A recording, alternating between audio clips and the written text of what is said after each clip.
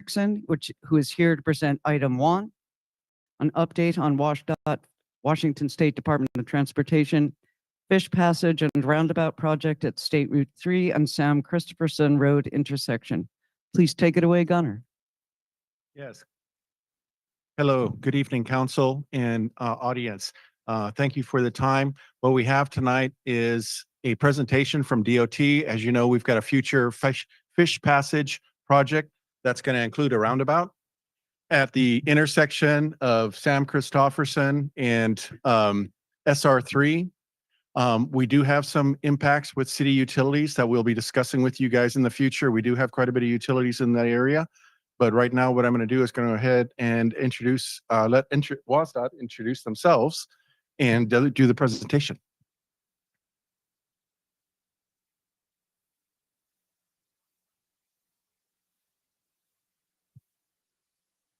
Thank you for your time this evening. I'm Grace Amundson-Barnco. I'm one of the project leads with WSDOT for this project. Here with me today is Happy Longfellow, who's one of our consultant leads with Parametrics. Can we get our presentation up, please?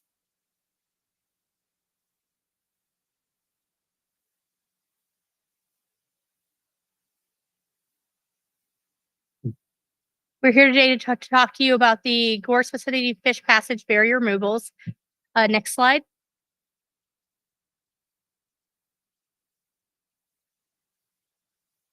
Tonight we'll be going over a basic introduction to the project, a review of our traffic control strategy and the impacts in the city of Bremerton, why we need so much space and time for the project, how traffic will operate if these key local roads are closed as part of the project plan, and how we plan to encourage our contractor to get this project done as soon as possible.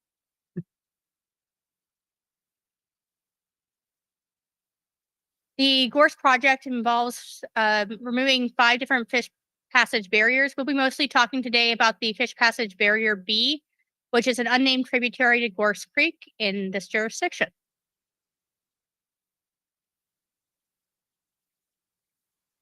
Just for informational purposes, our request to Kitsap County is going to be to approve the detour of Sam Christopherson Road for 12 months and Frone Drive for 8 months. That's the takeaways on what we're looking for this project at this time. This is very early and preliminary, and we will have some more information as this project gets further in design.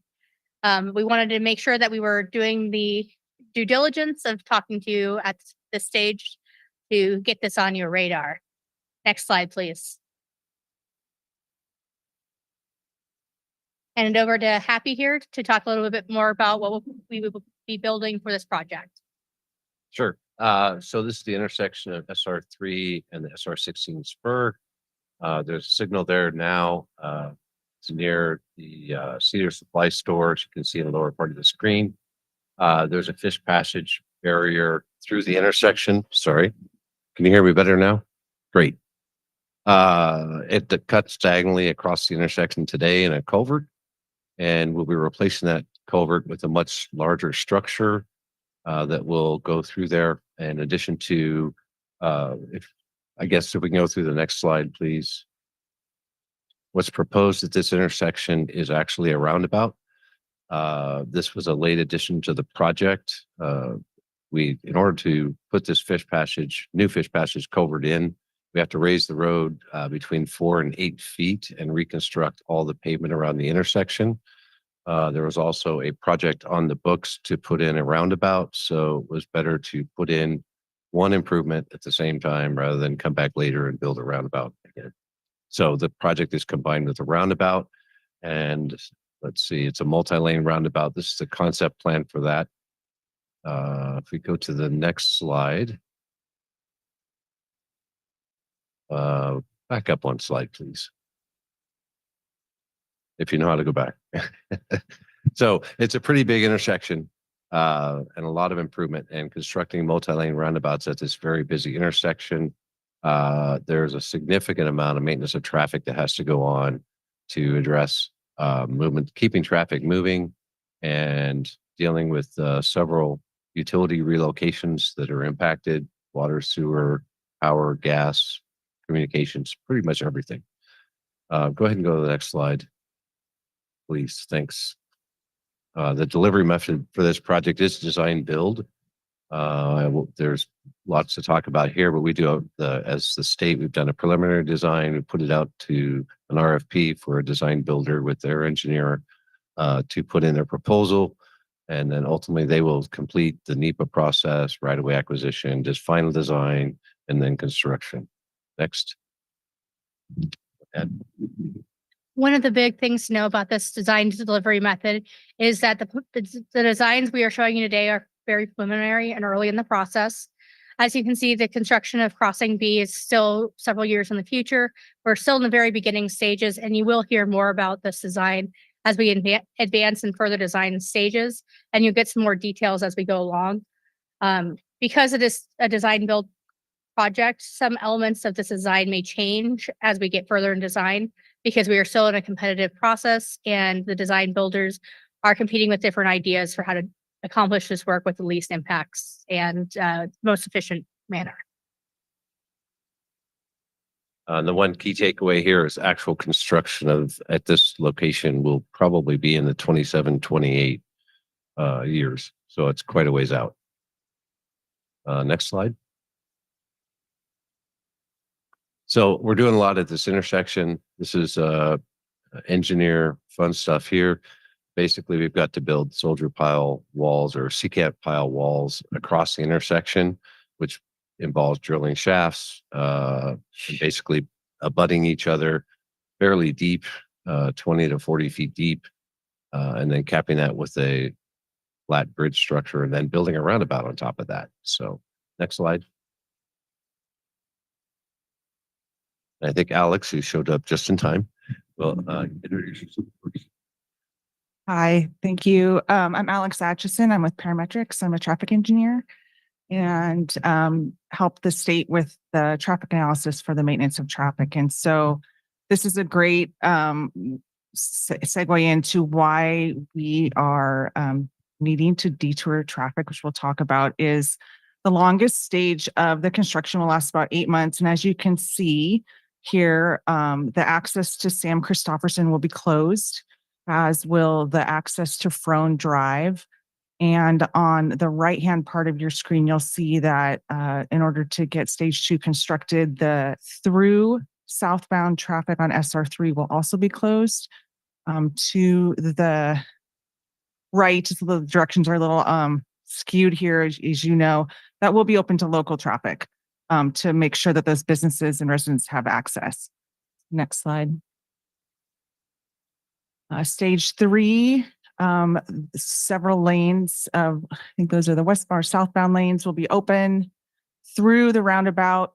It's important to note that the movement from SR3 to SR16 is closed in stage 2 and stage 3. So we know that's a pretty heavy movement.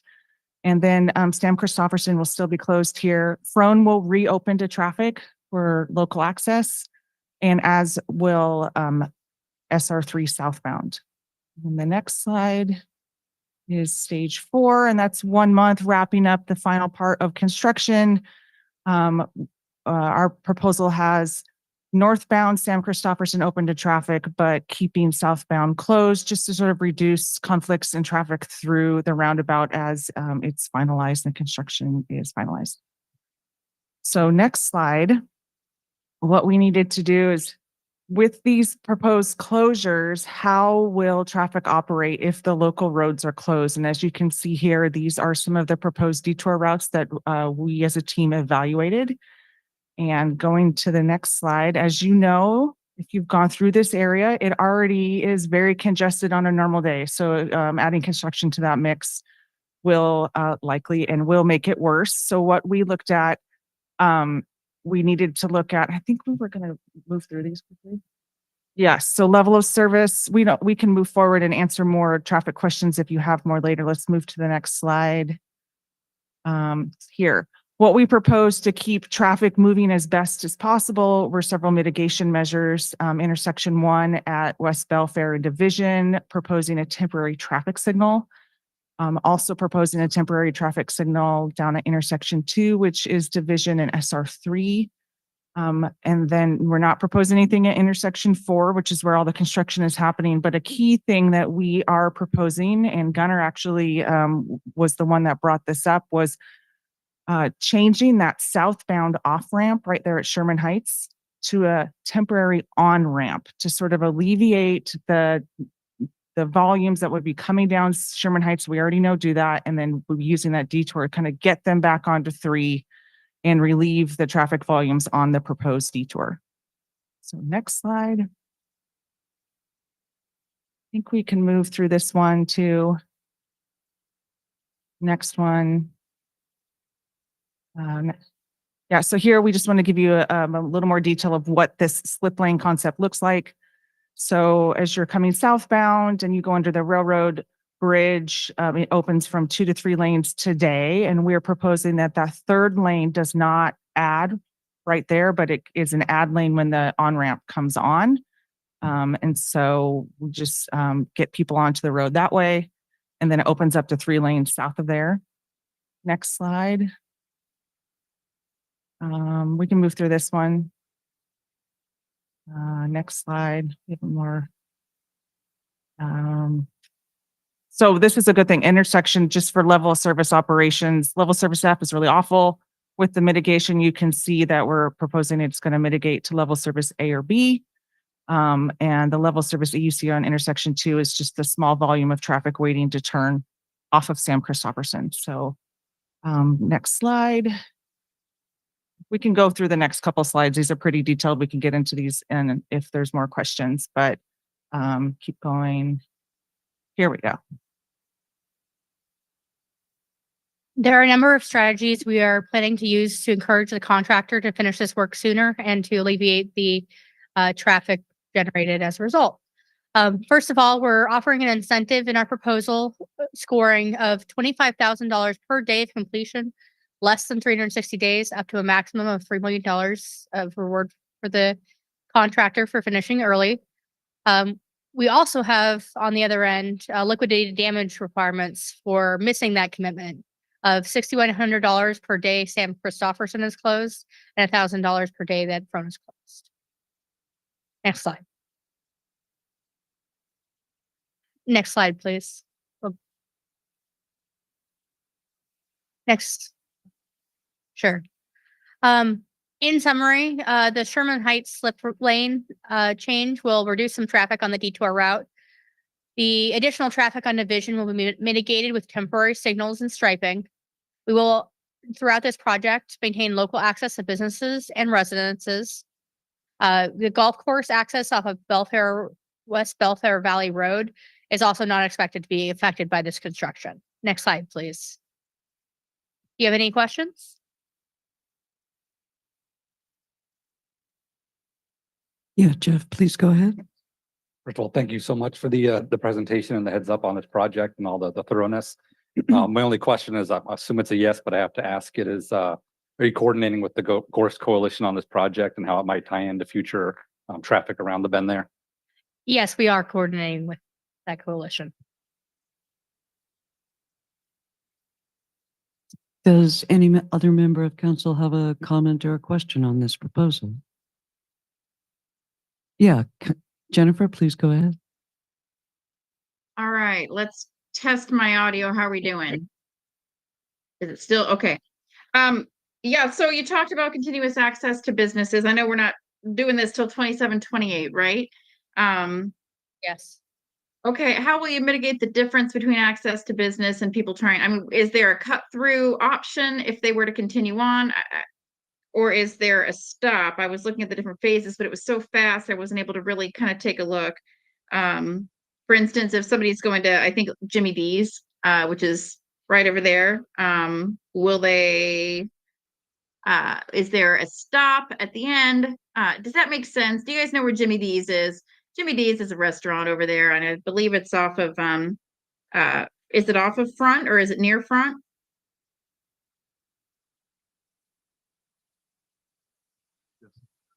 Frone. I said Front, but I meant Frone. The answer to your question is access will be maintained, but they might be a little circuitous. They might have to use the detour, use another turn, and that'll all be laid out with maintenance of traffic and detour and as it gets closer. But it might not be as convenient as today, but it will be maintained. Well, and my hope is that you'll do an outreach to those businesses. There really is a lot of businesses clustered over there in Gorst. And so since we got a couple of years to worry about this, then maybe you'll have time to reach out to those business owners that are in that affected area, because it's not just going to be Sam Christopherson and Frone. It's going to be a little bit of a mess all the way around as people navigate the changes. So that's just my point. That's all I got to say. And thank you very much for the heads up. Absolutely. Yeah, Jane, please go ahead. Yeah, at what stage will we get the next update? I think the next update will probably be once a design build firm is selected. I don't have a specific date on when that update will be, but we will touch base again at that point when we have a better idea of what the final design will look like. Thank you. Okay, seeing no request for further comment or questioning. Thank you very much for coming all this way and braving apparently many transportation difficulties. Okay. I appreciate your time. We appreciate your time. I'd just like to announce for the record that Councillor Fry has joined the meeting in person. Thank you. Okay, Sam Enlow and Katie Pratt of the Downtown Bremerton Association are here to present items 2 and 3. Item 2, update on the Downtown Bremerton Association and Main Street program. And item 3, presentation on becoming a certified local program, historic preservation and its benefits. And thank you very much for keeping each of these presentations to 10 minutes. We have a bear of an agenda today. I am going to do my very best. It's just going to be me this evening. But thank you so much. If you can get my presentation for the Downtown Bremerton Association up and running, that'd be wonderful. I appreciate the opportunity to present this evening and share about the progress the DBA has made in 2023 and the work that we have planned for the future. My name is Katie Pratt, and I'm on the board of directors with the DBA.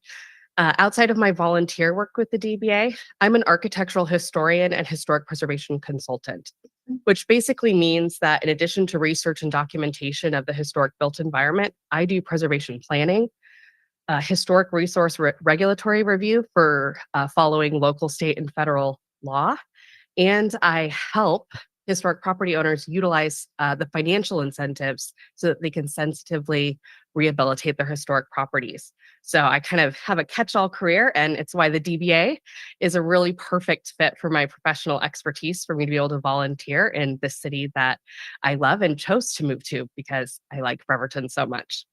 So as many of you are aware, the DBA is an affiliate with the Main Street program, which is part of the National Main Street program. We're part of Washington State, and then there's a national program. Main Street helps communities revitalize the economy, appearance, and image of their downtown districts using the successful Main Street approach, which is a comprehensive revitalization strategy built around a community's unique heritage and attributes. It's a unique preservation-based economic development tool that enables communities to revitalize downtown and neighborhood business districts by leveraging local assets. The program has a proven track record nationwide for over 4 decades. Next slide, please. So we submitted a report in early December that kind of outlined our accomplishments for 2023. And I'm going to touch on all of those items and talk about some of the work that we've done actually in the last several weeks. So next slide, please. For engagement with Main Street, we've had attendance at a couple conferences and specifically had 5 folks attend the Revitalize WA conference, which is a joint preservation and Main Street annual conference, which is put on by the Washington Trust for Historic Preservation and the Washington State Department of Archaeology and Historic Preservation. We also received focus training from Washington State Main Street program staff in March, July, and December of 2023. And we're planning a board retreat with further training and hope to make continuing education an important part of our board's ethic. Next slide, please. We have done a lot to improve our organizational operations in 2023, and a lot of it has been getting our documents developed and organized to be a more effective organization. We've updated our bylaws, developed board and volunteer work descriptions, a mission and vision statement, multiple policies and procedures, and work plans. We've added 3 new board members, a city council liaison ex officio position with Jeff Coughlin, and we're working to confirm a liaison ex officio position with PSNS, which we're really excited about developing that relationship. Next slide, please. So these are our mission and vision statements. The DBA's mission is to foster diversity and connections through community partnerships, advocacy, and engagement to revitalize and enrich our downtown core. And with this mission, the DBA envisions historic downtown Bremerton as the city's vibrant waterfront community that encourages connection of people, place, and culture. Next slide. A really key element of Main Street is community education. And we spent the last few weeks of 2023 developing a social media education campaign that was spearheaded by one of our board members. We want the community to better understand what being a Main Street community means, and also have a way to engage with our organization outside of traditional membership. With this campaign that was put into place after Thanksgiving, we saw a significant spike in our engagement on our social media platforms, with our reach increasing by over 50% and having a nearly 20% increase in engagement. So people commenting on and sharing our posts, which we were thrilled with since they were educational posts, for people to get excited and wanted to share those in other Facebook groups throughout the city. We're also connecting with other Main Street groups to learn about ambassador programs. For example, Snohomish is a new Main Street community, so they're one step ahead of us. So being able to learn from their example, because we think an ambassador program will help better connect residents and visitors to everything that downtown has to offer. Next slide. In addition to the training we've received from the Washington Main Street program, we're also working to build strategic relationships with other Main Street programs. For example, we've connected with the Downtown Camas Association, which is a nationally recognized program. They're actually up for the National Award of Main Street Community this year. So we were thrilled to be able to make that connection with them at the Revitalize WA conference. Next slide. One of the things that we've been working on in 2023 is to better understand the 8 guiding principles to the Main Street program. And I thought I would touch on those quickly with all of you since it's an opportunity to share about what Main Street is. So Main Street is comprehensive. A single project cannot revitalize a downtown or commercial neighborhood. We need an ongoing series of initiatives to build community support and create lasting progress. Main Street is incremental. It's small projects making a big difference. They demonstrate that things are happening downtown, and they hone the skills and confidence of our program so that we can tackle more complex projects in the future. Main Street is about self-help. Our program can receive valuable direction from the state and as well as our mentors, but only local leadership can breed long-term success by fostering and demonstrating community involvement and commitment to the revitalization effort. Main Street is also a public-private partnership. Every local Main Street program needs the support and expertise of both the public and private sectors. And for an effective partnership, each must recognize the strengths and weaknesses of the other. Main Street is about identifying and capitalizing on existing assets. Bremerton is special and unique, and Main Street wants to identify what makes it special and get that information from the community. Main Street is about quality.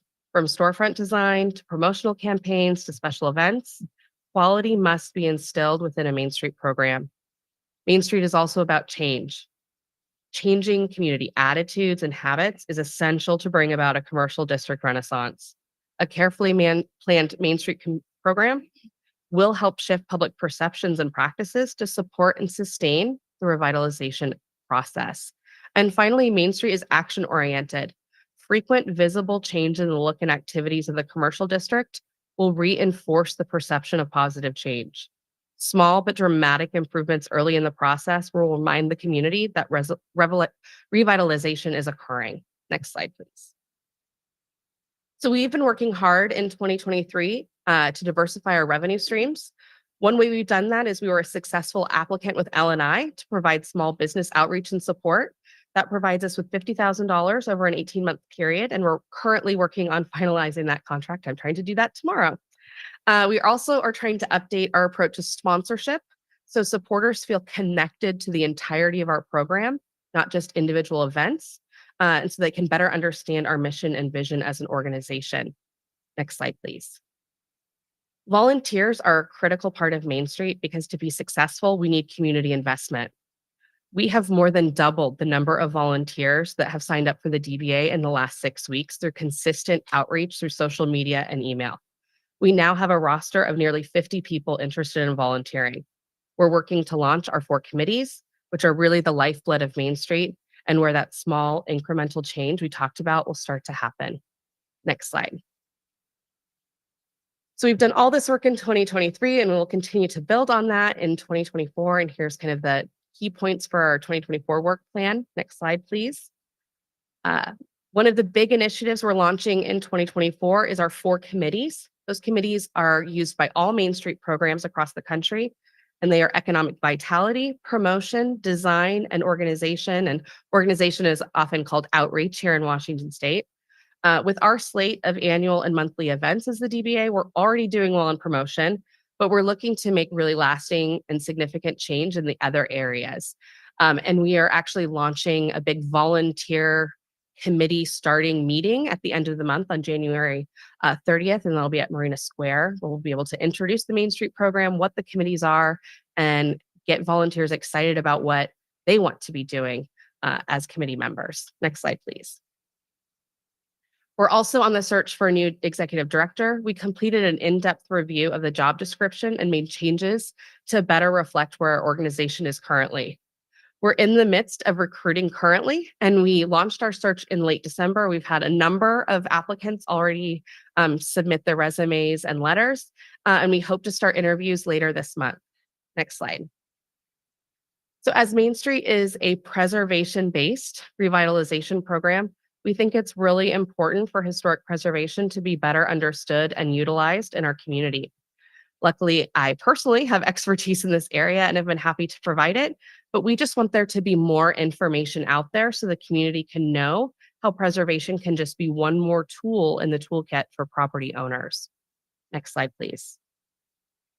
We're going to continue our our educational outreach and hope to expand beyond social media, working with our newsletter, and also to have probably broader media outreach and to conduct community meetings so we can have that one-on-one, in-person community input and feedback on our initiatives. Next slide, please. We're also working, as we've been in 2023, will always be the work that we're doing as a nonprofit organization to have financial stability. We're working to diversify our revenue streams, as I mentioned. But in addition to the items that are on the screen, receiving community status with the Main Street program would allow us to access the Main Street tax incentive program. You have to be a community, not just an affiliate, to take advantage of that program. And we hope that would increase and diversify the sponsorships our program receives. And we'll be sharing more information about that program through our community education this year. Next slide. And finally, we want to work on program capacity. We are planning an assessment of our board of directors, looking at our effectiveness and opportunities for growth and diversity. And we're also planning a review of our program infrastructure to identify weaknesses that exist so that we can shore them up to be able to accomplish our goals for 2024 and on into the future. Next slide. And thank you so much for being able to present about the DBA. Do you have any specific questions about the Downtown Bremerton Association that I can answer for you or respond in writing if I can't off the top of my head? Thank you so much for your presentation. Yes, Absolutely. Jane. Yeah, you showed a lot of pictures outside of downtown Bremerton.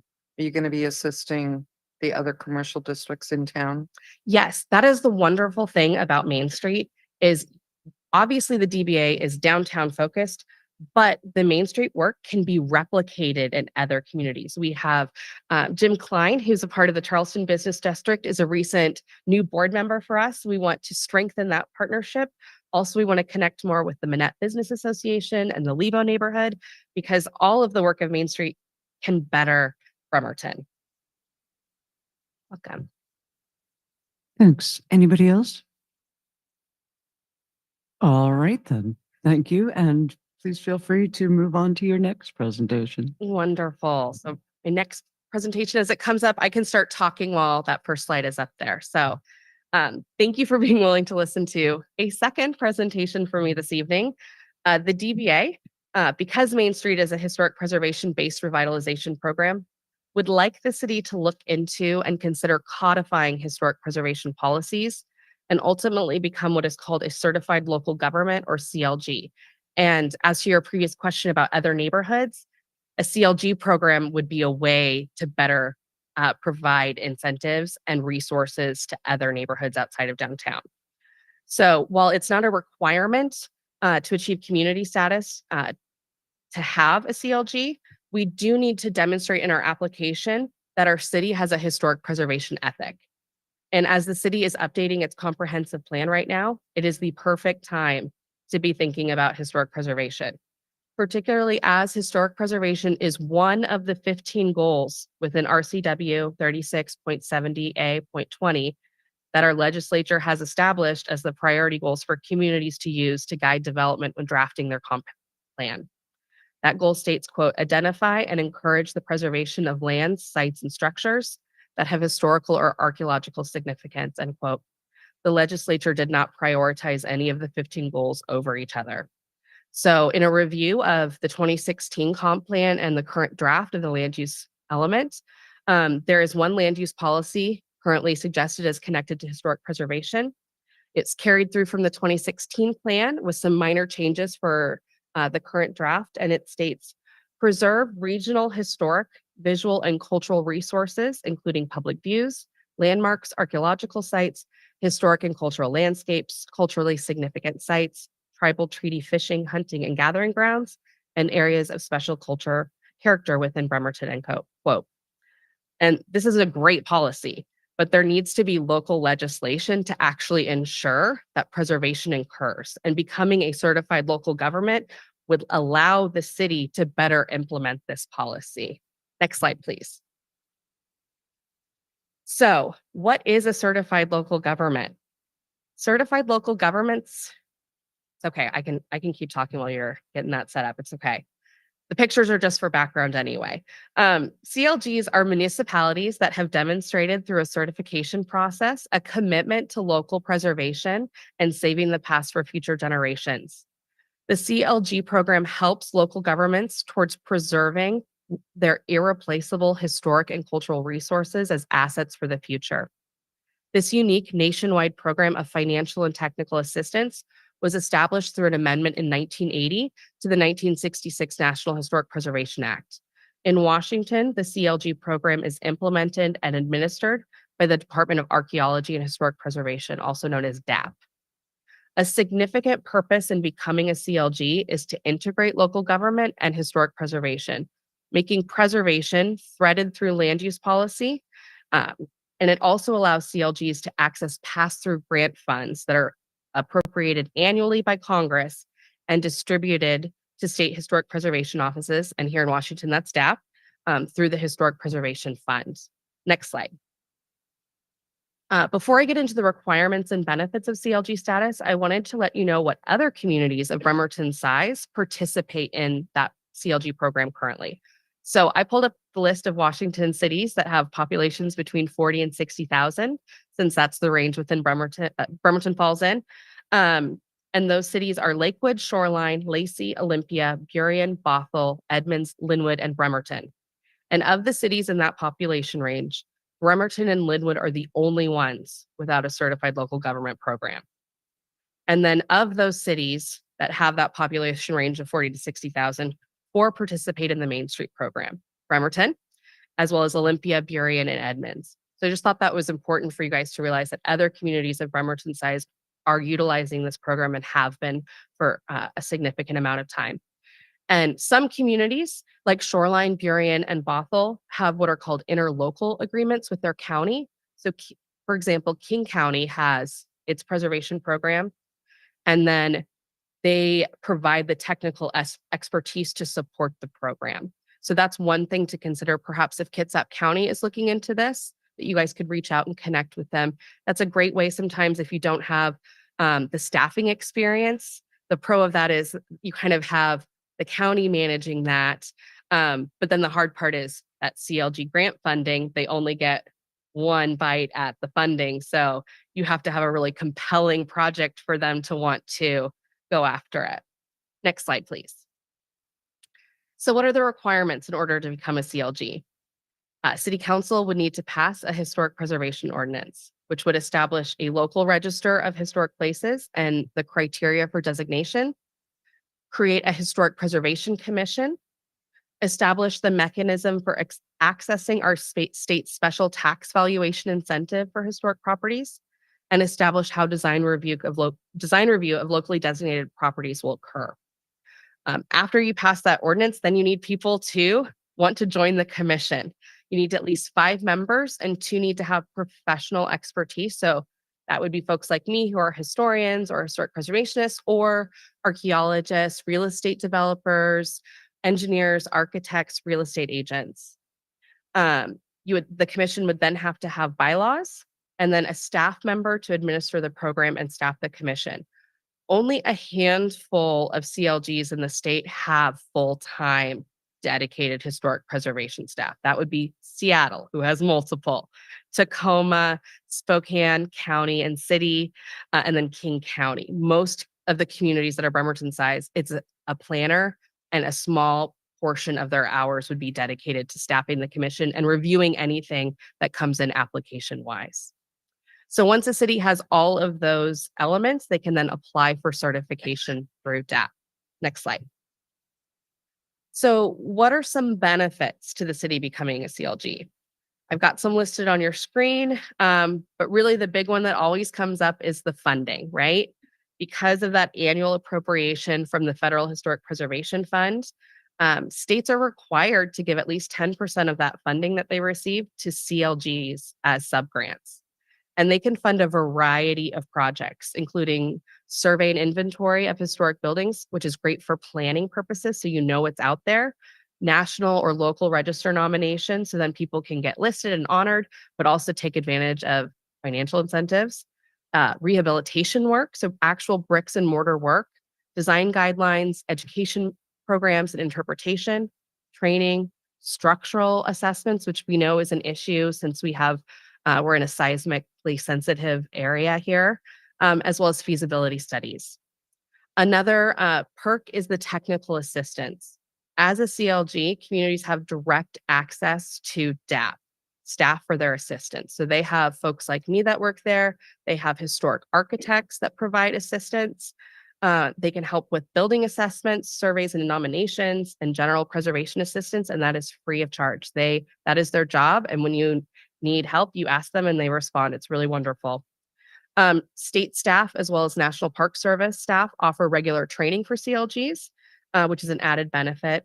And every state historic preservation office, so DAP here in Washington, they have a CLG coordinator who is dedicated to providing the training to CLGs and is there as kind of a way to get personalized assistance. So you can develop a relationship with a person at DAP when you have questions and concerns.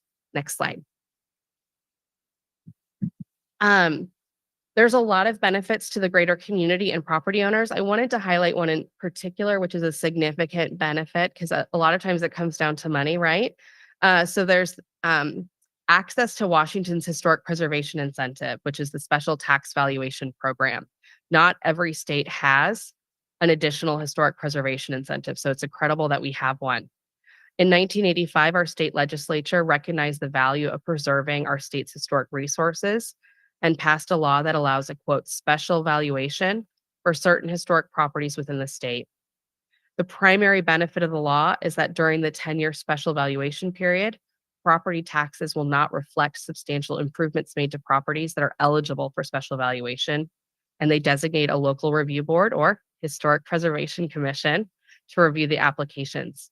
So if a property owner incurs qualified rehabilitation costs that equal at least 25% of the building's assessed value, so just the building's value, not the land, within a 24-month period prior to application, those qualified costs can be subtracted from the newly assessed value of the property for 10 years. The intent of the legislation was to take away the disincentive of increased property taxes that was created when a property owner substantially improved a property. Although it is a state program, local jurisdictions are required to adopt a historic preservation ordinance in order to allow property owners to take advantage. It's an incredible incentive here in Washington. And because we have this incentive, smaller projects are able to take advantage of it. The federal tax credit is really challenging to meet the threshold. And so Bremerton doesn't have the bigger buildings that Seattle and Tacoma has. So this incentive can be really valuable. I'm so sorry. I don't want to cut you off, but you have gone over the 10 minutes for this. Can you just move on, if you would, please, to what it is that you want council to do? Yes, if you can advance you. 2 slides. Basically what we're asking council to do is connect with Kitsap County, see what they're doing. Because if they're looking into this too, and you're interested in learning about what they're doing, learn from our neighbor. Connect with similarly sized communities. I'd recommend reaching out to Olympia. They have been a CLG for decades, and they have a very successful program. We also would like there to be a public information session that's hosted by the city where you invite DAP to come up, where they would lead the presentation to be able to answer everyone's questions because they're the experts. Obviously, would love it if you would pass a historic preservation ordinance and put that on your work plan for this year to look into it. But community engagement is such a critical part of historic preservation. It has to be community driven and grassroots led. It can't be a top down thing. So we really just want to encourage this conversation, and we want to be alongside the city because this is where that public private partnership comes into play. And so that's where we're advocating for this and want to provide the resources that we have to better educate the community as well as provide information to council. But thank you so much. Thank you. Does any member of council have any questions or comments at this time? Yeah, Jeff, go ahead. Just thank you so much for all the work that the DBA is doing and for presenting the CLG. I know we have such a historic downtown. It's great to see all the events you organize and coordination among businesses. The CLG seems like a perfect opportunity to keep that vitality and funding to the city. Only question is just to check if I understand it right, we can craft the CLG ordinance in a way that it just provides incentives and doesn't necessarily penalize or force someone to keep a historic building if they don't want to. It's only incentives to be able to revitalize with some Yes, benefit. you can write the historic preservation ordinance to require owner consent. So that can be helpful. Some cities don't require owner consent like Seattle. But if people are concerned, it's better to have the owner consent in there. So it's carrot versus a stick situation, right? And so we can also craft it to see that maybe there's a way to do this where it's only if you're taking advantage of the financial incentives where you'd have design review. So there's a way that we can have these conversations and draft something that works for Bremerton so that we can utilize the incentives that are out there, but also have community buy-in and input on it. Thanks so much. And I would love to see this on our 2024 goals to look into CLG and hopefully pass an ordinance. Thank you. Jennifer, please go ahead. Yeah. And so you mentioned it should be community driven. Absolutely agree. So rather than a top down from grassroots up, is there a grassroots group ready to take this on? The DBA is really pushing this, and it's going to be a big part of in their design committee that's being formed, historic preservation, because of that quality of design. That's where that's really going to come out in this coming year. And the reason that I asked that is you're asking us to do some work, but at the same time, it sounds like y'all need to do some work to bring a little bit more presentation to us so that we have this community-driven support, and also have, some more feedback as to what kind of ordinance should be drafted. So I look forward to seeing you again with more along the way on this presentation. Absolutely. Yeah, Denise, please go ahead. Katie, DBA is very fortunate to have somebody with your experience and expertise. Thank you. And so I commend you, and I am so excited about this. This has been talked about for a while, but it really sounds like traction has occurred and we're going to be able to do something. So I agree with Councilmember Coughlin, our downtown especially, but I'm still going to be putting in for, mid-century modern historic preservation up in East Bremerton. That is the wave that is happening professionally for me. I am surveying buildings in the 70s and soon the 80s. So history marches onward. We have noticed this. Does any other member of council have a question or comment? Thank you so much for your presentation, You're Ms. most Pratt. welcome. Thank you Really for having appreciate me. it. Yeah. Okay, brief announcement before I make an announcement, which is that apparently there's a great deal of misinformation flying about. Nothing new there. I just wanted to assure everyone in the audience that agenda item 11 will be presenting two alternative proposals, the mayor's proposal and that of our community nonprofits that was seen. Both will be updating presentations in the December 13th, 2023 packet. Second announcement is council is about to go into two separate executive sessions. We will meet first for a 10-minute executive session to discuss potential or pending litigation as allowed under RCW 42.30.110, open paren 1, close paren, my goodness, and a 10-minute executive session to evaluate qualifications of an applicant for employment as allowed under RCW 42.30.110.1G. No action is anticipated. Thank you. Wait, hit the gavel. Recording stopped.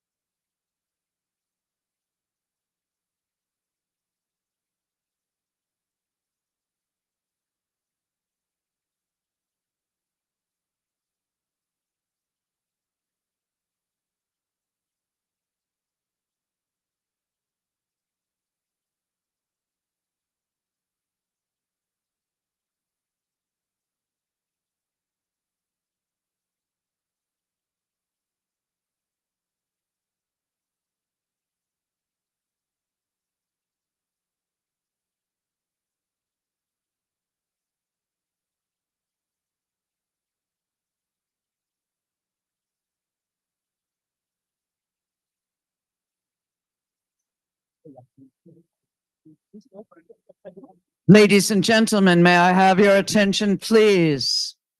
Thank you. Recording Okay. in progress. The recording is in progress. The next item is an agenda bill item. Public Works and Utilities Director Tom Nucky, Forestry Manager Sean Walsh, and Water Utility Manager Cami Applebeck are here to present item 1, easement exchange with Meridian Terrace LLC and vacant land use purchase and sale agreement. I'm supposed to ask the 2023 Public Works Chair if this was discussed in Public Works. As that chair, I can say yes, it was. Okay, please go ahead. Thank you. Thank you, Anna. Easement exchange with Meridian Terrace LLC and vacant land use purchase and sale agreement. There we go.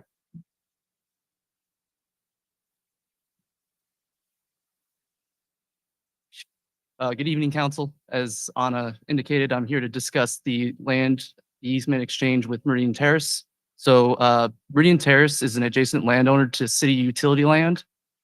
And they are proposing an easement exchange agreement with a land sale to the city after the easement deal is put in place. As Forestry Division Manager, security is one of my biggest concerns. It is our strict control of the Union River watershed and the surrounding utility lands that allows the city to maintain our unfiltered status. Added residences adjacent to the city utility lands could create the potential for more trespass and potential theft, an already pressing issue for city. This agreement has been negotiated between the city and Meridian so that the result of this agreement is a net improvement to city watershed security.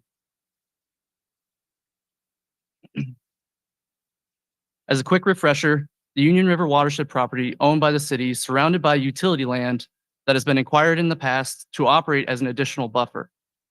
This enhances the security around Casad Dam and the associated infrastructure. The utility lands are secured with gates and no public access is allowed. And please note those green properties there is the Meridian Terrace properties.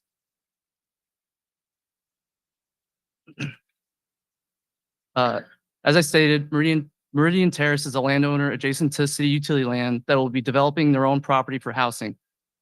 They have submitted a request to the city for easement access off McKenna Falls Road, which is the main access road to the city's intake facility as well as Casad Dam.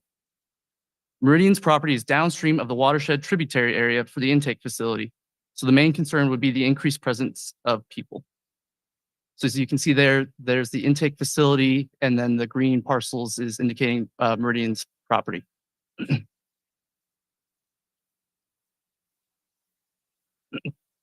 Meridian is proposing to the city an agreement that has 3 parts. The first is an easement exchange that would give Meridian a 30-foot access and utilities easement off the city property that would give them access to 3 of their parcels. In exchange, the city would receive a 30-foot easement on Meridian property that would give the city access to a culvert and supporting head wall that is encroaching on Meridian property for maintenance access.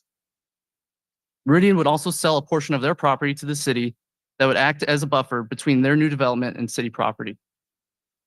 Finally, to access their property, Meridian needs the existing city gate relocated approximately 100 feet west. If the agreement goes through, Meridian would relocate the city gate as well as construct several improvements to city property to increase security. This would include chain link fencing as well as access blocking using large boulders or eco blocks.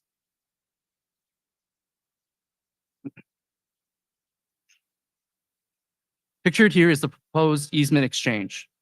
The green area indicates the easement area given to Meridian for their development, as well as access to the area needed to construct the improvements to city property. The red area is the easement that will be given to the city so that we can access the culvert and head wall that is encroaching on Meridian property. Access to this culvert is vital as a water main and utilities run underneath the access road, and if there are any issues with the culvert, it would impact access to vital infrastructure.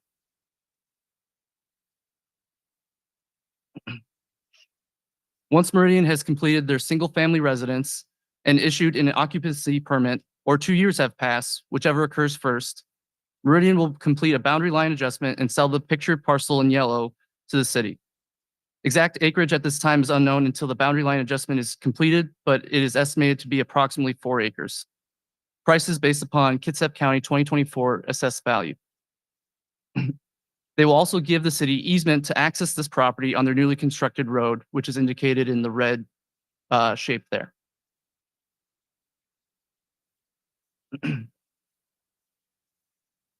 Depicted in this graphic is the improvements Meridian will construct when or if the agreement is approved.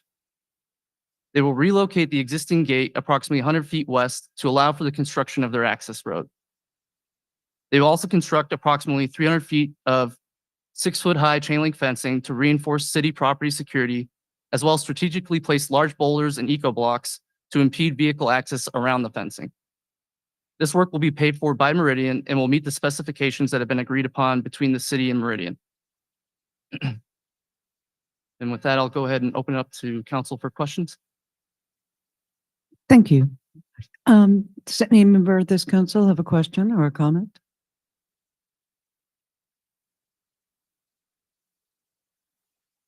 Okay. Well, I guess I do. Just real fast. Do we have details for the sale? So it was 4 acres and it was the assessed value, 2024 assessed value. And that's when the sale's going through is in 2024, if we approve this? So the sale will occur if the agreement goes through, either 45 days after the occupancy permit is issued for that single family residence or within 2 years of the agreement being signed.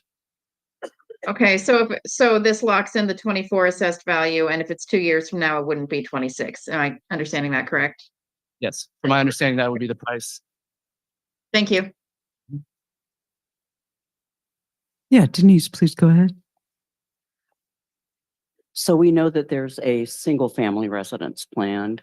It's county land, is that correct? Correct. Yeah. So this is outside of city limits. Right. Do we know if there are any plans for more housing in that area so close to the? So in Or our is it just discussions a with single Meridian, it is zoned for 1 dwelling per 7 acres. And Okay, from what I've seen, it could be potentially about another 5 or 6 homes, but that's depending on what they but decide. really low density, yeah, okay. And yeah, and just reiterate that it's all going to go to Kitsap County for approval. Right. Thank you. Does any other member of this council have a question? It's difficult to tell. Well, I do. It's difficult to tell on this scale, but what is the distance from the road to the thalweg of the stream, to the center line of the stream? I'll go ahead and share my screen again. So there are a couple. I should say the stream to the west of the road. Yeah. So let me see if it'll go to the next. There we go. So, this is based upon approximations from topo and LiDAR, but based upon the drawings I've had, they're probably, I would estimate probably 50, 75 feet from the stream. And I know that, it is typed on DNR layers as non-fish. Again, this is their property. I'm So not it's sure, and it's Kitsap County. So, but from what I've been able to see. Okay, well, the Kitsap County rates a non-fish bearing stream. Is this seasonal or perennial? Do you know? From my knowledge of that area, that stream on our property flows most of the year, but again, it's on their property. I don't know. Yeah. Be what they. Okay, well, the Kitsap County buffer for that stream is 50 foot. So if it's a full 50 foot, that's good news. I don't have any further questions this evening. Thank you for your presentation, Sean. Point of order, I believe we need to decide consent or agenda. Sorry? Oh, thank you. All right. Fortunately, I have multiple former presidents here to advise me. Council, how shall we treat this item? Consent agenda or general business? Consent. General. Consent. So it just takes one to put on general, right? And we have 2. Okay. The next item is Public Works and Utilities Director Tom Nucky, Finance Director Mike Riley, and Human Resources Manager Charlotte Nelson are here to present item 2, Ordinance to amend BMC Chapter 2.5.032 entitled Actual Salary Rate. Jennifer, was this discussed in Finance Committee? It was not because we didn't meet after the budget season. Okie dokie. Thank you. Please go ahead with your presentation. Thank you. So in your packet, there's a track changes version of BMC Chapter 2.50.032. And this really focuses on promotions only. And what it does is it aligns the process for identifying pay for promoted employees consistent with new employees. And so the department heads with the mayor's concurrence currently for a new employee coming from the outside, we can negotiate a rate with an employee for a position and then promote them to that employee without separate action. Currently, it's very prescriptive how promoted employees are treated. And so if there's an existing employee who is moving up to a higher classification, you take their existing pay, you go up to the new pay band, and then you move over one position to the right, which in most cases results in a 2.5% pay increase. And so there's significant more responsibility with promotions when you're bumping up to higher rates. In many cases, those employees are on temporary assignment at 5%, which is very typical when they're working in an out-of-class position at a higher band. And so strict following of the code would result in a pay reduction with a promotion. And certainly no, appropriate, 5 minimum 10% pay increase. For Teamster employees that are promoted, in many cases, because overtime, standby time aren't considered, there can be substantial pay reductions that went with a strict following of this code would that's where they'd be set for pay, and it just doesn't work for us. And so the request before council is to really align the procedures for promoted employees with new hires.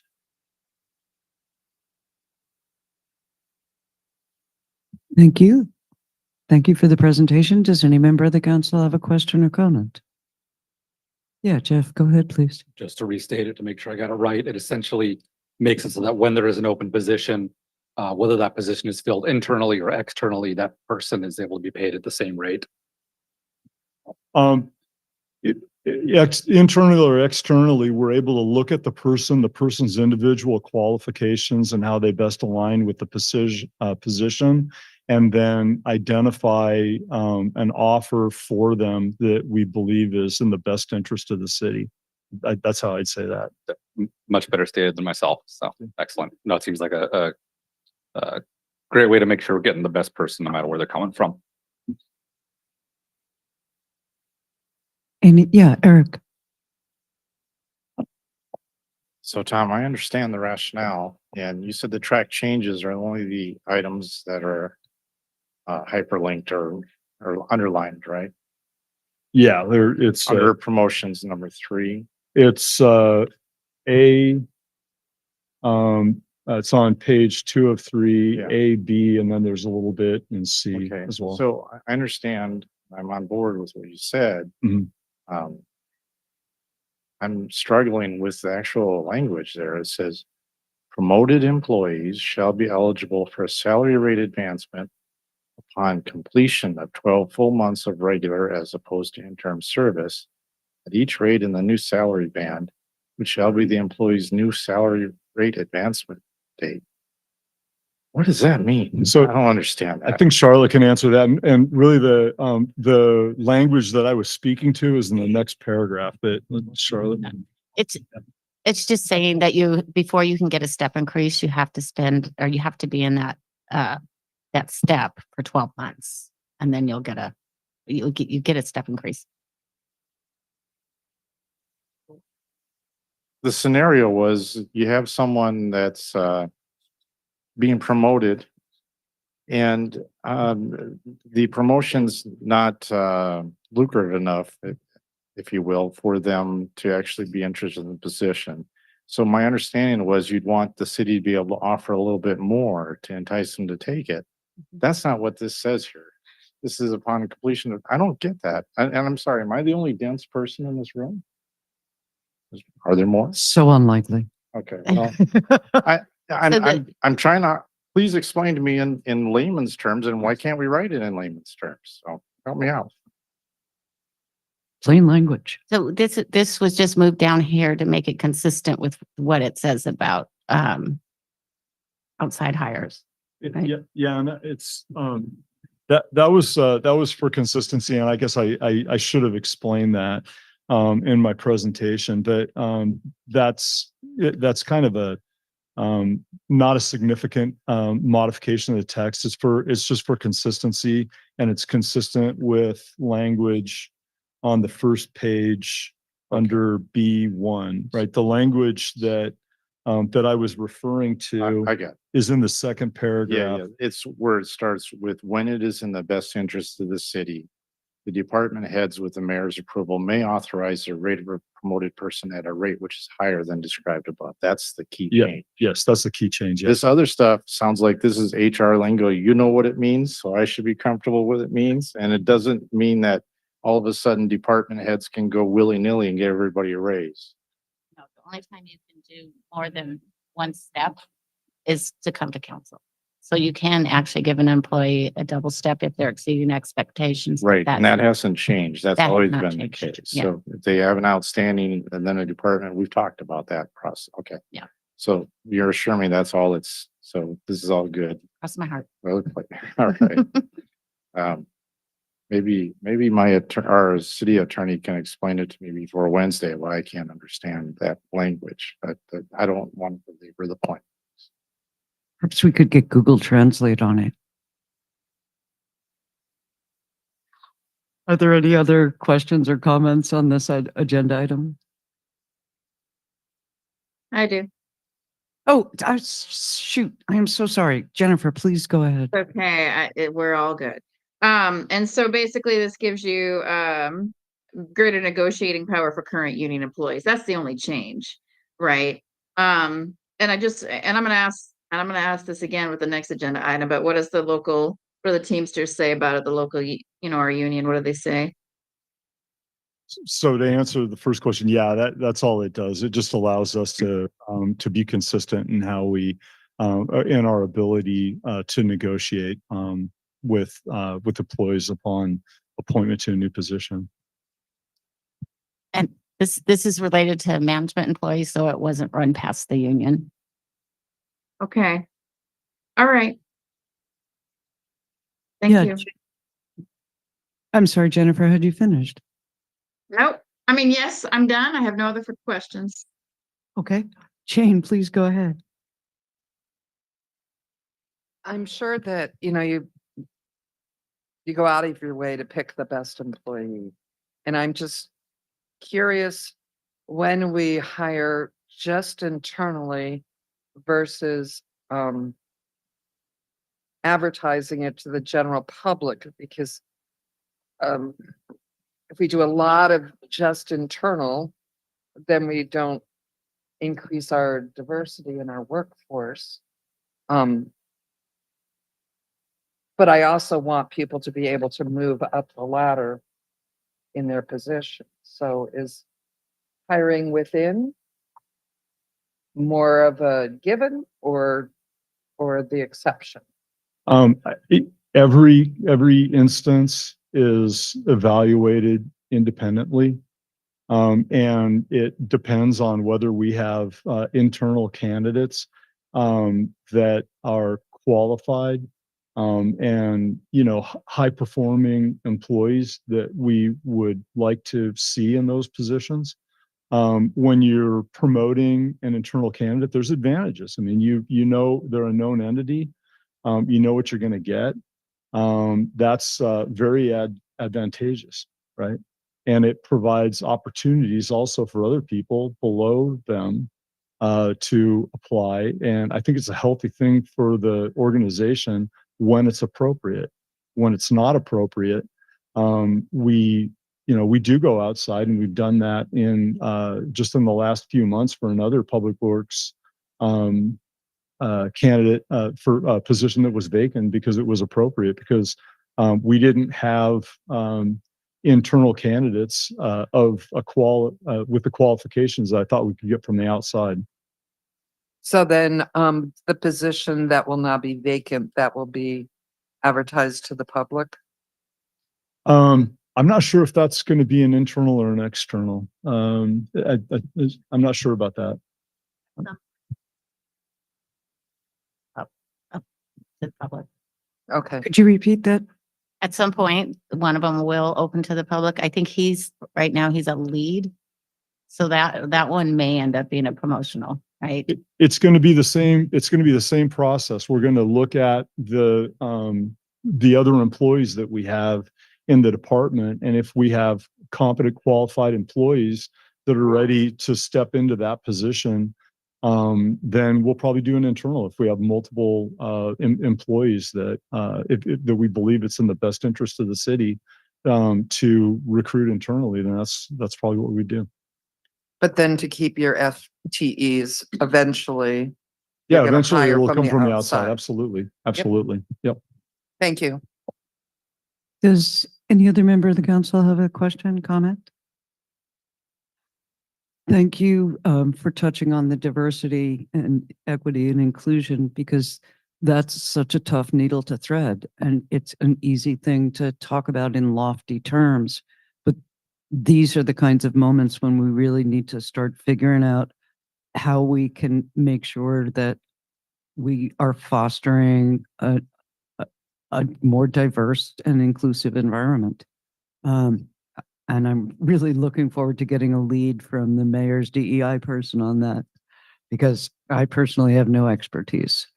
Thank you for this. I agree that this is going to not just help retention, but it gives people hope. It improves morale throughout. It's like, hey, I did good work. I got promoted. So thank you, and good fortune to the candidate. Okay. Can I request consent?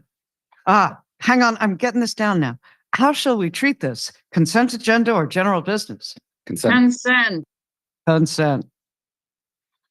Thank you. Public Works and Utilities Director, Tom Nucky. And one moment, please. And Managing Engineer Bill Davis are here to present item 3, eliminate 1 civil engineer 2 position and add 1 engineering project manager position at band 16 of the Management Professional Confidential and Fiduciary Salary Plan. Jennifer, was this discussed at Finance? This would not typically be a finance item. Okay. So It was not discussed at Public Works. So we look forward to having it discussed at this time. Please go ahead, Tom and Bill. Great, thanks. So we've had difficulty recruiting engineers.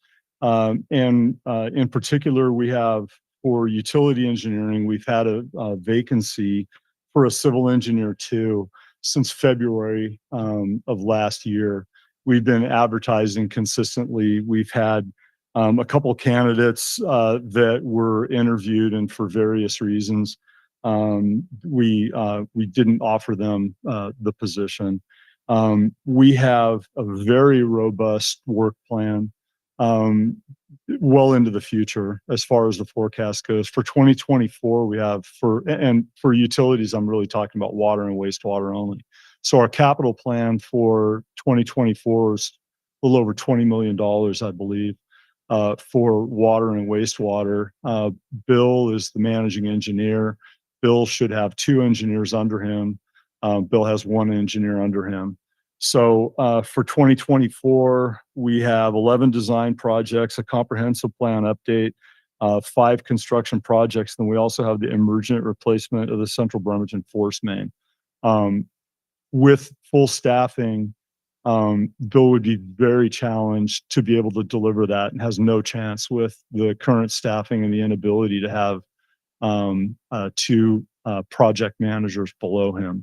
So the workload justifies 2 project managers. And we have had success in recruiting project managers.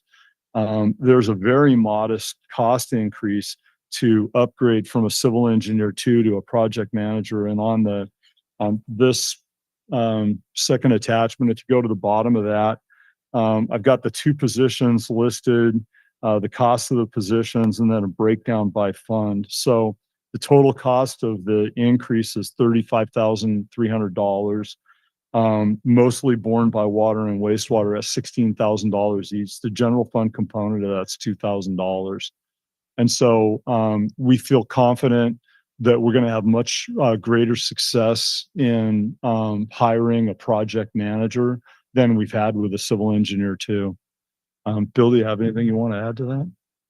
I think you've summarized it pretty well, Tom. I just want to emphasize the workload that, it's just 2 of us managing all these projects. And I have my own responsibilities as a managing engineer to, support operations staff, the wastewater comp plan. We have development engineering that I support, interagency, collaborating with other agencies.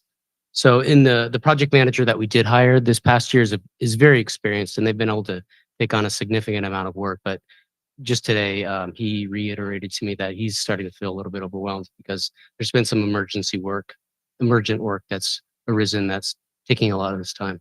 So yeah, someone who could step in could work independently and doesn't need too much oversight. That would be another benefit of being able to hire a project manager versus say a project engineer level, which would need a lot of oversight. And just to reiterate, this isn't just a 2024 need. I mean, this is a need as far out as we can forecast right now. So that's the request.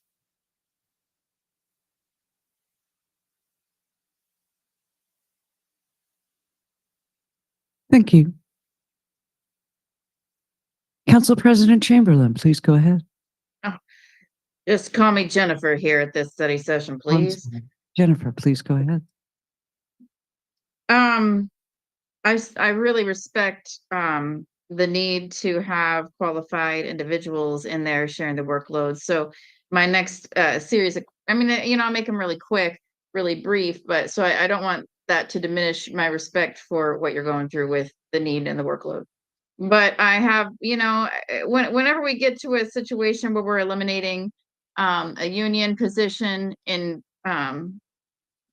and adding a managerial position in its place, I'm always going to ask. And so I hope in the future you can come ready with this answer for any of these for this year. What does the union say about it? Charlotte Ms. Nelson might be able to help us out with that. What's the outreach that's been done? And I think we lost Charlotte. oh, dang it.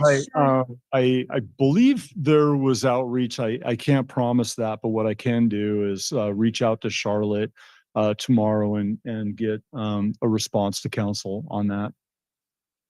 Yeah, and so just in the couple of years I've been here, just seeing how many positions, and I respect the reasoning why, because you want to get qualified people in there that can manage the workload.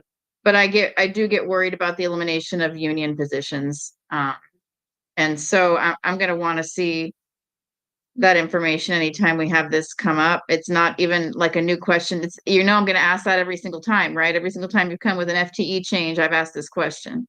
So that would be super helpful for me to have that information. Thank you. That's all. Thank you, Jennifer. Jane, please go ahead.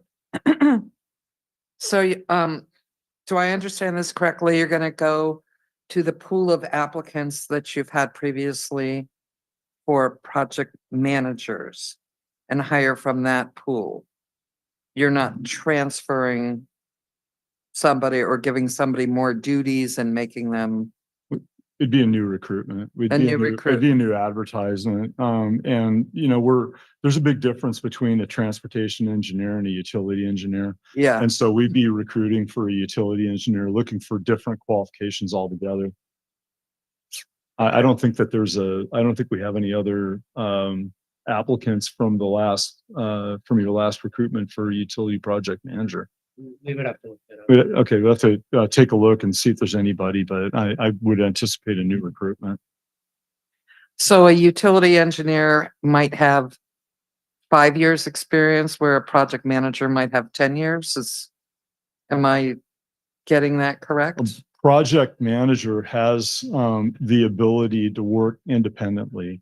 So we've got project managers that we were very successful in hiring that have 20 years of experience, right? What we're looking for is somebody that can come in. Bill can work with them to identify a project and have them just run with it. Bill, you got anything you want to add to that? Yeah, it's, we would hire a CE2. I just want to respond a little bit to Jennifer. We would sincerely try to hire a CE2 if we could, but we've been advertising for 11 months. We had three applicants that we thought we'd be willing to interview. And when we interviewed them, they just didn't qualify. They didn't have the utilities experience. They just, for whatever reason, they just were not qualified. So, and we've just had some really good success with hiring project managers. The one that we hired this summer had a lot of significant private sector experience as well as executive experience. He was a former public works director. So it just worked out really well. And there's a bigger pool and we get the experience too. Okay, thank you. Anybody May else? may I follow up since it was directed at me? VP Mockler, is that okay? Yeah, please go ahead. Thanks so much, Anna. Thank you and I hear that, and I wrote that down too. I said it's been vacant since February 23. So I totally respect and understand that. I just want to make sure that our union isn't getting left out of the picture. So that's all. And it's going to be a consistent question. And I trust your opinion, but I also trust unions too. So I just hope you understand. I got some information on that. Charlotte reached out to the union. The union never responded to the inquiry. Well, there's that. Thank you so much. Thanks, Jennifer. The union was aware that for 11 months you were advertising for this position, yeah? I would assume so. They get a copy of the job bulletin. Okay. And so I guess I'd just like to say that in my experience, if Bill Davis says he's a bit overwhelmed, he really is. And I'm happy that such a useful solution is coming down the pike for everybody. That's all I had to say. All right, I'm going to do this smoothly. How shall we treat this item? Consent? Consent. Excellent. Okay, thank you.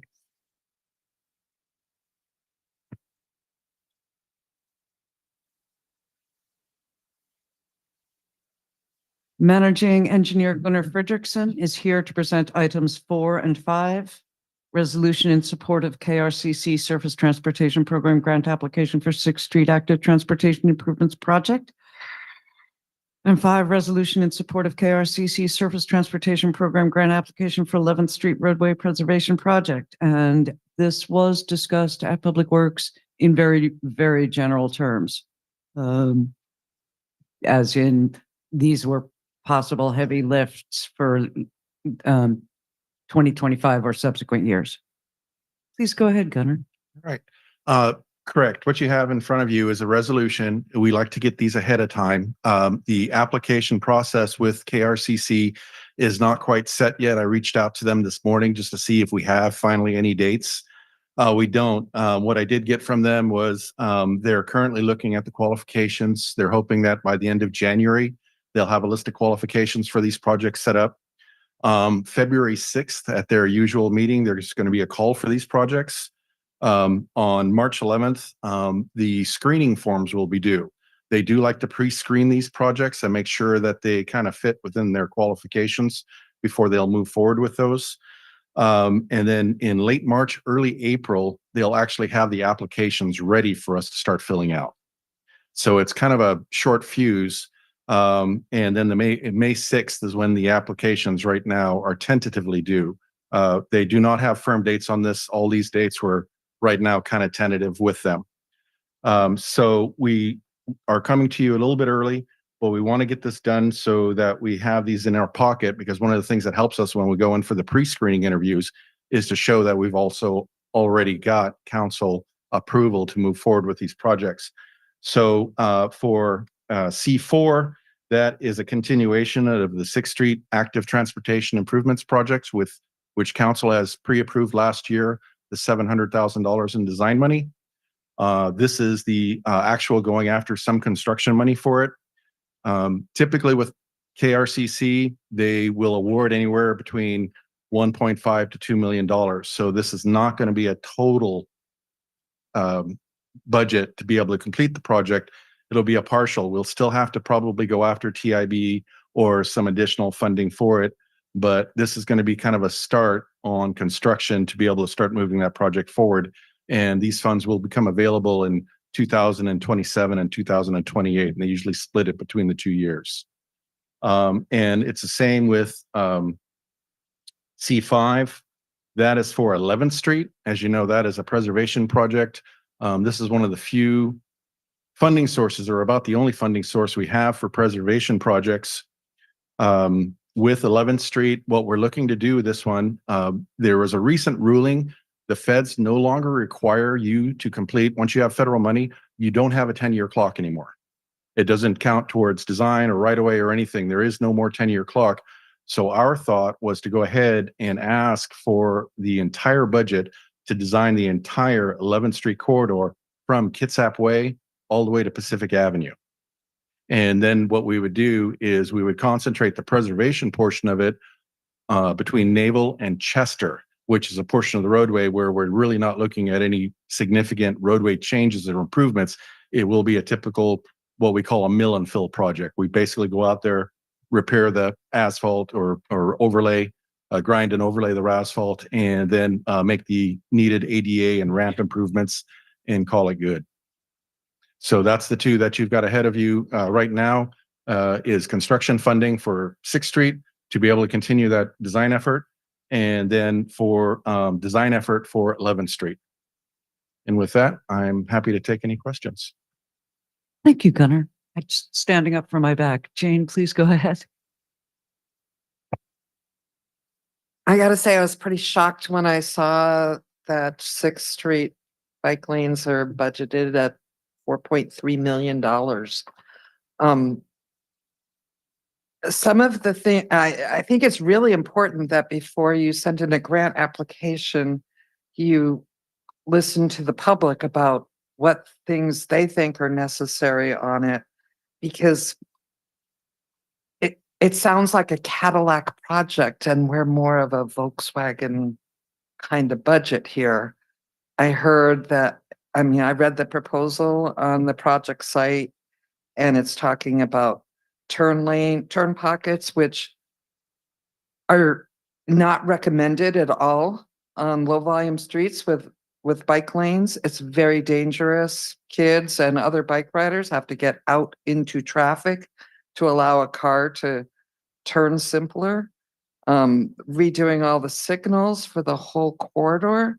I mean, people are looking for paint on the ground to have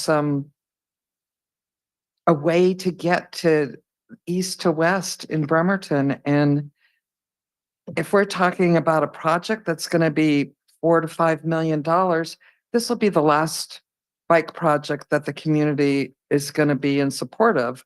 And I don't even know if the public's going to be in support of a $4 to $5 million project. But if this one goes, they're not going to go for another Cadillac project. I would argue it's not a Cadillac project. What we have, and I thank you for that. We've got a little change in the way we do our projects here now. Us having $700,000 up front to actually do the design and figure out what we're going to need to do for the roadway. The one thing that we don't want to do, you were aware of the presentation we had from the insurance last year. What we don't want to do is do something that creates a liability for us. And so we need to take a look at all of what that design entails. Right now, just to be conservative, what we don't want to do is come back to you and say, oh, by the way, we kind of screwed up on that estimate. We need another $1 million. So we're throwing everything into the box right now. And as soon as we have the design done, we'll really take a look at it and be able to do that. But we really need to get through that design first. This money is construction money. It's far enough out. I think we'll have a good effort with this next year, getting that design done. And we'll be able to take a look at all of the elements in there and come to a design that really works for us and is not a Cadillac. We'll have a good solid Chevy. When does the public get to talk to you about this? I mean, do we have to wait until after your consultant does the design? Or is the consultant going to meet with the public early on? It'll be what we'll be doing is we'll be setting up those meetings early on and discussing as soon as we have a consultant on board. Nick Atai is working on that right now. And as soon as we can get the consultant on board, we'll start looking at when we can start scheduling and doing some open houses and doing the rest of the public process. So if you apply for a grant that you say you're going to upgrade signals and put in a raised pad by every bus stop in the bike lane and to put in turn pockets, but then when the design gets shook out and the public doesn't want it and you don't feel we need it, is that going to impact the grant? Well, you can ask for less, right? well, yeah. And what we're going to do is right now, I think when you look at the 6th Street page, what Nick did was he addressed all the issues that we've got going on and kind of took a holistic look at it. When we start getting ready to go in and put the grant application together, we're going to look a little closer at what we're actually going to be saying in that grant application. So we're not going to be tying ourselves down. It's kind of like the same thing. We don't want to have a grant application and write in there that, oh, we're going to go and plant 100 trees. Well, we don't know if we've got space for 100 trees and what we're going to do. So we're going to say, hey, we're going to plant trees. So you're not going to do the grant application until after you talk to the public? We'll get a chance because the grant application is not even going to be available to us until late March, early April. And I'd assume we'd probably do an open house early. But Okay. I need to check with Nick and see what that schedule for that stuff is. Okay, thank you. Yeah, Michael, please go ahead. So this council and the community do like Cadillac projects. If you followed any discussion of, however brief, on the Manette Bridge. I'm sorry, not the Manette, well, the Warren Avenue Bridge, right? It was aim high. You guys covered a couple of points I wanted to make, but there's no design and we need to move everything forward. We need to continue to look for funding. So this project, some folks have said it may be too big or far reaching, but it encompasses everything. So if we discover something we have to do, it's within the scope. So, and it sounds like if we don't need to do as much, we won't have to, we wouldn't spend the money. So, I'm glad you guys found this grant. And you know, we're at different stages on things and it's all a process, right?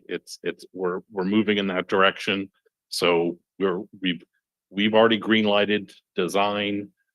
They're already looking for money. If we did one step at a time, it would just take us so long to get anything done. So I'm glad that first meeting of this year, we're already looking for funding for this street. So thank you.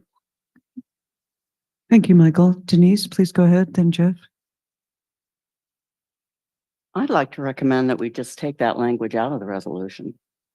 You know, those details about turn lanes and signals, and it's just improvements to the, you know, based on the active transportation plan and all of that. You know, we went with the Cadillac, and that as long as the bridge has been brought up, it is a big deal. We went for that because of community opinion. It wasn't top down. It was bottom up. And so that was the impetus for that. This is flipped. You know, we've got the same, actually the same writers, the same groups, the same advocacy groups are saying it would be very expensive, eminent domain, left turn lanes. This is your world. It's not mine.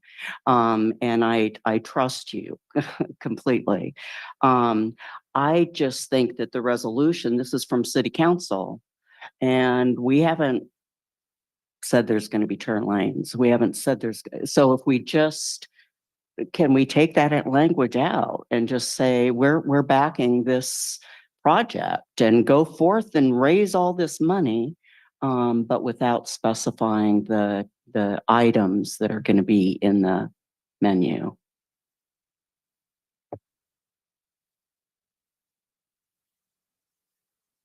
That's just in the resolution.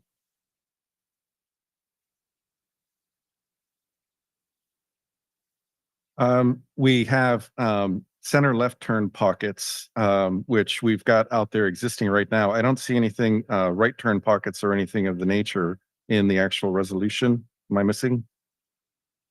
It's in Nikitai's webpage. Okay. Okay, Yeah. sorry. Okay. You panicked me for a minute there. Yeah. Okay. Yeah, you're done? Please go ahead, Chad. Cool, thank you. That was kind of my question. I don't think the resolution locks us into any particular design. Okay, excellent. I think my only question is on the grant funding.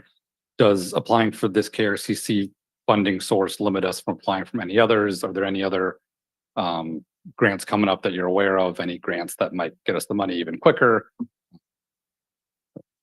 We have a couple of potential sources. TIB is a good one. They tend to like these type of projects. We also have, there's one other one that's not coming to my mind right now, but we do have, I think, 2 other sources for possible funds on this project. 11th Street is a little bit different with the preservation project. This is about the only one we've got for that one. Okay. So does applying for this prohibit us from applying for those as well? No, it does not. Okay, fantastic. So it doesn't lock us into it. Okay. And then the only last question I had was, I know, thanks to Public Works for submitting 2 other 6th Street grants, which didn't, I know one was right on the cusp. Do you feel more optimistic about this grant getting accepted with the design funding already in place? Or was there any feedback that we got from those other applications that might help improve this one? Although I know there were different funding sources. I think it does, that we've got that commitment from the city already. It does help us because that's one of the things they look at is what is the city willing to commit towards this project. Okay, perfect. I think that's it for me. Okay. Yeah, Jennifer, please go ahead. Sure thing. And so, well, where do you propose? I mean, this is mainly about ensuring we can get the matching funds, that we're committing to the matching funds, which really, I'd like to know kind of a little bit more about that. Where are you hoping to get the matching funds from? Which pots of money? Are you talking to get the rest of the budget? Or are you talking to matching for this grant right now? It says, I mean, the fiscal impact is the city would be required to provide 459,000 in matching funds in 27 or 28 for the project. And I know that's a couple of years out.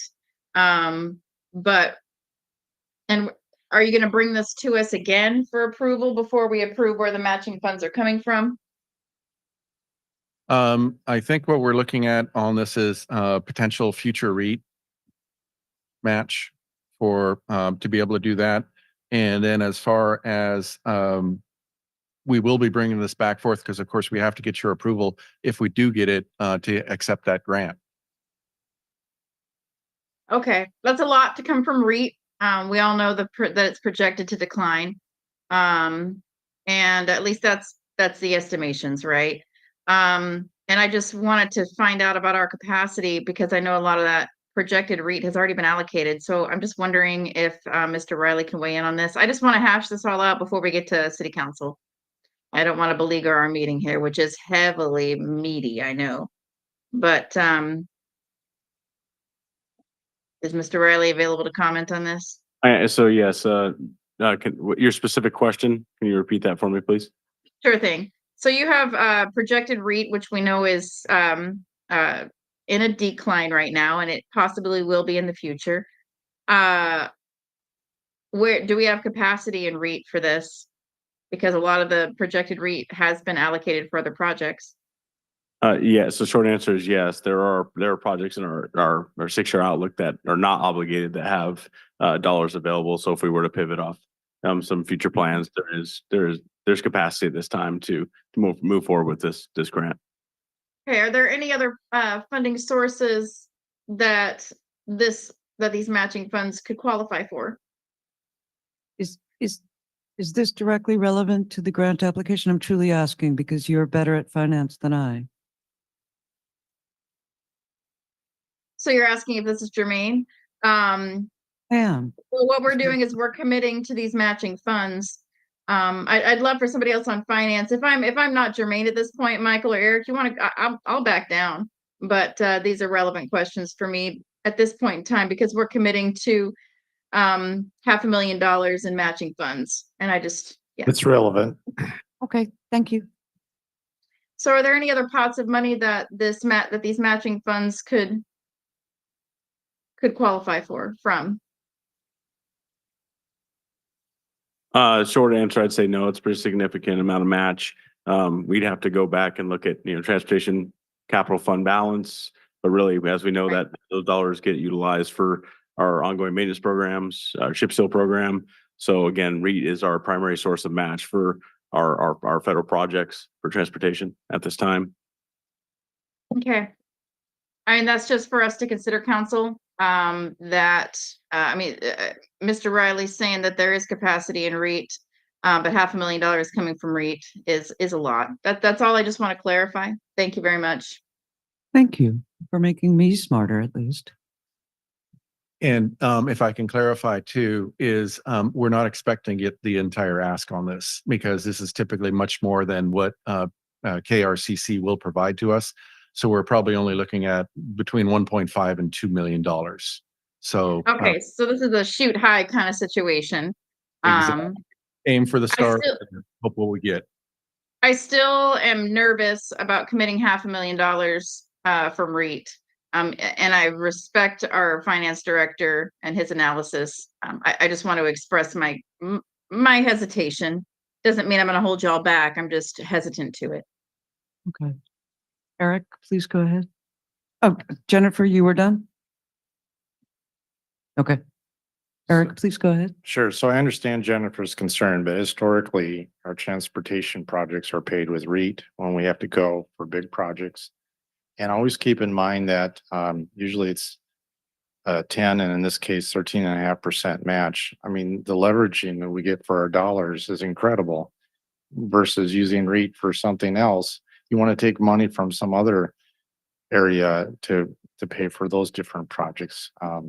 This is what REIT's for. It's for capital improvements. Historically, it always has been. And when you can get I guess that's a $6 for $1 return, you go ahead and do it. I know we're not committed to exactly what the project is, but I applaud the administration and Public Works Department for going ahead and seeing a couple years ahead and going ahead and grabbing these grants or at least getting our application in. So I don't have a problem with it. And we do this every year with REIT money and applying for grant dollars. And I understand Jennifer's concern, but I don't see the dollar amounts being extremely high compared to our traditional REIT balances. That's what this is for. Okay. Well, a couple of things. First, we're being asked to support 2 resolutions supporting a grant application, which we do not have. So that's one. The second thing is that when Jane refers to this being a Cadillac project, it's not that it will have beautiful ornamental facets and be an elegant, a structure of elegance that people will flock to. It specifically calls for pavement widening, which, as you know, is really, really pricey. The whole purpose of the road diet was to not widen the pavement, was to operate within the structure that we have laid down on 6th Street. There's a lot of information from the National Association of City Transportation Officials and many others, that right turn pockets are very dangerous for bicycles. Just think about yourself. When you're trying to take a right turn, are you looking to your left or are you looking to your right into the bike lane? You're looking to your left. So that's a second thing. The bicycle signals, which are apparently called for in this plan, it's difficult to tell because it's, it's embryonic language for the publics. So if I'm correct and the signals aren't just what you've educated us about, which is like the lanes have to line up with the lights. They really do. You can't just paint it. You have to do the traffic signals. But if you're talking about bicycle signals, those are apparently not required. They're not present elsewhere in City of Bremerton. So here, it's not reducing the aesthetics of it. It's reducing things that actually decrease safety for bicycles. You talk or Nicotai on the page talks about making sure that we have plenty of level of service but that's for cars. We need to make sure that we are reducing level of stress so that this is for bicycles, so that businesses sprout up around 6th Street with reduced traffic, with reduced noise, with reduced danger of being struck. And with a greater commitment to the reduction of fossil fuels, which is a main reason many, many people bicycle. So, yeah, I believe it's the consensus of this council that for the road diet, sorry, they have a new, the Surface Transportation Program grant application for 6th Street Active Transportation Improvements Project, otherwise known as the road diet. I believe it's the consensus of this council that we'd like to prioritize bicycle safety over vehicular capacity. So that's one thing on 6th Street. And I see you, Eric. So I'm about ready to say point of order, but I'm gonna, yeah. Okay, point of order. So if you don't mind, if we look at the actual resolution, it doesn't talk about the road widening and none of that. It says, as Gunnar indicated, it says basically including restriping the roadway for bicycle lanes and center left turn pockets and traffic signal adjustments need to support the project. I understand what you're saying. Mr. Attai's got a website that has more specifics, but we also heard that the design consultants can have public input and that hasn't been designed yet. This is merely an application right now. And I really urge us to go ahead and approve this resolution and get our application in. You can work out all those details later. I think the administration understands what several council members are voicing, but let's get this done. Thank you. And I'm going to go on to my second point, which is the 11th Street Mill and Fill, whatever its long name is. Item C24 in the Joint Compatibility Transportation Plan says the 6th Street Road Diet and the 11th Street Road Diet are two key components of the JCTP. We've just looked at 6th Street at how very expensive it is to do pavement preservation and then to come back in and try to do a road diet. So I'm suggesting that we defer this grant application. I'm just suggesting it until such time as we can do both together and reduce the eventual total expense to the city. I'm all done. Thank you. Does anyone else have? Yeah, Michael, please go ahead. So one Sorry. point of information is we do have bike signals in the city. So Where? yeah, right at the intersection right out here. Go out and take a right at 6th Street. Near the loading zone? No, 6th and Washington has bike signals. Okay, cool. So I was wrong. again, I'd like to announce that loudly. this isn't locking us into anything. They are literally saying, do you mind if we raise money for this project that the community wants? We're not tied to anything until we accept the money, in which case they're going to have to come back to us. So that's that pool of money. We've already allotted the money to design it the way we want it. So that's but again, we can't do one thing and then stop and say, okay, now how are we going to pay for it? We have to keep this thing moving with all these projects. This project's later tonight. It's the same thing. We have to keep them moving. Otherwise, they become 20-year 20-year projects. Again, they're asking, can we submit an application for money to pay for a project that is highly desirable for the city? I'm done. There's no 11th Street Road diet in the JCTP identified, and any other similar project that you would want to, deliver at the same time would have its own funding strategy that we would bring forward. And they'd be delivered separately 99 times out of 100. This is our approach for this project. Great. I'm just going to say this one thing and then I promise to stop. Tom Nucky and Gunnar and all of you have educated all of us repeatedly that when you approve a grant application, you're approving the project it calls for. And the reason is that if you guys, sorry, that's too informal. If Public Works accepts a grant and then attempts to alter it or amend it in any way, that damages them for a long time down the road in applying for other grants. That's it. Yeah, please go ahead, Gunnar. We're just asking for a resolution tonight for following up with this. We still have to do the grant applications and we'll be coming back to you for that.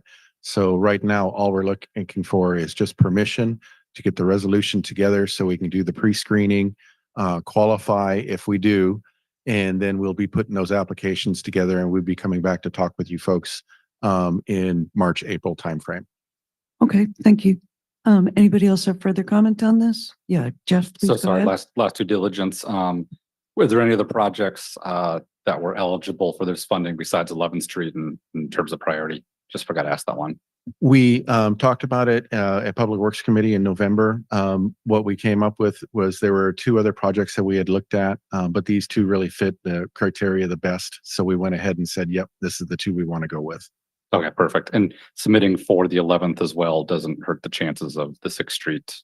From my recollection too, is pretty common. Yep. Okay, thank you. Okay. How should we treat these items? Consent agenda or general business? Consent. I'm good with consent. So Thank be it. you. Ladies and gentlemen, we are going to adjourn to eat food for about 10 minutes. 10 minutes. Please return in 10 minutes time. It is now 7:16. We will reconvene at 7:26. Recording stopped.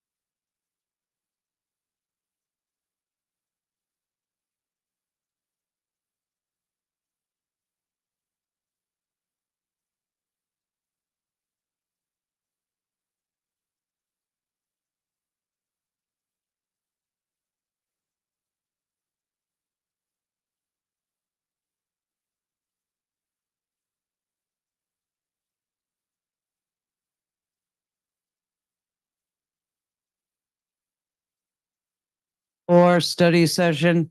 Recording in progress. Thank you. Thank you all. Managing Engineering Project Manager Dave Dinkon is here to present items 6 and 7. Number 6, resolution in support of Brian Abbott Fish Barrier Removal Board grant application for the Parish Creek Fish Barrier Removal Project. And number 7, professional services agreement with Parametrics Inc., the East 9th Street Stormwater Improvements Project. I'm just responding about Public Works Committee. The East 9th Street Stormwater Improvements Project were discussed repeatedly during Public Works. And if Parish Creek was mentioned, I do not recall it. That's on me. Eric? Okay. Please go ahead, Mr. Dinkin. I have Oh, a quick point of sorry. information. I'm just making sure that C4 and C5, we just kind of looped those in together. Is that what we did? Yes, that's correct. And we are putting them on the consent agenda for January you. 17th. That is all. Cool. Please go ahead, Dave. Good evening, council. We have a location map for Parish Creek. I'm not sure how much detail you want me to go. I'll be brief given the long agenda. This is a fish barrier culvert. What we're asking for is approval for a grant application to the Fish Barrier Removal Board for this next cycle. Applications due in a week and a half. And then as part of that grant application, they require the resolution which basically it says that council is authorizing the match. And this resolution language is boilerplate. So you download it from the RCO website. So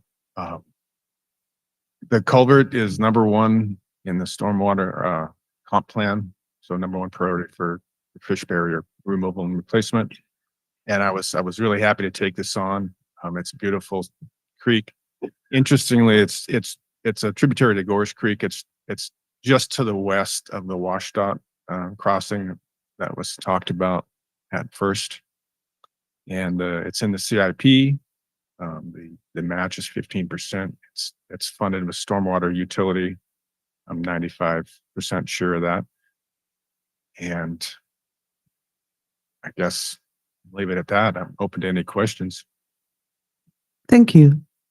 Council, do you have any questions, comments? Yeah, Denise? You'll tell me whether this is germane or not, the ingermanity of it all. I hear a lot about the work that the entire state is going to have to do on this and how much money we don't have, towards it. I'm just wondering, are there other culverts that we're going to have to fish barriers, other instances of this coming up that we should kind of be prepared for? Yeah, there's 2, and Gorst Creek at the hatchery and North Lake Way that are either on the CIP or should be, and I'm working to update the CIP now. But other than that, I'm gonna look and prioritize more. I was actually kind of surprised. I'm fairly new. Yeah. There aren't that many that Bremerton owns. Okay. All right. Yeah. Good to know. Thank you. Yeah, Jean? I want to make sure I heard that right. The stormwater fund most likely is paying the match.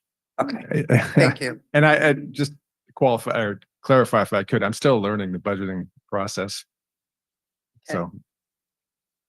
Gunner saying yes. Eric? Yes, so my question is, sometimes we get credit for other projects that have an environmental impact, and we can say, but we did this to offset that. Is there a way we can bank this, or is this going to be used to offset some other project? You know what I'm saying? Quick answer, I think it's can't be counted as mitigation if it's paid for by grant money. Oh, it's not, you don't get it if it's grant money or even with your match, you don't get that. Yes, but don't quote me a So, 1,000% on that. all I ask is that if the city can bank any portion of this, I'll see our finance director, we go ahead and do that. So if we can say, okay, just kind of memorialize, yeah, but we just spent whatever our match is, $424,000 on this. Because sometimes whatever project it is, will be required to do some other type of mitigation. And then I would appreciate if we could bank some of this. Noted. Okay, thank you. Anyone else? I'm going to ask a question, and if council prefers, I will address it to you by email, Dave. But why do we? I understand that we want to remove barriers to fish passage, but why do we want to do that more than, for example, hire 3 more people at parks, which is what this city match would do for a year? And I'm just truly asking. I personally think it's a great idea, but I'm just asking because I don't understand. And if council would prefer that I email this, I will be happy to do so. I might say this might be a more complicated finance question in terms of what funds can be spent where. Is it a complicated answer? Then I'll defer it and do it by email. Well, I guess I'm not really prepared to talk about prioritization of stormwater projects, and I defer to others to that. But to match a stormwater fund, you can't hire parks employees with stormwater funding, right? There's that. Yeah. Okay. Then I will send an email inquiring, and you will, yeah. Okay. How do we want to? Well, we have to move on to the parametrics. But how do we Can I want to this item? Oh, Consent. Jennifer, please go ahead. Is there any legislation that is governing these fish barrier removals? Is there any legislation saying we have to do it by a certain amount of time? Or is this just a prioritization issue? Correct. Prioritization. There's no driver other than this needs to be done. I forgot to mention it floods quite frequently as well. So that's the second benefit to the project. Okay. Thank you. That's all. Consent. Consent? Yeah, Jane, go ahead. Well, we want this done before they do a roundabout in Gorst, right? So we want to get this done sooner rather than later, no matter what the rules say. Consent, as far as I'm concerned. Is this incompatible with the roundabout at Gorst? The time wise, we should be far ahead of the Gorst project. Okay, great. Consent? Yeah, excellent. The next item, please go ahead, David. We have another location map for some context. So this project is conveyance improvement in Manette, and it's also high priority for several reasons. But number one is there was a capacity issue identified in the outfall that's at the end of the 11th Street East right away. So we're addressing that. We're also addressing that outfall happens to extend beneath private property. There's another one at 10th Street East that will wrap into this project. And here we go. And eliminate and bring all that stormwater to a new outfall at East 9th Street Mini Park. So that's probably the number one driver for the project. Secondarily, we'd like to capture some drainage that's coming down Perry currently. And it's been a flooding issue at the intersection of Perry and East 9th, and bring that water over to the new outfall. And then thirdly, we have the funding to retrofit treatment device, treatment vault to meet full ecology requirements for new construction for the entire basin, which is saying a lot. So highly beneficial project, really neat. Funding source is ARPA, and it's 100% no match required. And competitively, consultant parametrics was selected for the award. So that's the request before you for this item to approve that. Yeah, Jane. So currently on Perry Avenue, when there's in the new section, when there's significant rain, a lot of water's bypassing or bubbling up through the storm maintenance holes. Is this going to help alleviate that problem? Yep, that's a primary consideration. So it's, there's a lot of old and undersized infrastructure, so we'll be bypassing or eliminating some of those parts. So yeah, the first piece of business will be a feasibility study, do the hydraulic analysis, and determine what needs to be fixed, and then put a price tag to it, make sure we can afford it, and then move forward. Hopefully nothing under the new roadway. Correct. So I take it that Correct. what they installed is being necked down to a smaller pipe diameter, and that's why there's That's part current of issues. that is part of the issue. Correct. Okay. There's a 15-inch that's now feeding an existing 8-inch on East 9th. Okay, thank you. Yeah, Jeff. Just since my district, assuming this will have all the normal usual outreach to any folks affected and let them know ahead of time about the project. Yeah, absolutely. Cool, thank you. Otherwise, it looks great and be good to get this done. I have a couple questions. Yeah, Jennifer. What businesses will this impact? Will there be, we've already had just kind of this, I see it's on Shore Drive primarily. I just do not want the businesses impacted because they've already kind of had these, quite an impact with the improvements we've done over there. Especially at the corner of East 11th and which one? Barry. So let me take a look at this map. I mean, do I have the map? Let me look at the map.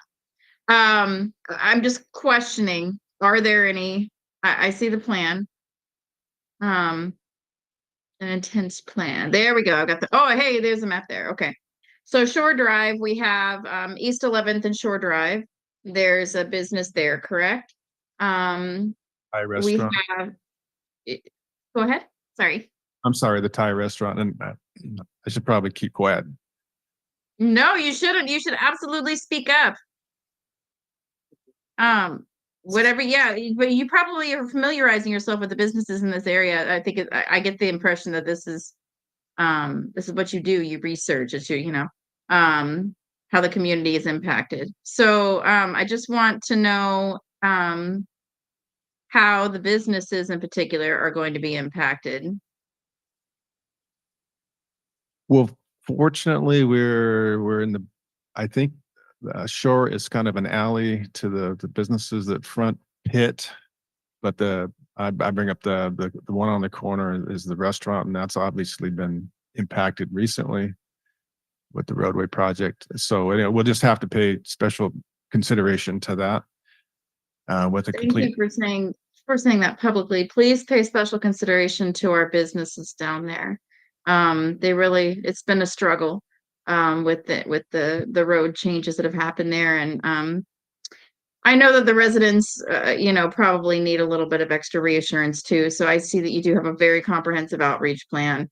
I just wanted to make a special note about the businesses in these areas, so we can continue to support them. I don't want to see those folks go under. This is a small business community. We don't have any chains in Manette, so let's support them. That's all. Thank you. Thank you. Anyone else? Yeah, Jeff. Yeah, just for the record, there's Calisari on the corner and there's JPL there, but the back is their loading dock. So I know even with the construction, Public Works did a nice job of working with them and being able to accommodate access. So I assume that would happen in this case as well. Thank you. Had you finished? Am I correct that this will not only enlarge the outfall, but will also add redundancy and a possible connection to a nearby adjacent outfall? If I understand your question, there'll be 2 outfalls eliminated to a larger new outfall. And the capacity we'll be planning for a 100-year storm. And did that answer your question? Yeah. Thank you. I think this is a great project, and I love the fact that it's already in the 2024 budget. How shall we handle this item? How should we treat this item? Consent agenda or general business? Consent. Consent. Consent it is. Excellent. Thank you very much, Dave.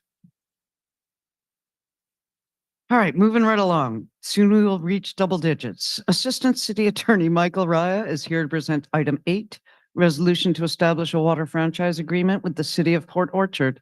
Was this discussed in any committee? Jennifer, Denise? Okay.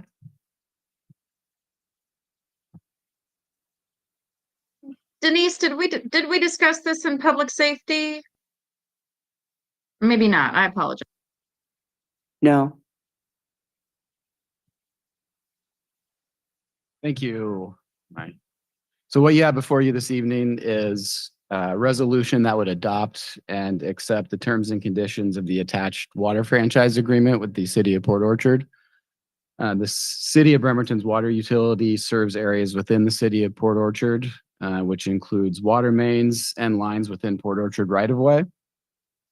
This area was annexed by Port Orchard in approximately 2009. No franchise agreement has been in place since that annexation, and therefore staff from Bremerton and Port Orchard negotiated and reached agreement on terms and conditions for this franchise agreement. The agreement before you is fairly typical with its terms. It outlines things such as requirements regarding permitting, potential repairs, if road cuts are necessary, and planning and coordination between the cities. The state statute requires that Port Orchard approve a franchise via ordinance, which they did in this instance on December 19th, 2023. The franchise agreement requires that Bremerton accept the terms and conditions via resolution within 60 days of the effective date of Port Orchard's adoption of their ordinance, should council choose to accept this. That acceptance, if the resolution is passed, is included in the franchise as page 15, which is what the mayor would ultimately sign off on if approved. Otherwise, Chance, Bill, and Cammie here tonight as well to answer any questions that you may have. Thank you. Council, any questions, comments?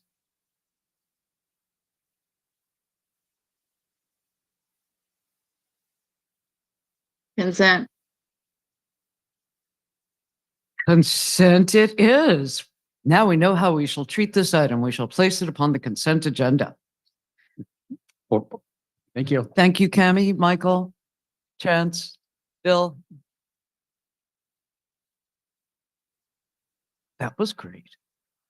Okay, Contracts Administrator Melinda Monroe is here to present item 9, modification number 2 to professional services agreement with Seattle's Finest LLC for security services at Bremerton Municipal Court. Denise, was this discussed in public safety? I seem to believe that we discussed it in Yes. Melinda. Yeah, I have some information for you. It was included in our 2024 budget, so I'm sure you have had it mentioned to you Yeah. previously. Okay, please go ahead, Melinda. Welcome. Thank you and good evening. This is a modification to our initial security services, law enforcement services at Bremerton Municipal Court. Our initial agreement was for a 4-month term, and this agreement extends it out another year. And as mentioned, is included in the budget. And there are no significant changes to the contract, the same rates, same hours, essentially the same scope of work. That's for your consideration. Does council have any questions or comments? I just want to, we did discuss this in public safety in the original, for the original contract. And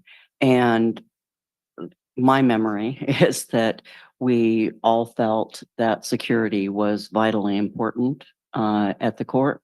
And so to move forward with this, so I can say that it had public safety support. Thank you. Any other member of council? I just want to make a quick Jennifer, comment. please go ahead. Thank you. Oh, I'm sorry. Did I usurp somebody else? Was there somebody else? Oh, no, I just had forgotten to look to my right. That's okay. No, what I appreciate is that we have the contract in our packet, that everything is here and ready to go. And I just want to say thank you for that it's very much appreciated, so we can review it ahead of time. Okay. How shall we treat this item? Consent. Oh, Eric, I'm so sorry. Please. So Melinda, I have a quick question. We approved this kind of on an emergency level last month or last year, and now we're giving them a full year contract. I have no reason to believe that we shouldn't do that. But long-term, aren't we going to do a RFP and get bids? So we did get bids for this when we did our short term. We did not put it in the Kitsap Sun, but for this professional services agreement, we are not required to. So I was able to just pull a roster of potential vendors and reach out to them individually. And no one else had a better bid? Is that what you're telling us? That's correct. Okay. Yes.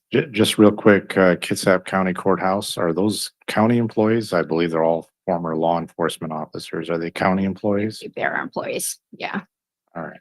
So basically no other game in town. There's not a Kitsap County related security group that offers the same services. Not that has the same capability since Okay. retired law enforcement. All right. Are we going to put it out for bid for next year? I would be happy to do so. Okay, thank you. Thank you, Eric. Any other member? Okay, how do we want to treat this item? Consent agenda or yes, Jennifer, please go ahead. Oh, No, this is I'm Judge Flood actually with not her the hand one. raised. I'm not the one with my hand raised, but I think I just want to defer to Anna Mockler there. She just was calling for us to decide whether it was consent or not, but I didn't have my hand raised. okay, I'm sorry. I hadn't realized that anyone else outside of council or presenters was speaking. Judge So I Flood? am a presenter. This is Judge Flood. Good Yeah, please go ahead. afternoon and late evening. It has been a long wait here, but I just wanted to speak to council members' assessment.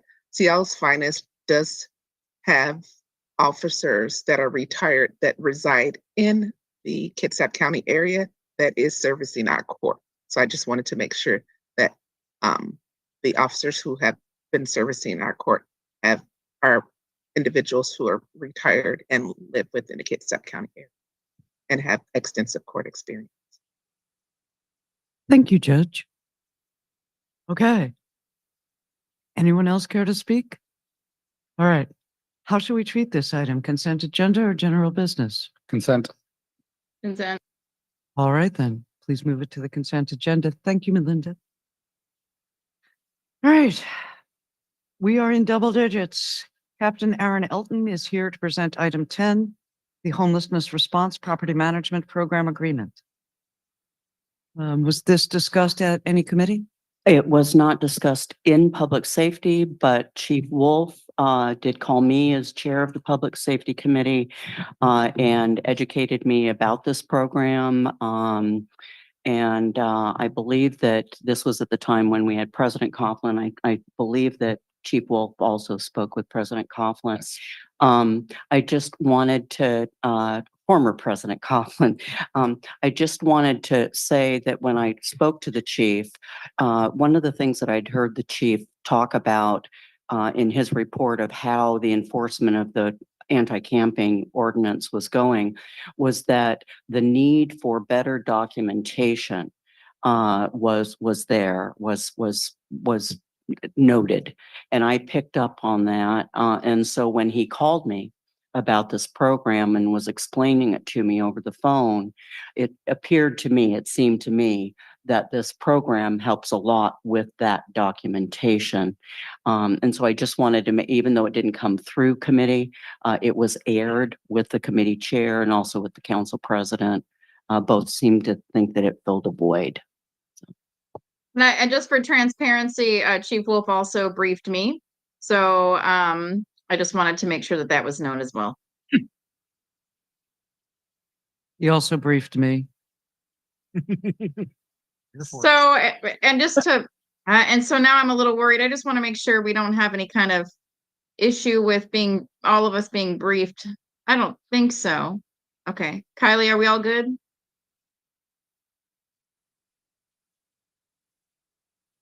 Oh, I can't hear.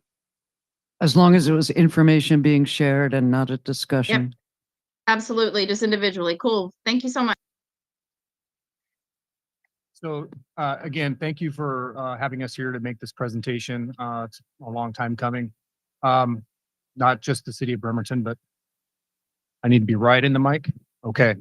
Not just the city of Bremerton Police Department, but all city departments are affected or have some interest in this. And so I think the chief probably discussed how we got here, but we have discussions with our partners in other law enforcement jurisdictions. We have discussions with all sorts of different people and organizations that are more versed in this than we are, or maybe a step ahead of us in the game. And so we were referred to Common Streets, and we looked around for other people or other companies that did the same scope of work, and we couldn't find any. In fact, I know this went out for RFP, and again, no other takers. So the many factors among the section of our society in the unhoused category, with the many factors that they're facing, it made it very clear we needed to find something where they lead with compassion and they're effective in their responses,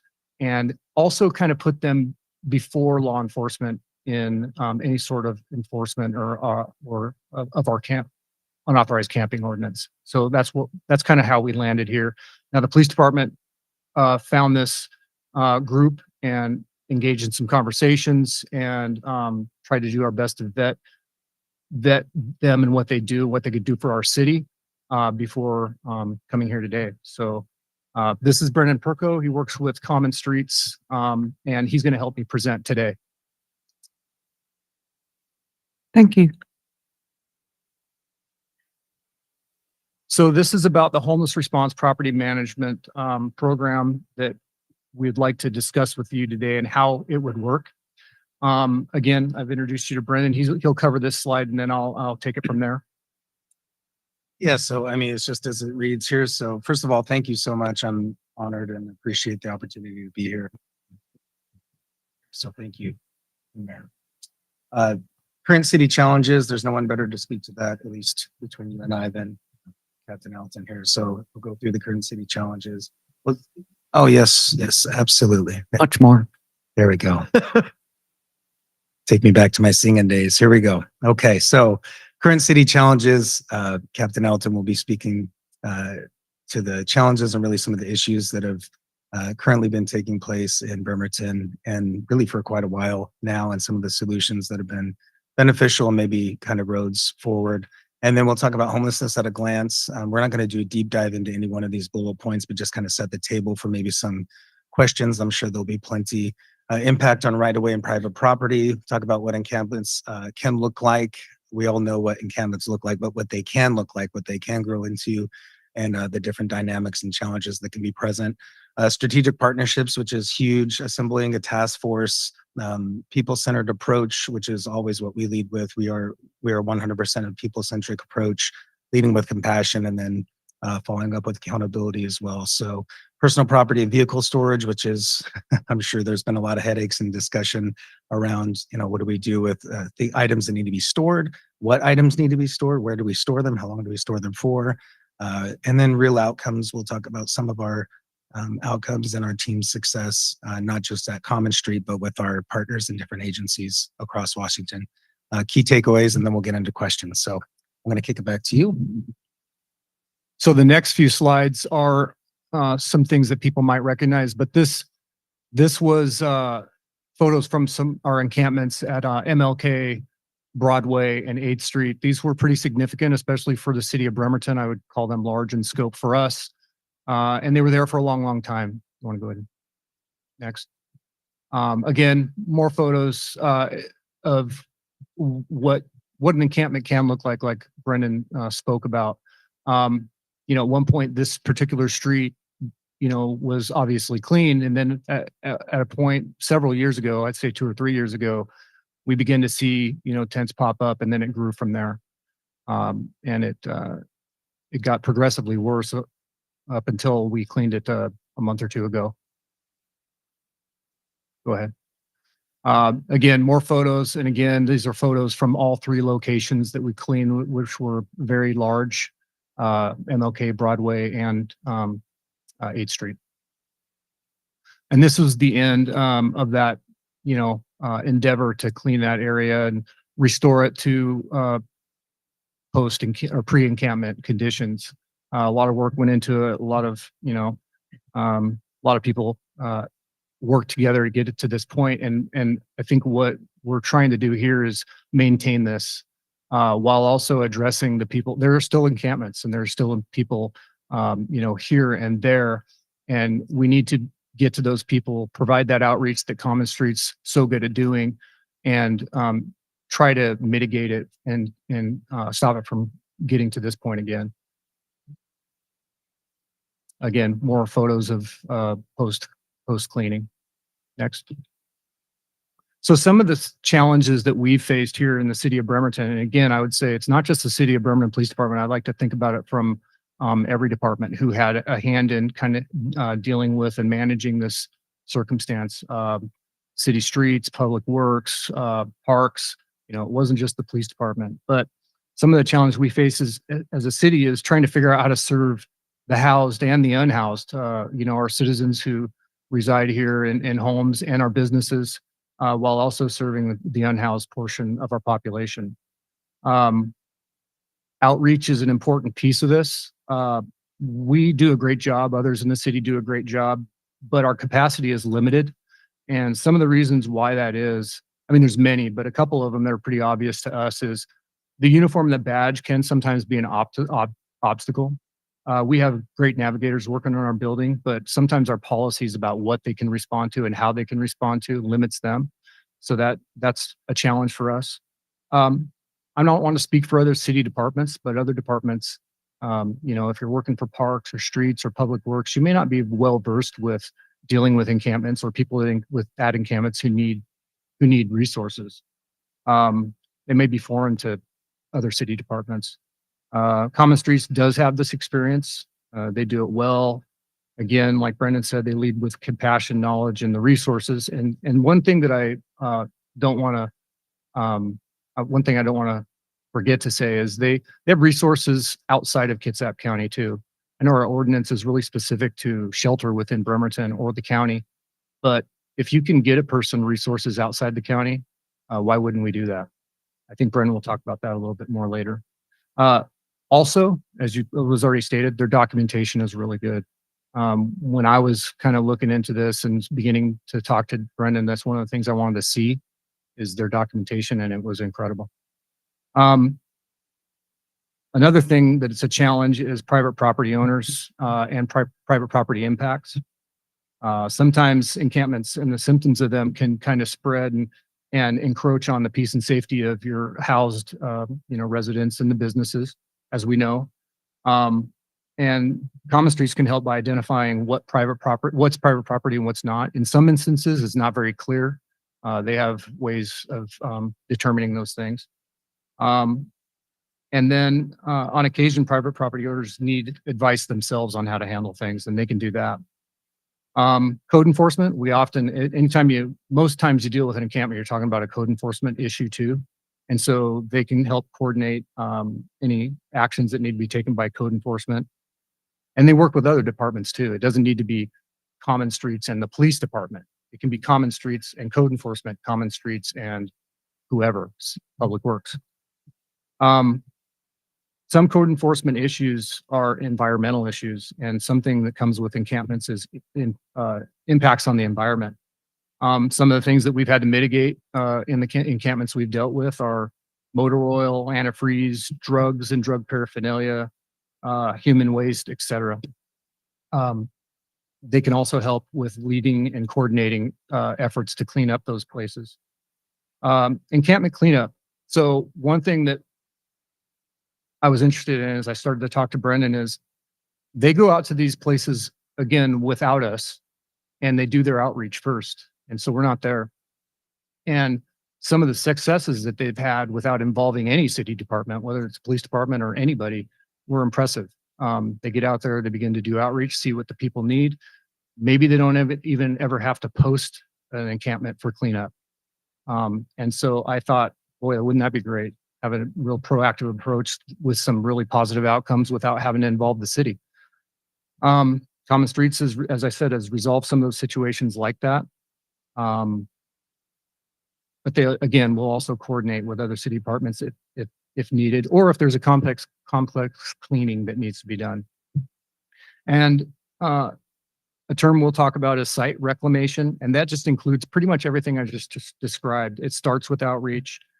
If they have to post an intent to clean up an encampment, they can do that. They can coordinate cleaning efforts. They can post the post-cleaning notifications and notices that we have to do, and continue to monitor the reclaimed property, which I think is the most important point here. If you get on board with a group like this, or you get on board with a plan like they have, they put us on a routine where they will monitor sites that they've had to reclaim, sites that are currently in the process of being reclaimed. And that saves everybody time and money moving forward to kind of manage the situation. I never want to go back to, and I was there for the cleanup those days, along with a lot of people in some of the faces I see in the room here. I never want to do that again. So if we can mitigate by, staying proactive and keeping on top of it through a program like this, I would encourage us to do it. Some of the soft numbers that I got from Director Nucky for that cleanup were $91,500 for the cleanup. This didn't include a conservative estimate of $50,000 for equipment cost.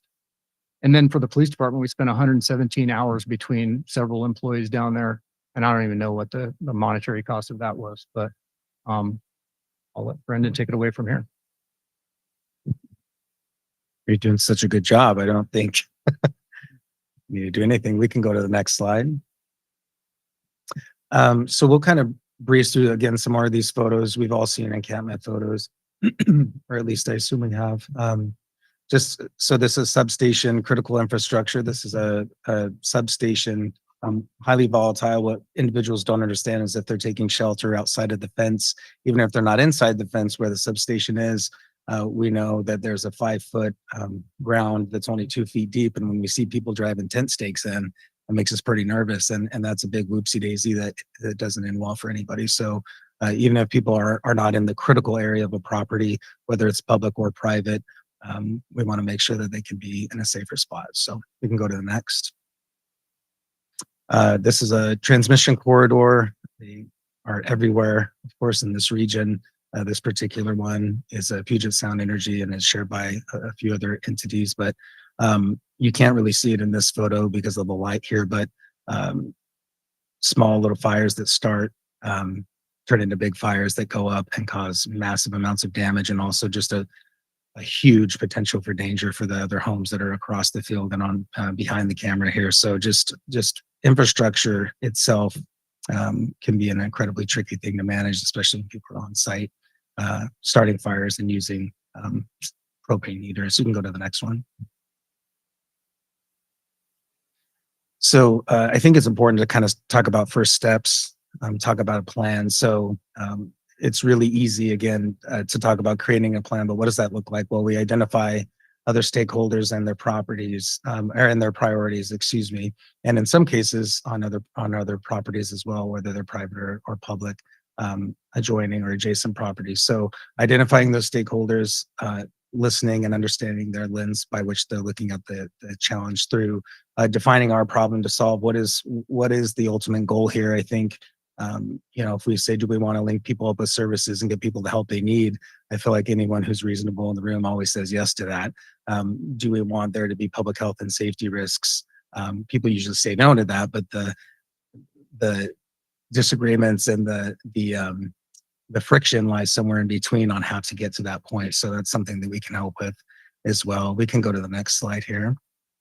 As we form a plan, we want to look at a variety of reasons why individuals are experiencing homelessness. So we have a load of abuse. I won't go into all the details, but I mean, just case after case of abuse and trauma in individuals' lives that lead them to the situation and the location that we encounter them in. And so we have to have that lens every time we make contact with an individual to know that even if they're doing something that's illegal, they're doing something that is that seems completely out of the norm and needs to stop immediately. We know that that might be the case, but it also may be the case that they need to have acknowledged the fact that something brought them to that situation.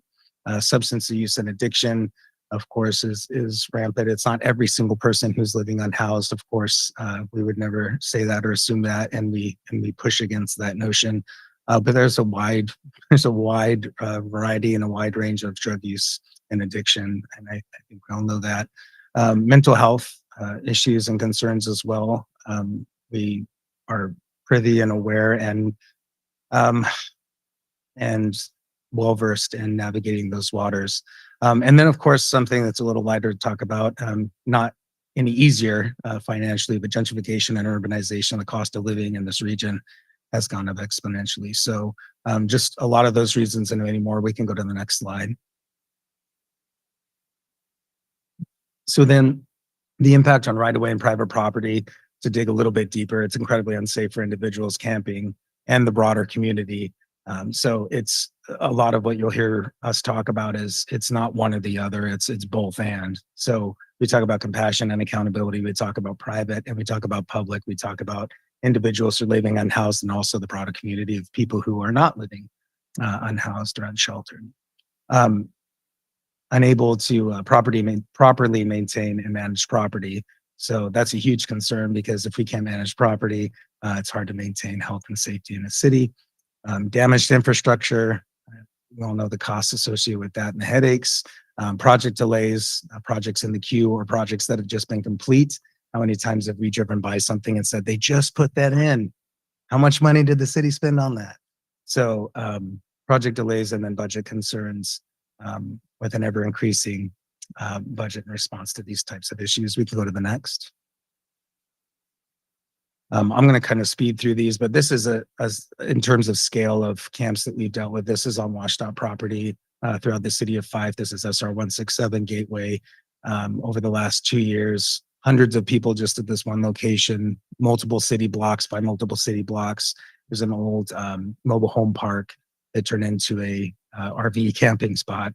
84 vehicles, liveaboards, RVs, trucks, cars, you name it. And again, hundreds of people. Shots fired at night, incredibly volatile, trafficking on every level.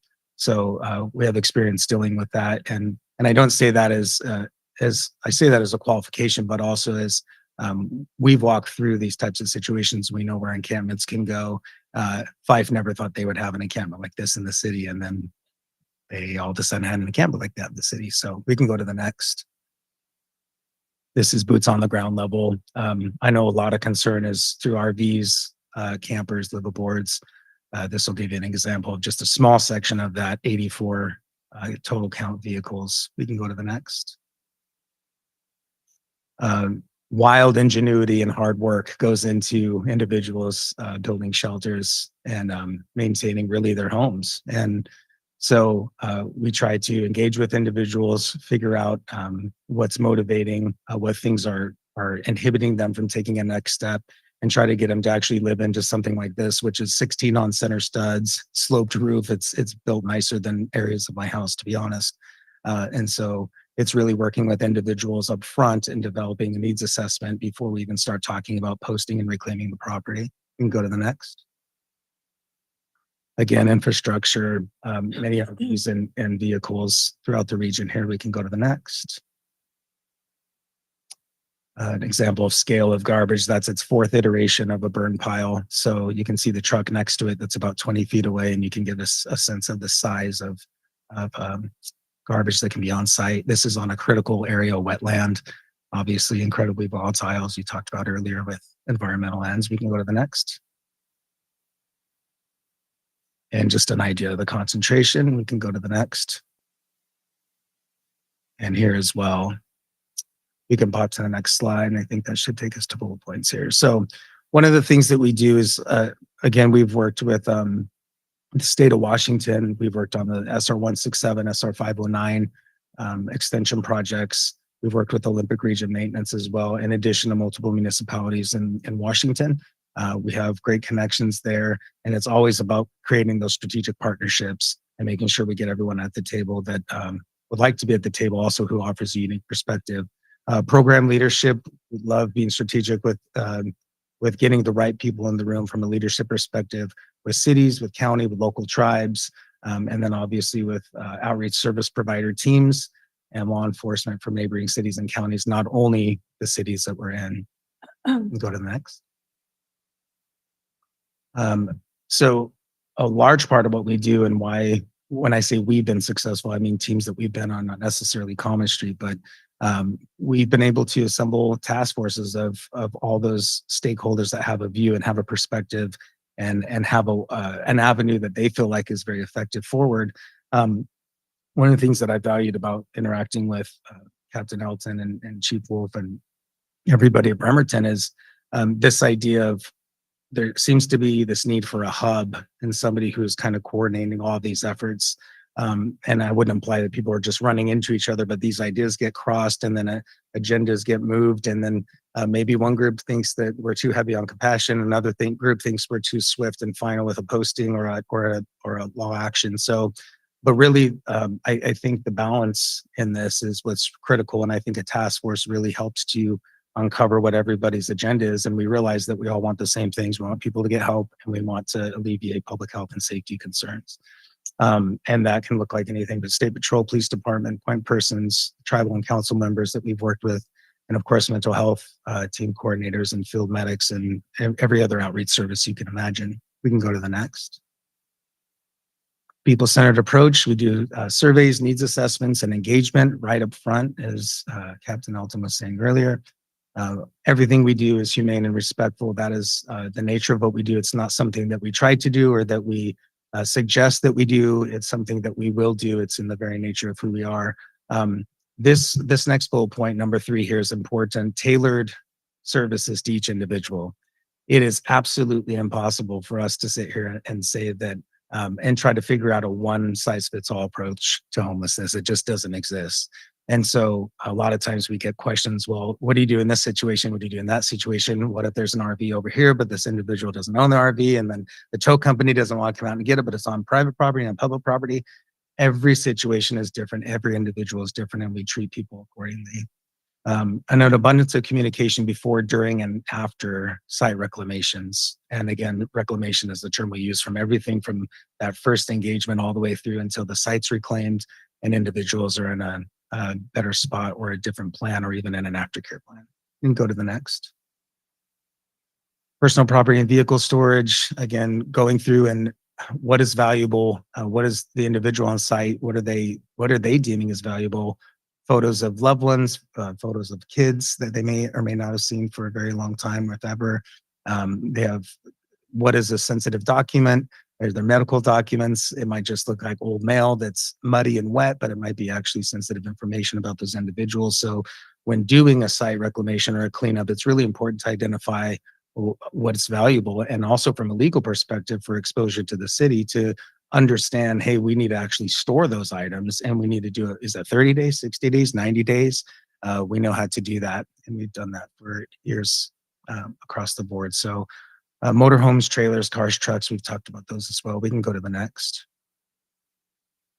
So here's some real outcomes. So over the last just 2.5 years, this is a little bit of a case study just on this one page. Hundreds of individuals surveyed and assessed. That's 500 individuals, close to 500. Over 100 individuals housed, which was one person is a massive success, but you have 100 individuals housed. We feel good about that.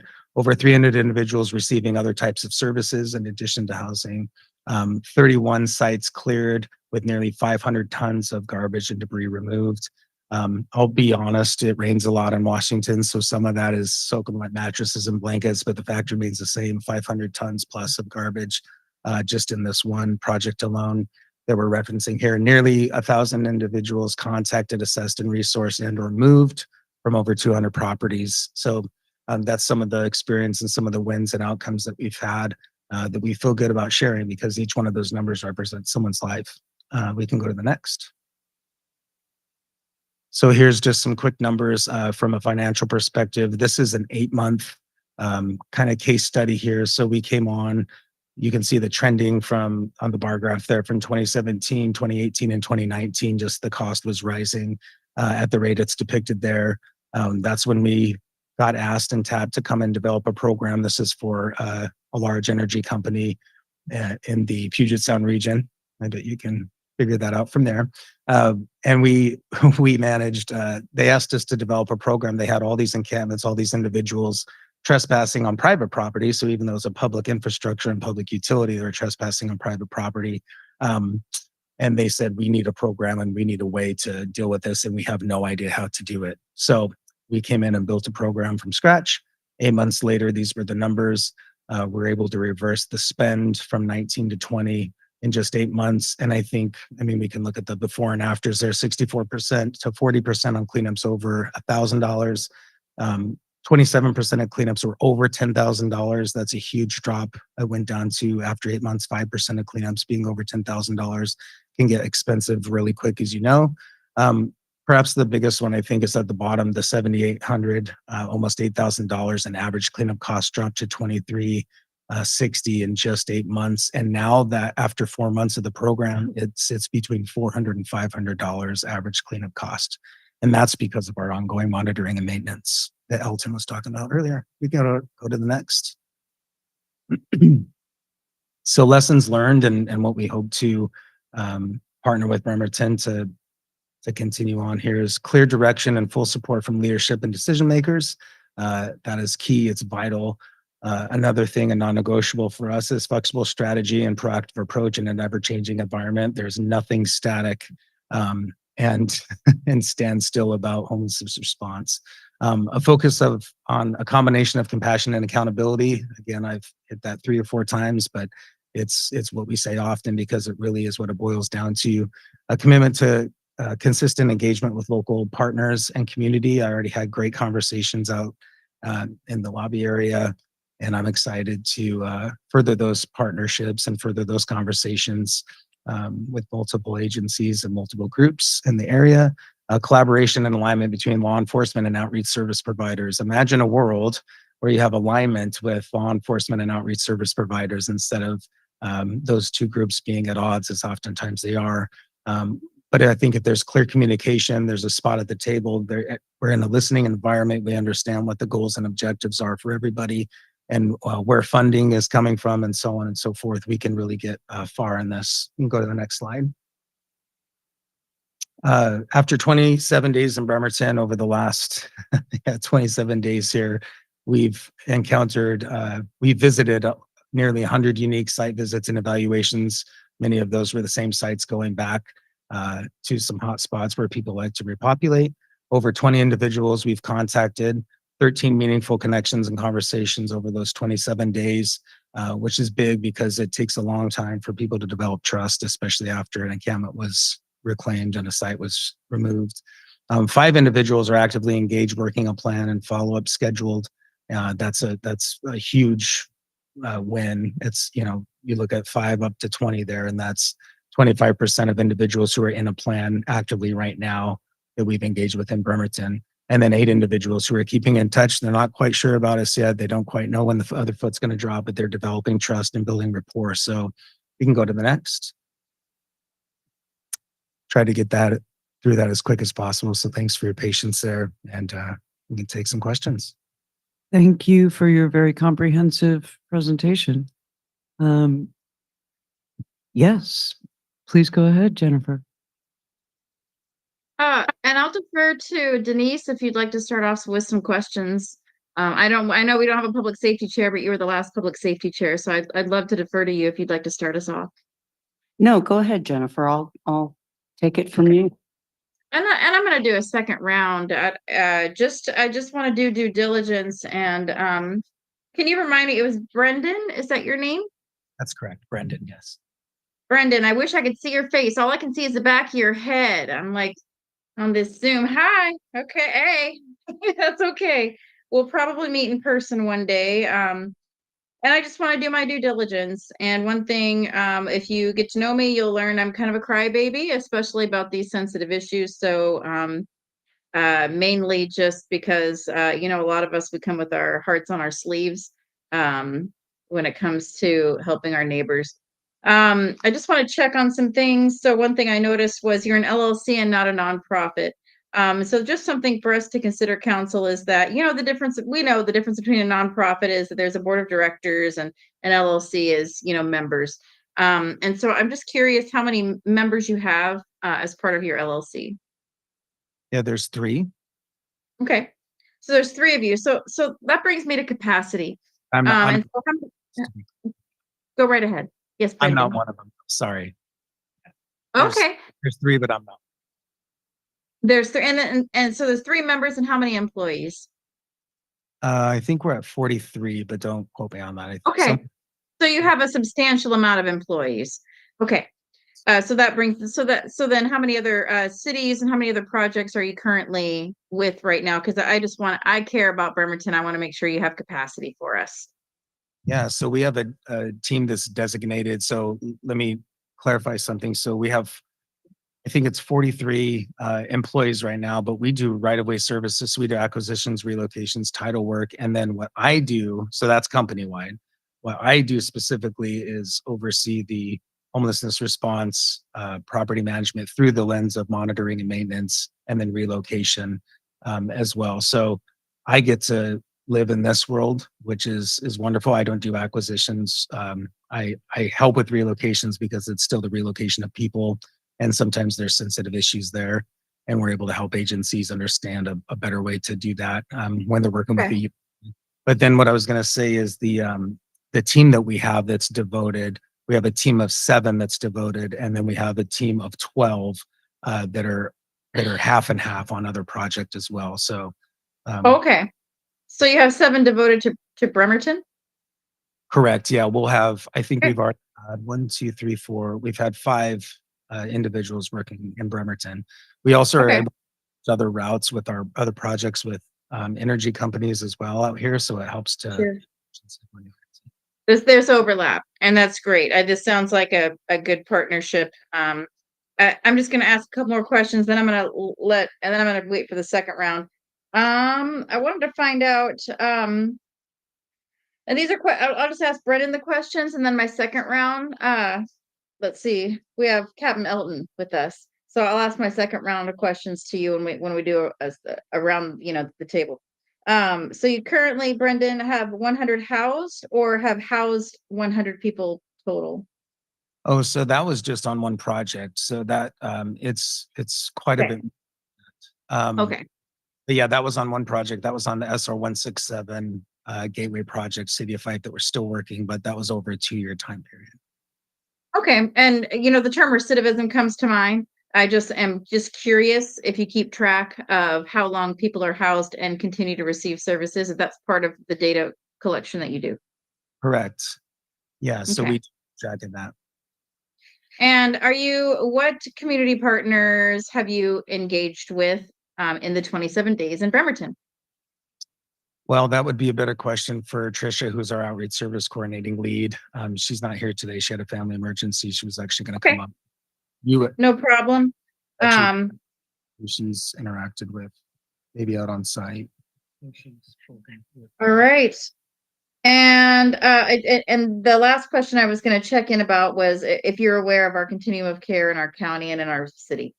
And so I just would love to, I think those are things that are important, at least to me and to some of our boots on the ground, is that you're well aware of our continuum of care and who some of our grassroots organizations and groups and people, individuals are, whether they're secular or faith-based or just individuals who are doing the work. I'm going to go ahead and pass it off to the rest of council if they have any other questions. Thank you. Thank you. Thank I'm you. asking a preliminary question, which is, yeah, not even going to bother. Not my role tonight. Jane, then Denise. Hi, thank you for the presentation. We hear a lot of reports from residents that there are encampments in private property adjacent to their housing development or something. Are you able to go onto private property looking for an encampment without the private property owner giving you permission? We would need to have permission from the private property owner for sure. So first you get the permission, then you go on board. And so when people, let's just say up in Bay Vista, there's a lot of folks who have stated that there's a lot of houseless people living in the woods nearby. So then you would go to the city to find out who the property owners are and then contact them and then go in. So it would be something that, like, we have a Bremerton One app. I don't know if you've Yeah. seen that. Yep. Could people report where they suspected encampments were, and then it would get filtered to you in a hopefully timely manner? Is that the game Absolutely. plan? Yeah, that's what we talked about, is utilizing the current infrastructure with the city. And it sounds like I've seen the app. It's great. We're reporting right now.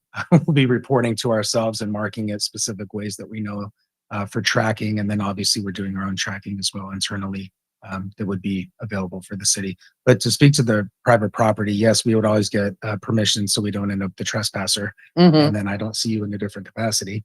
But then on top of that, we like to make sure too that private property owners have trespass agreements if they don't have them already set up with PD and with the city on these hot spots.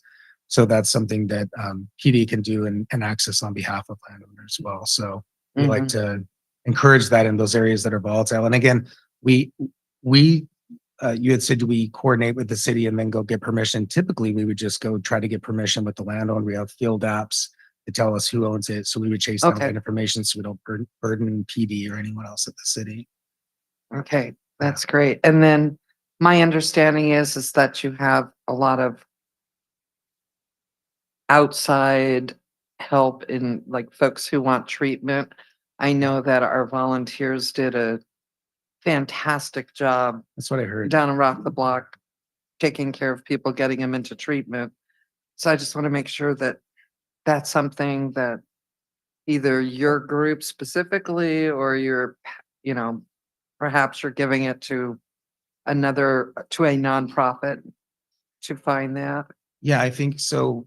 This idea of a hub of kind of a coordinator of all the moving pieces, whether it's law enforcement, public works, outreach service coordination, all the different services that are available, city and county, just to be able to be a great connector that way. And so whether we take it on, we're always going to take initiative to do it, because at the end of the day, we take that contract serious and responsibility serious.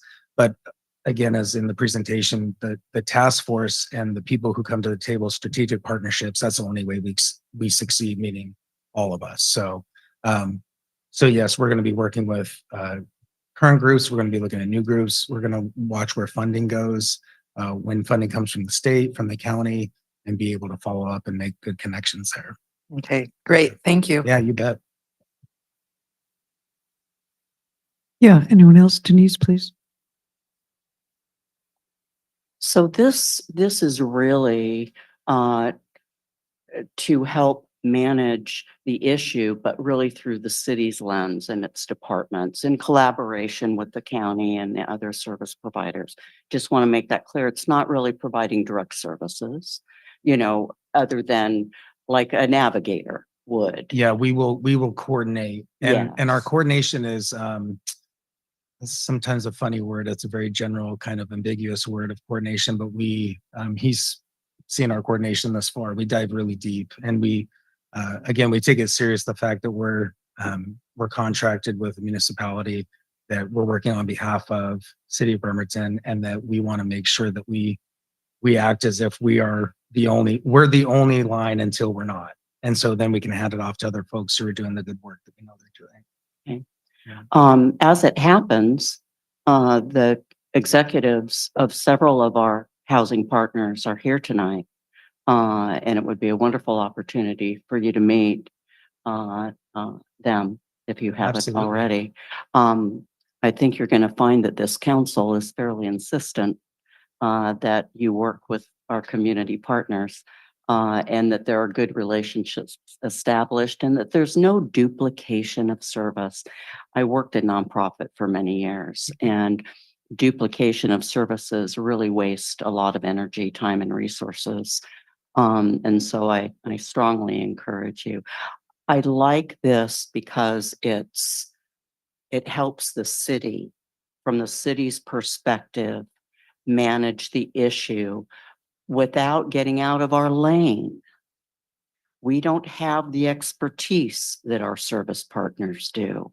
And I dare say probably your team doesn't, because our service providers work with people for long periods of time. So I look forward to a really healthy, wonderful, productive, impactful relationship with our community, not isolated. So, but I also want to know how, once you refer those people into services, you said that you track them, but I know in my era, it was very hard to track this population. And there are many rules and regulations against the sharing of information. So if you called and wanted to find out if Joe, who you had dropped off yesterday, I would probably tell you, I don't know Joe. So it doesn't have to be answered now, but that's where my mind is percolating. Wanting to know more about that. It's not really case management. You're making sure you get people the resources they need if they're willing. To that point, when I said that I wanted to vet and kind of look at their documentation, there was a little bit of a time where I had to wait a little bit because they want to maintain the privacy of the people that they're serving. Yes. Well, you didn't say no way, but Yeah. we got to a point where we got, a diluted enough, but still clearly, clear enough document that I could see that their repeated attempts to talk to an individual or go to a certain location was stellar. I mean, our navigators do a great job documenting too, but I think that what I saw there was they're getting a little bit more result. And it's probably because they're not showing up with the police. Yeah. And you just got to be honest about that. That's an obstacle and we're aware of it. Thank you. I would say when we need to show up with the police, we love that relationship. Great. Yeah. That's great. Yeah. Thank you. Jeff? Thank you so much to the chief and Lieutenant Elton for finding this, I think, amazing resource. Just one quick clarifying question, then a comment. In the contract, it mentions Common Street Consulting working with the City of Bremerton's Homelessness Response Property Management Program. I'm wondering, is that program internal to the police department, or how's that exist in the city? Yeah, great question. That is a literal made up program to get this thing off the ground. So before we started talking to Common Streets and trying to develop this and get it to this point, I guess we coined that. So it's nothing that was existing previously. Okay, thanks for clarifying. And being a hub, I like the idea of Common Streets being the hub, because I don't know that the police department should be the hub for this type of thing. But I've been in the conversations with some of the people in this room about we need a hub, and I think this is an option. No, absolutely. I just want to say out loud and reiterate, I think it's So important to rely on the professionals who have the expertise in this field and the experience to do this. We have some really incredible, amazing volunteers and community members who have done some amazing work, but having an actual professional lead as the connector in the hub just seems so important to me. And I know the city itself doesn't have expertise dealing with housing and homelessness, so it's good to go to the professionals, and we need to rely on those professionals who have that expertise. So this contract looks like honestly an incredible deal for the cost that we're getting out of it. So thank you again so much for being here. Thank you. Anyone else? Yeah, Eric, please go ahead. Okay, thank you. Captain Eldon, I think I saw on a slide that said for the last 27 days, we helped the city of Bremerton. Help me out with, this is a contract before us. We haven't seen this before. So I assume you did a trial.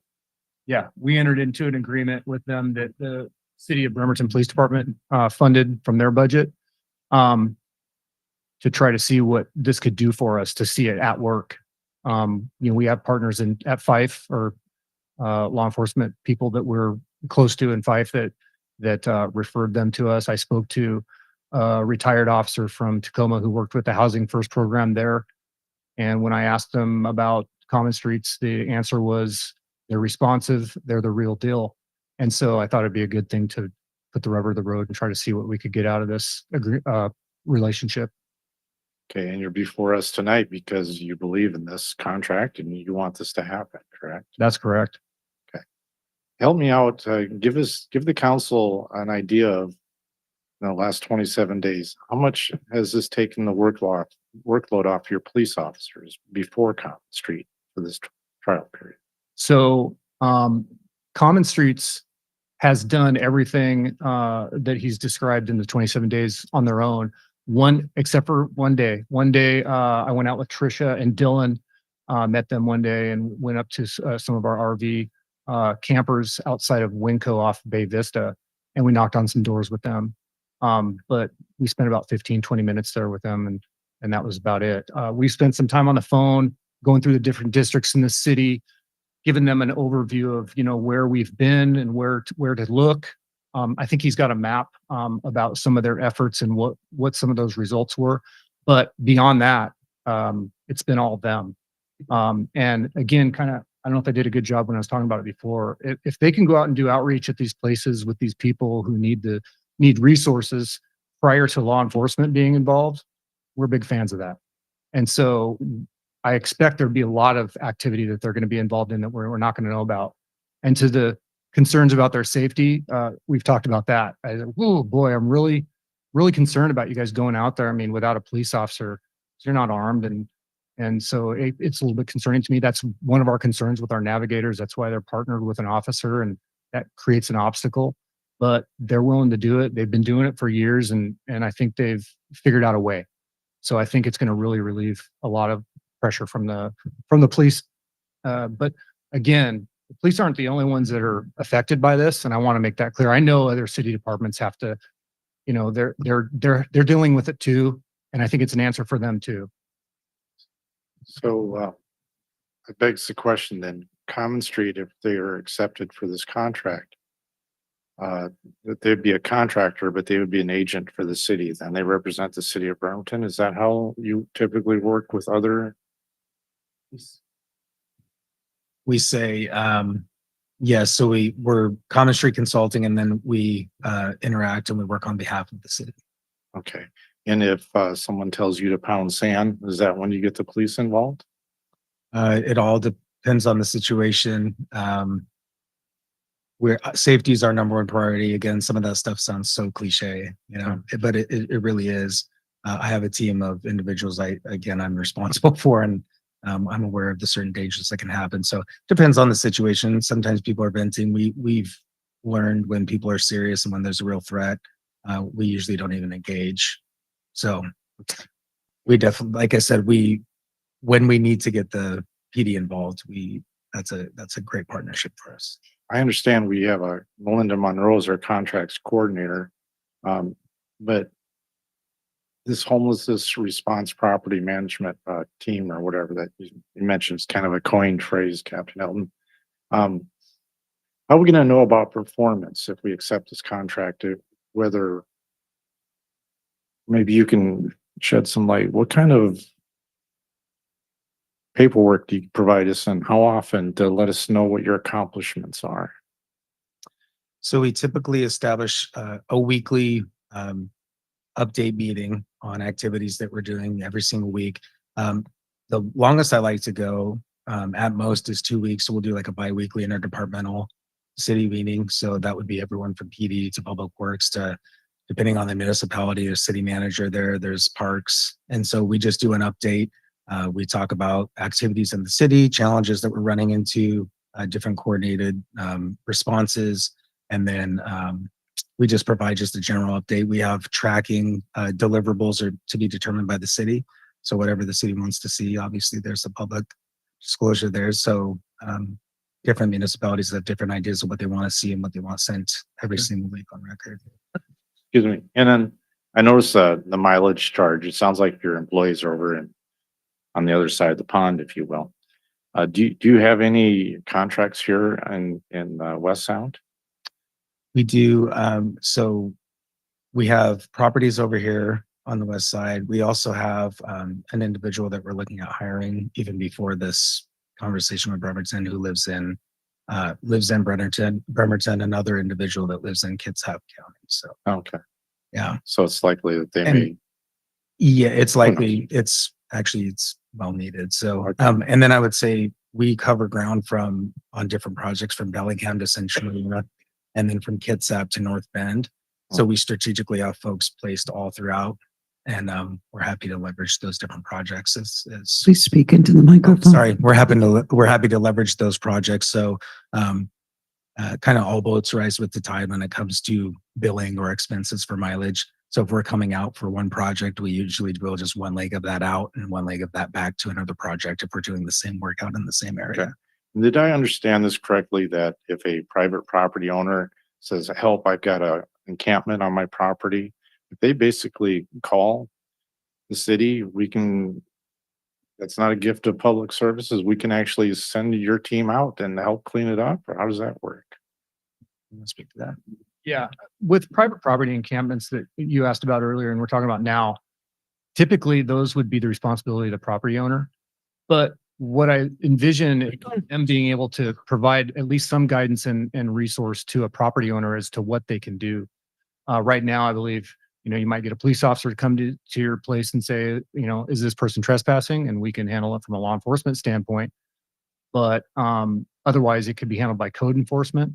And then, Gentlemen, could you please speak more? oh, I'm closely sorry. To the I thought I microphone. was speaking loud enough. Thank you. But, so I don't know that they would be able to do much more than give maybe guidance. And if you've done more with a private property owner, please let them know. It's always working in tandem with PD or code enforcement. And so, yeah, for the context of this conversation, it would be more of what Elton just laid out. Okay. Yeah. So we can assist, we can help. We're just another tool in the city's tool belt. All right. Thank you. Yeah. Does anyone else have a question or comment? So, I'm so sorry. There's no input during study session. I'm so sorry. Please send us an email at city.council. This is Jennifer.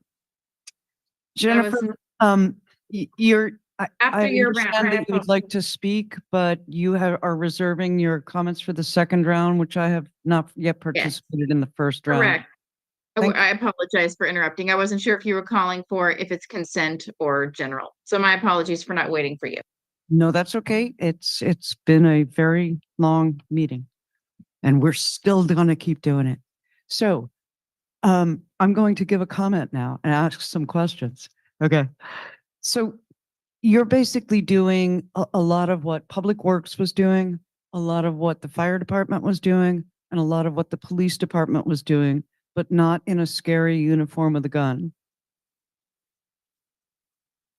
Correct. We don't wear Excellent microphone placement. Yeah, Yes. we don't We don't have a uniform. We don't carry a gun. Okay, thank you. And then also I would say the outreach services piece to the coordination of outreach services. Yeah.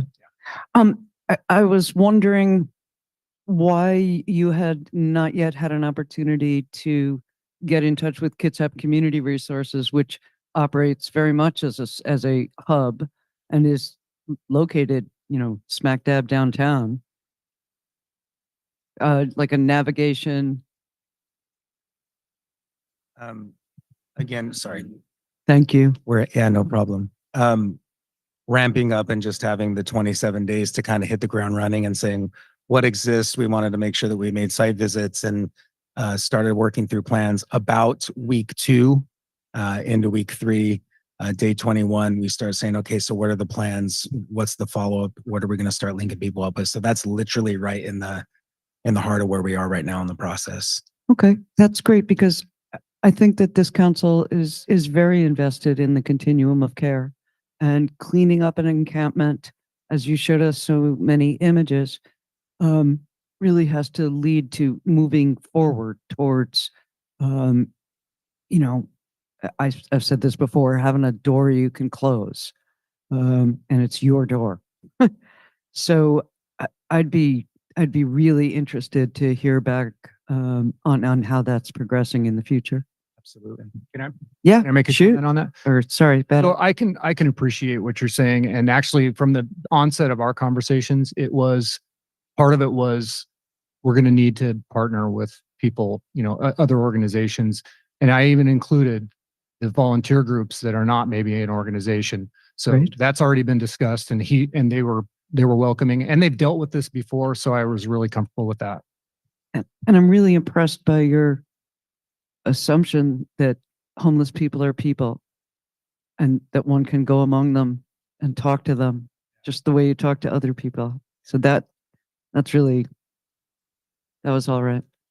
I appreciate that. Yeah, for the last 13 years, I didn't give a whole exhaustive list of my background, but I spent a very long time just on the services and resources end of this. And man, I found myself consistently going, there has to be a way where these two worlds combine and there can be a both and approach. And so, yeah, I appreciate that because that's at the heart of what we do. Well, I would like to ask you additional questions, but I can hear the council president tapping her fingers all the way from Hawaii.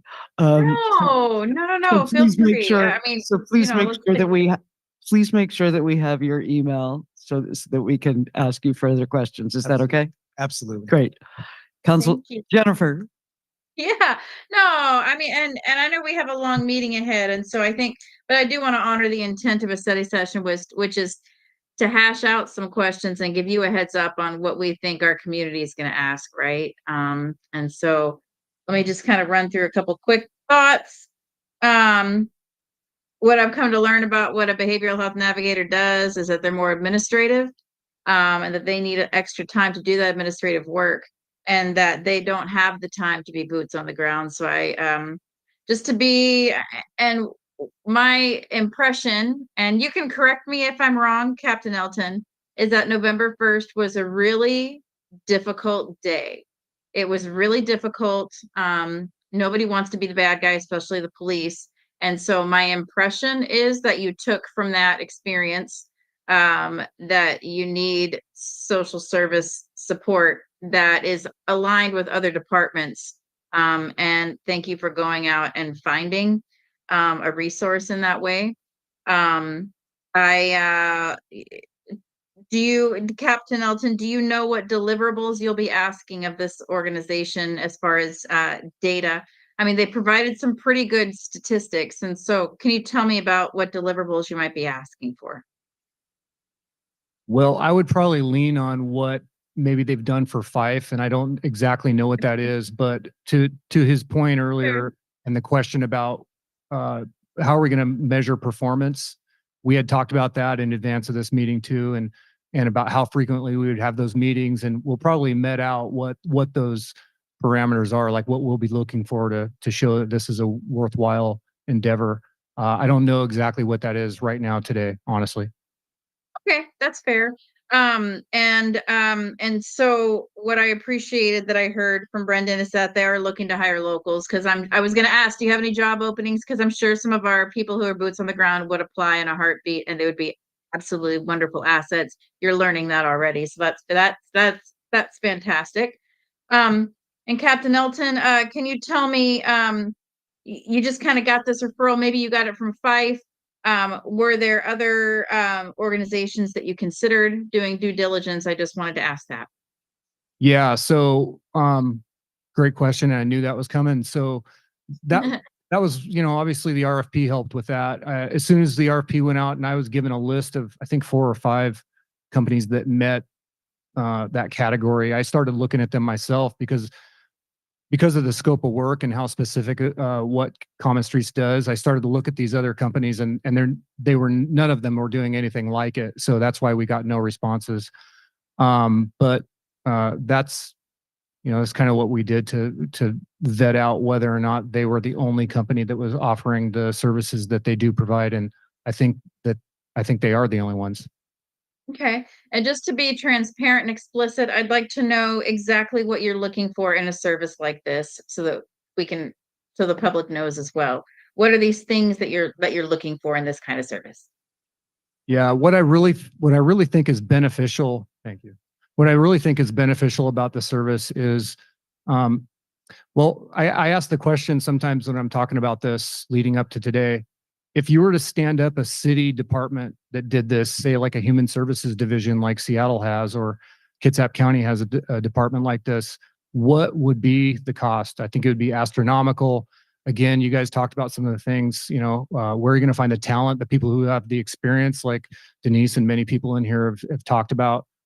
I think it would be really difficult. So I think we found that group, and I like the fact that they're not just they don't work for the police department. They will be a benefit to all the city departments, and they will work in conjunction with other organizations outside the city. And it takes away the law enforcement piece of it unless you need it. That's probably the primary thing I like about it. Well, I Council, appreciate. are we okay with continuing? It's almost 9 o'clock is the reason I'm asking, and dozens of people have been waiting for the next item for 4 mortal hours. And I know that you can't see them from Hawaii, but there are dozens of people who have been waiting very, very patiently for the next item. So I'm truly asking for a consensus on this one. Consent. Consent. Consent. General. Okay, we have one for general from Hawaii. So general business it is. Don't have to keep mentioning that. Some of us have taken vacations before. Come on. Sorry, general business from Zoom. Okay, and now the moment that we've all been waiting for. Project. Thank you. What? Oh, flippin' heck. Thank you for your time. Sorry. Thank you Thank both. you. Thank you both very much, and I particularly appreciate your improved microphone technique towards the end. Right. Thank you, and thanks for everybody's patience. This is a long night. Anna, can we take a 5-minute quick break? All those in favor, 4.5-minute break. Okay, 5 it is. Thank you. Recording stopped.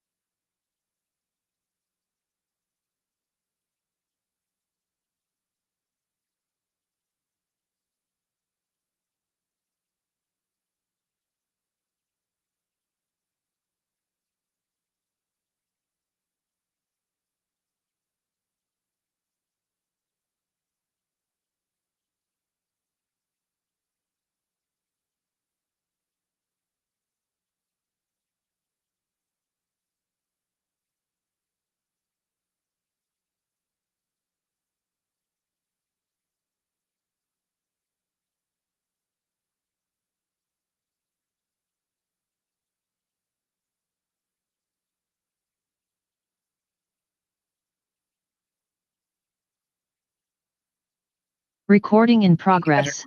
Is here to present item 11, resolution to confirm the administration's recommendation to develop a low barrier walk-up congregate homeless shelter at 100 Oyster Bay Avenue North.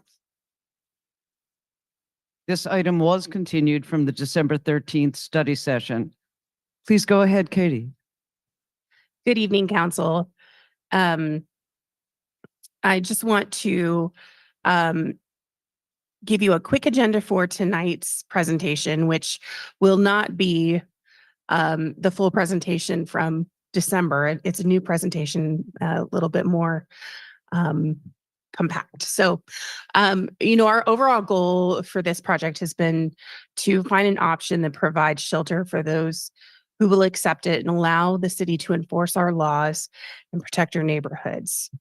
The agenda for my presentation tonight is to review our shelter recommendation and talk just a little bit about coordinated entry, review the timeline and critical dates, give you another look at the capital cost estimates, and have a brief discussion about operations. So for the next slide, we're showing our alternative summary again from our presentation in mid-December. This just reiterates what went into our decision-making in making a recommendation for a shelter for the city of Bremerton to invest in. So we were looking at whether the shelter will always have capacity for people on any night of the year, a potential for issues and supervision on site, that it be a dignified housing that communicates compassion for residents, and climate controlled around the clock for people under cover. We also looked at, some other considerations for this city investment, including, operations and maintenance costs, the expected life cycle of the shelter itself, how it fit into the neighborhood, and that, facilities, how the facilities would be arranged, and whether, the restrooms and everything are separate, or outside. And of course, how the shelter can be reused in the future. So we came to recommend a congregate shelter. And our recommendation is to build a congregate shelter with a capacity of 100 people. It would be a low barrier walk-up facility that does not require coordinated entry. And I'll go over coordinated entry here in just a moment. And the goal is to always have beds available. The shelter would operate 24/7, day and night, year round, with wraparound human services to connect folks to the care needed. We envision it as the first step in a continuum of care with temporary stays as folks are stabilized and moved on to more transitional and permanent housing solutions. It would provide a safety net for those waiting for or ineligible for different housing. And the shelter site would operate as a closed campus with security and on-site outdoor areas for clients to be outside to prevent loitering in the neighborhood. So coordinated entry, I think, is something that I want to give you guys a kind of an overview of as I learned about it the last several weeks. And coordinated entry is required by both state and federal funding sources, and housing resources that receive public funding must use coordinated entry. program. Coordinated entry is a system that centralizes and standardizes the process for people to connect with housing resources. So it's a really good thing that is intended to provide equity and to coordinate the work of multiple agencies within the housing resource space. For Kitsap County, coordinated entry is administered by Kitsap Community Resources through the Housing Solutions Program with funding from Kitsap County. So it is a county-wide resource. As of the week of 12/18, there were 240 households on the list. Most of those were individuals, but there were some families. Walk-up emergency shelters, such as the Salvation Army and domestic violence shelters, are exempt from coordinated entry placement requirements, and instead refer clients to Housing Solutions to get them into that program. Other continuous stay housing types, such as hotel vouchers, pallet shelters, places where you're assigning people to a room, use coordinated entry and are matched to households based on the household vulnerability score and their position on the list.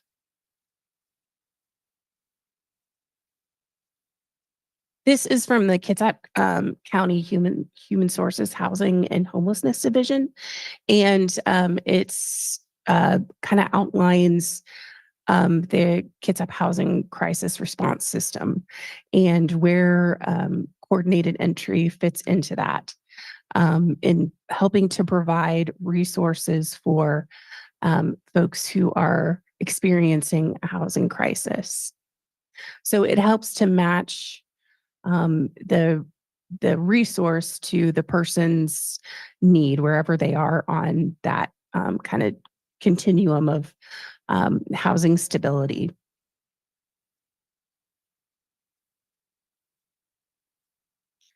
So why did we select Sprung?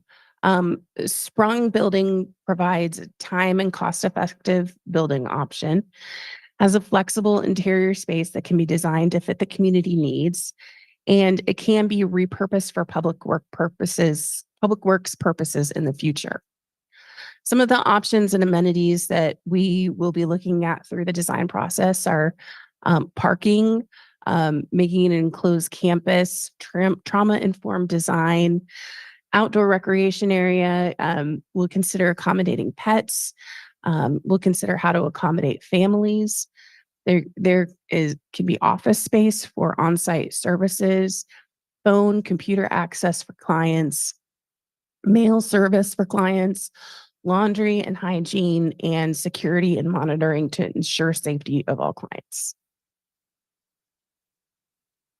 The next couple of slides are some renderings for a potential layout. This is pretty preliminary, but this is kind of an overview of what it could look like from above.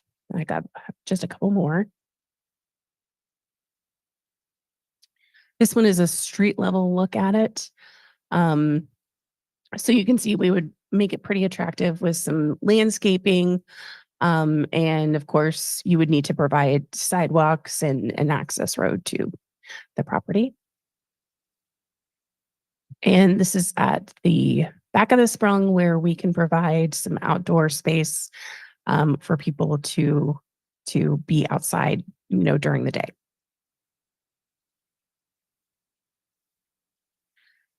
This next slide shows some of the interior options that other communities have used for their sprung structures. You can see on the left in blue, that one provides individualized rooms. In black in the center, there's kind of like two separated areas and more like dormitory style beds.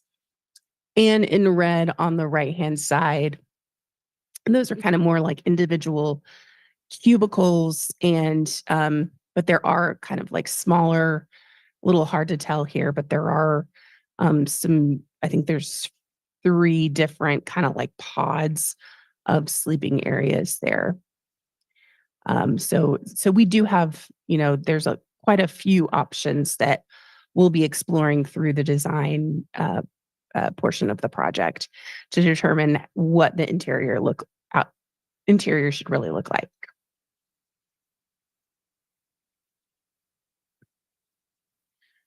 This next slide is this is the timeline that we showed, and just want to point out that we've really spent some time thinking about,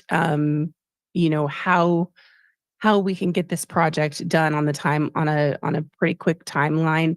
I want to point out a couple of things.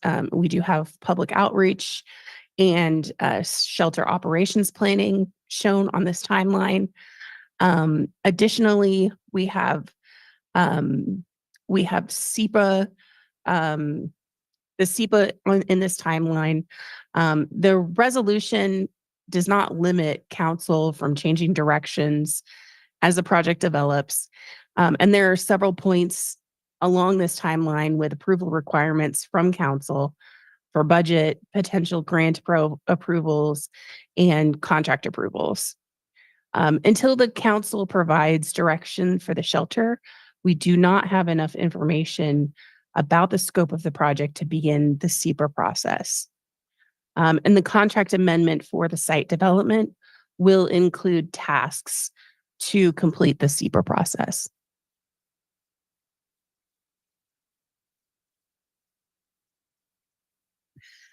The next slide is, this is a little bit more detailed in our potential costs for the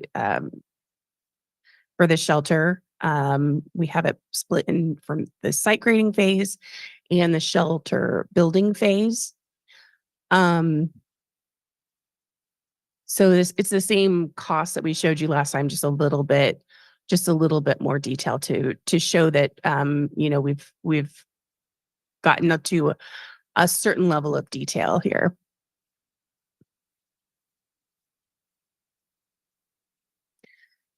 And in this slide, we want to outline our funding plans for this capital investment. So we have the site grading phase and the shelter building phase. So the site grading phase, and these are rounded numbers, they don't match exactly to the last page, but they're it just rounded for now. So the site grading phase is forward compatible with long-term expansion plans for the public works facility. And therefore, though, we can fund that with water funds and water utility funds, excuse me. And the shelter building phase, the cost is $4 million, and we have some funding identified in this table. And we do have a funding gap, and the strategy to close the revenue gap would include pursuing state grants and potentially additional funding from the county. So we would begin actively trying to close that funding gap for this project.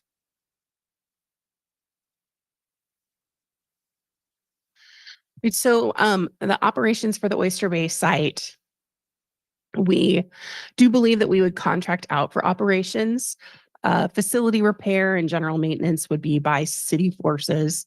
We have had the Salvation Army express interest in serving the community as an operator of the facility. We would need to develop an operations plan with local resource agencies and with input from the community. We could consider utilizing security contracts to provide additional security for the surrounding neighborhood.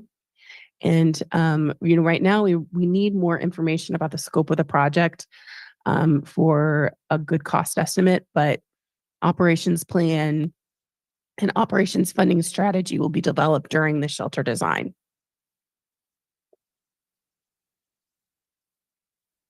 And next steps immediately would be executing contracts for the grading design, pursuing that funding to close the the funding gap for the shelter, pursue funding and planning for the shelter operations, pursue a shelter design contract, and create and execute a public outreach plan that would further inform both shelter operations and the shelter design. And that is the end of the presentation. Leave you there with a quote from Mayor Wheeler. And I'm happy to answer any questions. Thank you so much for the presentation, Katie. Does any member of this council wish to question or comment? Denise, please go ahead. I just have one question. In your preliminary budget, it's 1.5 million for the interior build out. And it says it includes bathrooms, HVAC, sprinklers. Is that all that includes? In other words, if you wanted to build out rooms and private sleeping quarters and storage and all of that, I'm assuming that it would be more than that. That's not included in this. Yes, if there was a direction that we wanted to do, like in, a Like much some more of those floor complicated, plans that we yeah, saw. it probably would inflate that cost. Yeah. But I just wanted to do. yeah, I mean, I did kind of try and cover some potentials there with that. Yeah, it that seems like a lot of estimate. money, so it should, yeah. Okay, all right, thanks. Thank you, Denise. Yeah, Eric, go ahead. So one of the things I'm having problems grasping with, okay, I understand looks like we could cover the capital costs. It's the operational cost and what that effect would have on our city budget. So certainly someone's in this administration had some kind of preliminary discussions. Even if you contacted Salvation Army and supposedly they're interested in doing this, we must have an idea of what the cost would be. Can you share that with us? Or anybody in the administration, because why would the Salvation Army say, I'm willing to do this unless they knew what the ballpark figure would be the cost? I'm just trying to figure out any type of solution is going to have an operational cost. I just want to even know if we can even afford this thing operationally before I go ahead and say, let's go ahead and spend $4 million building this facility. So help me out. We have some preliminary costs from, what it's costing Salvation Army to run their shelter. So we have those costs, but it's without knowing, what our parameters would be for the shelter operations and doing that planning work. It's kind of difficult to really round out that cost. So if we have an idea of what the cost of Salvation Army to run their facility, 60 beds or whatever, maybe the American Element, how much does it cost? Now we've got Doug Washburn from the from Kitsap County and Captain Dana Walters from the Salvation Army. And I can, if you want to cite a number for me, and I'll just go ahead and speak into the mic so everybody can hear. Sure. I mean, they're welcome to come up. I believe yeah. we allow that. That's fine. Yeah.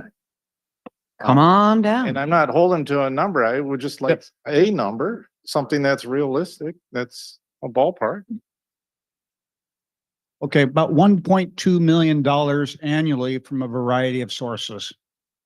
So that's what we'll be doing on an annual basis to continue that type of funding for the shelter. So Mayor, any idea of what a variety of sources would be? I mean, if we can't get it from anyone else, it comes out of the general fund. Right. Well, and that's where, I've been talking with Kitsap County and other partners, and I want to continue with Kitsap County being the lead agency and us partnering with them to continue working on those funding sources. And so rather than directing them to the current Salvation Army site, we continue that same level of effort and directing those funds to the proposed shelter site. Because they've already been doing this. All right. They've been tapping into a variety of funds to keep the shelter going. We're just going to transfer that effort over to our shelter. Okay, that makes sense to me then. So the Salvation Army right now is, you just said, is securing funding through the city and through the county. Yeah. And because I seem to recall the city's level was mostly security for many years. Yeah. But we weren't putting in like $500,000, 300,000 or anything like that. Historically, we haven't. So it's been the county and the Salvation Army raising money from other sources to. Basically the county, it's Kitsap County. And so with a whole bunch of coordinated volunteers, Salvation Army does a lot of that. And so. Okay. And then help me out with, we have this January 20th deadline. What are we tending to ask the state legislature for? What are you asking for this legislative session? Well, right now to close that funding gap, and then we're going to start looking at what operations might look like. So Salvation Army's agreed to step up to close the operational gap that we're going to have, where we're going to, when the shelter was scheduled to close May 1st, the Salvation Army has agreed to keep it open all the way until we complete, all the way until spring of 2025. To give us a little bit of cushion so we can get our project done. So the first, along with capital funds, we'll be starting to look at operational and how we might work with the county to bring in those operational dollars to get us through, because we still have to get through this next year. And then we'll just continue that effort. It'll go into 2025. Okay, so thank you for that, Mayor. The request from Olympia, is there a specific program, or is this where we ask our lobbyists and you got to get these asks in by a certain deadline? Yes. Because the legislation is a short season, ends in early March. Is that the Yes. scenario? Yep. Yeah, and that'll be our lobbyist, and he's already dialed in. He's just waiting. Any idea of what department he'd be lobbying? It's commerce. Commerce, that's Yeah, it seems. All right. Thank you for that, Mayor. Yep. So the next question I have, my other question, it might be more for you, Katie or Tom. It has to do with the sprung structure. It's indicated it's got a 50-year service life. I understand, and it's a large structure, and you can move partitions around, cubicle-like, if you will. What is it constructed of? Because let's say long-term, we don't need this building. Is it a fabric? Is this energy efficient, or is this something that would be cost prohibitive operational wise that we really wouldn't use the building long-term? It is an aluminum frame, and it has a kind of like a dual fabric membrane. So there's a fabric on the outside, a fabric on the inside. In some cases, if places are using them for an unheated like storage space, those spaces, the space between is not insulated. Thank you. Is not insulated, but in this case, obviously, we would be heating the building, so it would be insulated. In the future, we could absolutely reuse it for storage, for, you can add in like garage doors later, so we could store equipment. Maybe we wouldn't have insulated it if we were using it, if we were building it ourselves. But the cost difference for that portion of it is pretty small. And it meets building. Really, because of residential, it'd be an R19 and an R50 whatever roof. We were told that.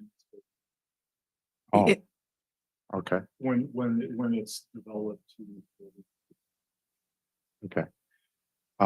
Interesting. And then I guess my last question for this round is, what's the footprint of this proposed building? How big is this thing? If it's a rectangle, what is it? 100 by whatever? it's Or what is 60 by 150 is I should say, like, that's kind of the preliminary of what we've been looking at. That may change as we develop the design for it. So, So it's 9,000 square foot. Okay. Okay. All right. Thank you. Thank you. Jane, please go ahead. Okay.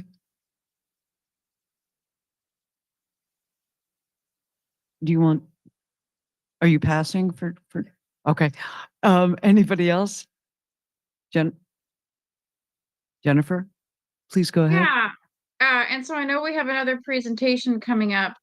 I wonder how you'd like to handle if we may have new questions that are going to come up for the mayor after we hear the next presentation. So what's the best way to handle that? And I'm probably calling on other past presidents to give us some advice on that. Jeff, go ahead. I think council member can ask a question of anybody, anytime, in the future. So. Okay. So more or less in plain language, we will ask questions about this proposal. We will hear the other proposal. We'll ask questions about that. And then we'll just, freewheelingly ask questions until the cows come home. Okay. I didn't bring a pillow. No cow questions. All right. Okay. We're getting punchy, but this is serious business. Jennifer, please go ahead. That was all I wanted to, I have no questions at this time. I do have one quick comment. So we're currently getting funding through Kitsap County. I say we, but I actually mean Salvation Army for a lot of their operational costs. Before we go to the next one, there's two quick things. I'm just not sure how much money that we think we're going to get from the state legislature or the Department of Commerce. I don't know what's available. I don't know if administration even knows, right? We're going to be competing with everybody who has a housing crisis. So I don't feel confident that we can rely on that funding source to really boost this fund.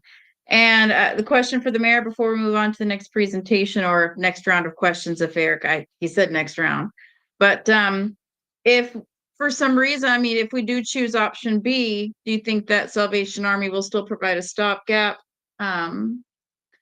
between now and the projected opening time? Yeah, Dana Walters, please go ahead. Looks like we've got a thumbs up. Okay, hey, so that part of we don't have to ask those questions, so you. that's great. That's Jennifer, it. Thank I'm so sorry. The applause muted you. Please go ahead. No, I'm all about the applause muting me. That's wonderful news. And with the funding, we'll just keep looking. I just over the Christmas break, Squamish tribe is pitching in. It's, and we'll just, I'll just keep at it, so. Great. Yeah. Thank you, Mayor. Does any other member of the council have any questions? We have two half hands. Michael, Jane. Okay. I have questions, so. Okay. So based on 9,000 square feet and the Red Cross's recommendation for how many square feet per person in a congregate shelter, that would give us 150, up to 150 people. So there's a possibility that this building could be smaller than? But potentially, but yes, there's restrooms, there's offices, families,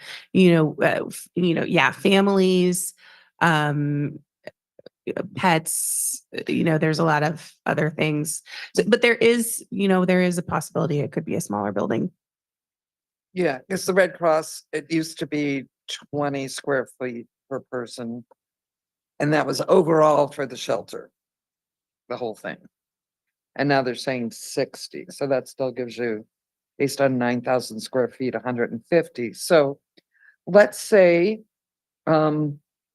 we find homes for everybody, or other cities in Kitsap Peninsula decide to maybe open up their own low barrier shelters. If there is a smaller building, is it still something that Public Works could reuse, or are we basing the size of this building on what is a feasible building for Public Works to use in the future. No, we're not basing this based on Public Works needs for the future. There's probably a balance between what's future compatible. But the original size was not a consideration. You know, Public Works didn't say we would need, in order for this to be forward compatible, it would need to be this big. That's not. Okay. Well, I appreciate that we can use some money from utilities for the grading operations and site prep. But, you know, that is coming out of ratepayers' money too, so it's not like it's free money. So I'm really concerned about operation costs for something like this, especially when we're not really in the housing business. But I also absolutely do not want us being in the situation we were last summer. So, I'd like to hear the other presentations too. I don't think anybody can make decisions or ask all their questions just by hearing the first one only. But I appreciate it. Thank you for making your presentation short too. Tried. Well, I was going to ask questions, but go ahead, Eric. Someone had a question. Michael's pointing.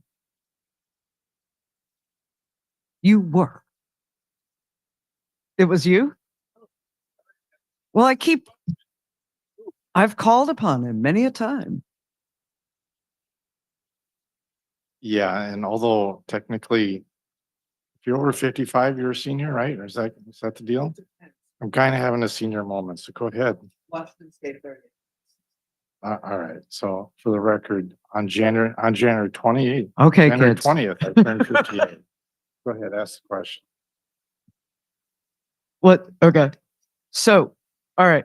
I was wondering, I was wondering who determined that sprung shelters communicate compassion for residents? Who made that determination? I mean, we worked with RPM to look at the options and took a look at what other cities are doing. And these navigation centers are being utilized all over the country. And they have had good success. And so that's what we base that on. And these are navigation centers where people typically stay for months at a time? The typical stay, the intent for a stay at a place like this is not months.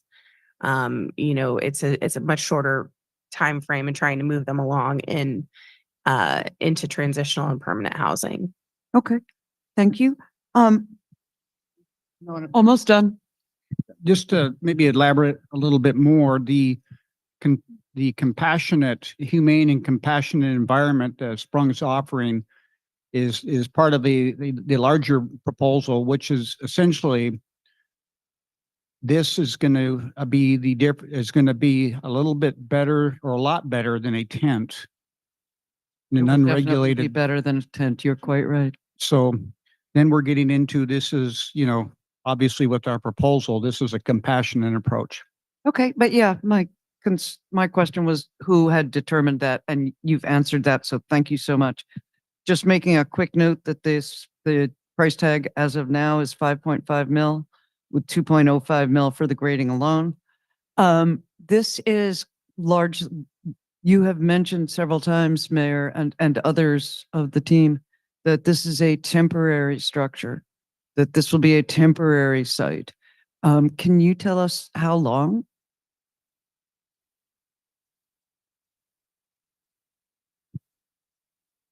Temporary, you know, emergency or shelters like this are not meant to be a permanent dwelling, not even close. They're not meant to be a transitional dwelling. They should be a temporary placement while folks get their feet under them, out of the elements, get a chance to transition into a better situation. Unfortunately, those better situations, we don't have many of them. We have a waiting list of 240 folks just to get into something that could even be a pallet, let alone, so it's hard to gauge. Well, let me phrase my question more better. How long do you expect this shelter to be in operation at this site? Okay, so that's, we're getting into when will this influx of folks who are homeless stop? When will the addiction be and fentanyl be managed? When will mental illness, when will we get a handle on it? All of the core underlying reasons behind homelessness. And then, of course, housing development. That is such a, to make a judgment right now, that's why we're asking for 100. Because we aren't sure, and we sure don't want to make a mistake while we're in the drawing board. When will compassion and mercy roll down like thunder? Yes. Yes. But my question, I'll just try one more time because obviously I'm doing a poor job. But you have stated that the structure is temporary, that the operation on Oyster Bay Avenue will be temporary. So, I'm been hearing, it's social life. You hear a ton of rumors. I've heard 3 years, I've heard 5 years.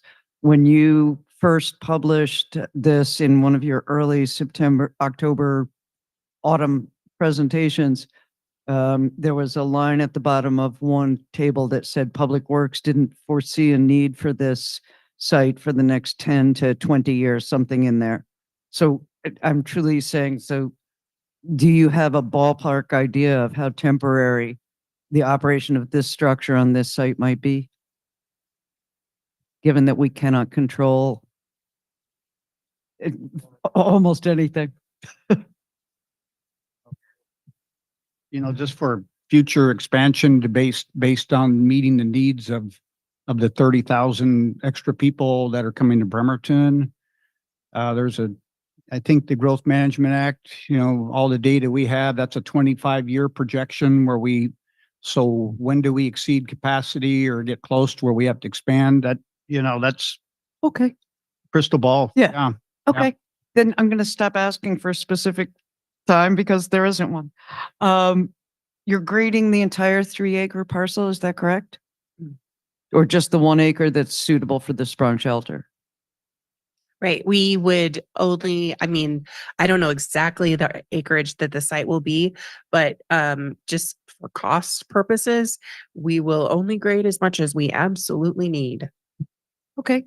That was really all the questions that I had for now. Yeah, Denise, please go ahead. Did we already do one round?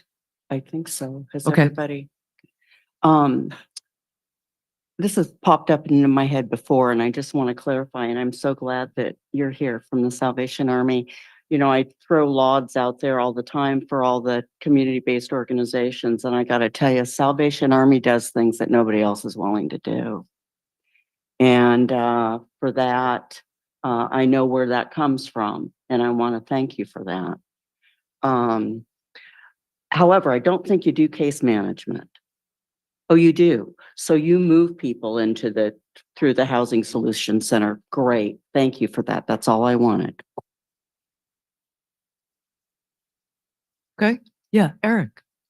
Okay, so I remembered what I was going to ask. So looking at the resolution, if this gets passed next week in this current form, it basically says, and I'll just read it, it's one small paragraph. City Council, City of Bremerton does hereby confirm the recommendation by the mayor to pursue development of low barrier walk-up congregate shelter in accordance with all existing budget, procurement, development, zoning regulations, including SEPA and any other required environmental permitting.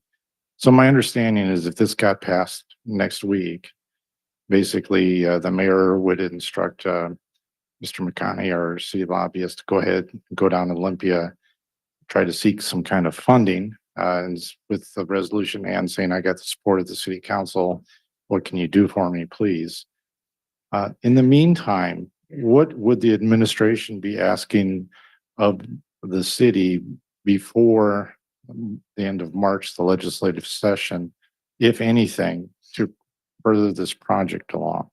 In other words, we pass this next week. Do we wait to see what kind of money comes from Olympia, or is the administration gonna come 2 weeks from then and say, here, I want money for this? What's going on? What's next?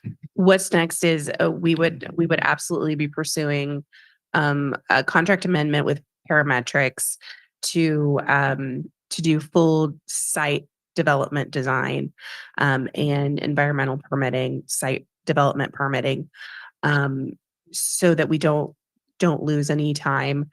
We would also start pursuing a procurement of a consultant to design the shelter itself, and would likely much more than likely be bringing that contract to council before March as well. Okay. Any idea of what the next round of costs would be then? How much are you talking about? Let me just check. Let me just look at my own presentation. Sure.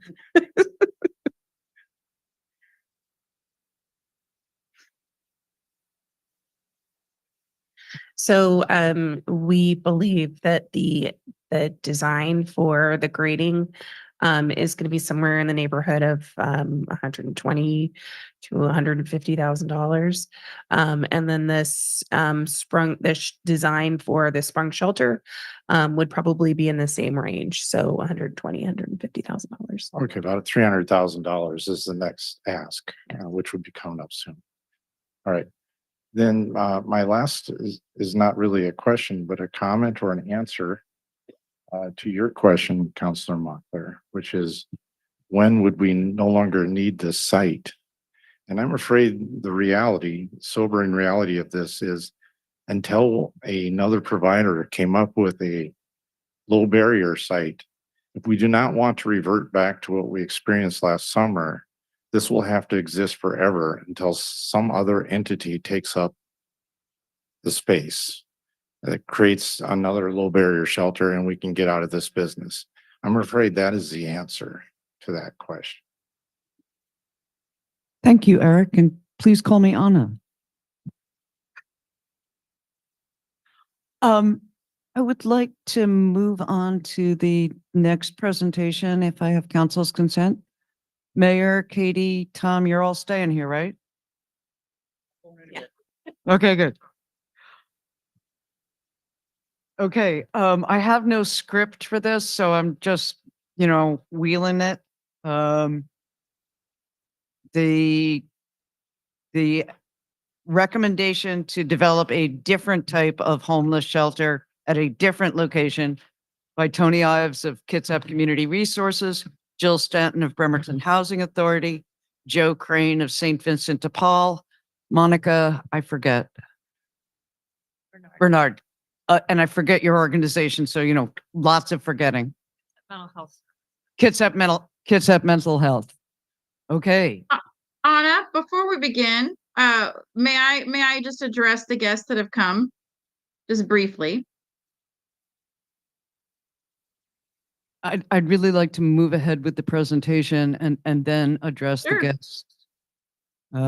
People really have been waiting a long time, Jennifer.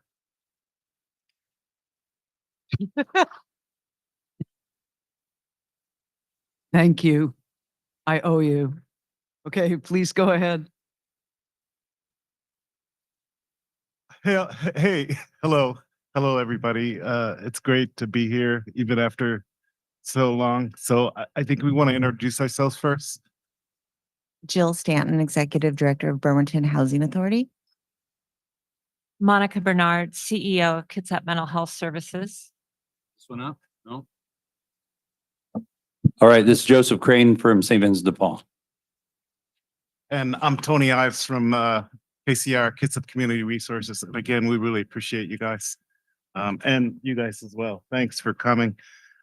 Look, we're here to present options. That's all. And we've been talking about them for a while. Just a little backstory.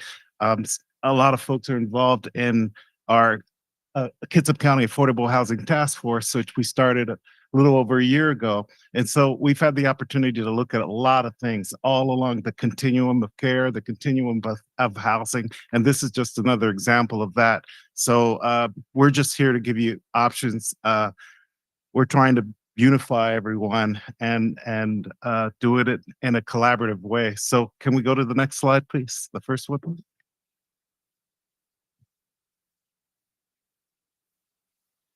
So this is our vision. Work together as a community with our city and our county to provide a shelter model in Bremerton that provides a pathway to permanent housing developed around individual needs, human dignity, safety and security, and a holistic approach to healing, health, and overcoming barriers to successfully live in a permanent quality housing without causing further trauma. Next slide, please. So this is just a quote, considering lived experience.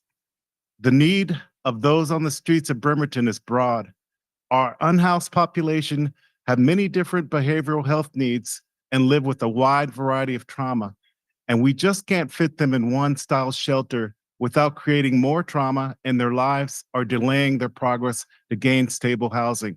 One example of that, really a quick example, we all participated in a community needs assessment that KCR did, but it was countywide. Our most attended, impactful focus group was our unhoused population. It was a lot of folks from the MLK came to our building. Probably about 35 to 40 folks were there. It was almost a 2-hour event, and I don't think that's been done before, but it gave us a chance to just listen and understand the needs on a variety of levels. Next slide, please. Okay, what's a hybrid model? Okay, can you hear me okay? Okay, so the hybrid model that we're presenting here is a shelter model that provides shelter options. It's built on the values of how we treat and care for the unhoused residents here in Bremerton. And it's also founded on principles that put people on a path to permanent housing in one form or another. The proposal includes 40 pallet homes combined with a smaller congregate shelter of up to 50 beds. But it also includes a strategy. That strategy has 2 key elements: partnerships with service providers to offer intense services to support people in getting the help that they need to stabilize. And then it also includes the Bremerton Housing Authority partnering with all of the shelters in Kitsap County on a referral system to provide vouchers to any individuals or households ready for independent living, which will then free up some shelter beds. We have reached out to all of the shelters, and we believe that just right now, there's probably 30 to 40 individuals or households that could be moved out of shelter if they had a voucher. We have 250 fully vouchers right now. We will lose in this community if we don't get them leased up. So that is no cost to the city other than what the city and the county have already provided to the housing authority. In terms of housing navigation services. Okay. Thank you, Michael. This is a proven model. We did this last year with the YWCA. We've got their CEO here tonight, and we were able to house 25 households and free up beds in her shelter. So it's the way that we, it's a way to move forward that actually provides permanent housing. And as we're moving people through the congregate shelter into, one of the other shelters or into a pallet shelter, we really see the vouchers as a key resource that we have worked really hard to get in this community. We're the only 2 housing authorities that got this funding. And so we would like to be able to implement this strategy and use those vouchers. So next slide, please. Oh, I already talked about this slide. So let's go to the next slide. So the concept here is really working together with key partnerships and with our city and with our county and with our Bremerton Police Department. The model is meant to minimize negative impacts on neighborhoods and maximize positive impacts on our unhoused residents. It's built on concepts that include Things that an emergency shelter is not a forever option. Housing dignity is mandatory all along the path. Community security is critical for both the people living in the shelter and the surrounding areas. Financial sustainability is necessary. I'm not going to talk much about that. Tony will get to that, but we believe that has to be part of the planning process. It must support transition to permanent housing.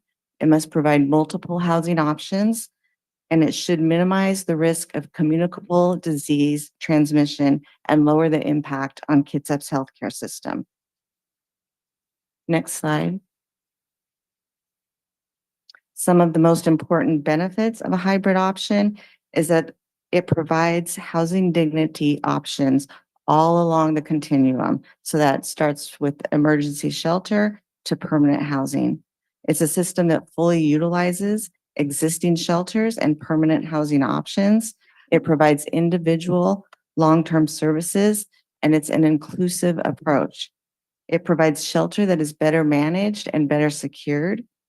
And of utmost importance, it protects the people from further trauma. It's definitely a collaboration among community partners, something that the four of us and many, many others, many in this audience have done together for a very long time. We do believe it's the best solution to address the city's immediate encampment problem within the current housing continuum. Next slide. And I'm going to turn it over to Monica.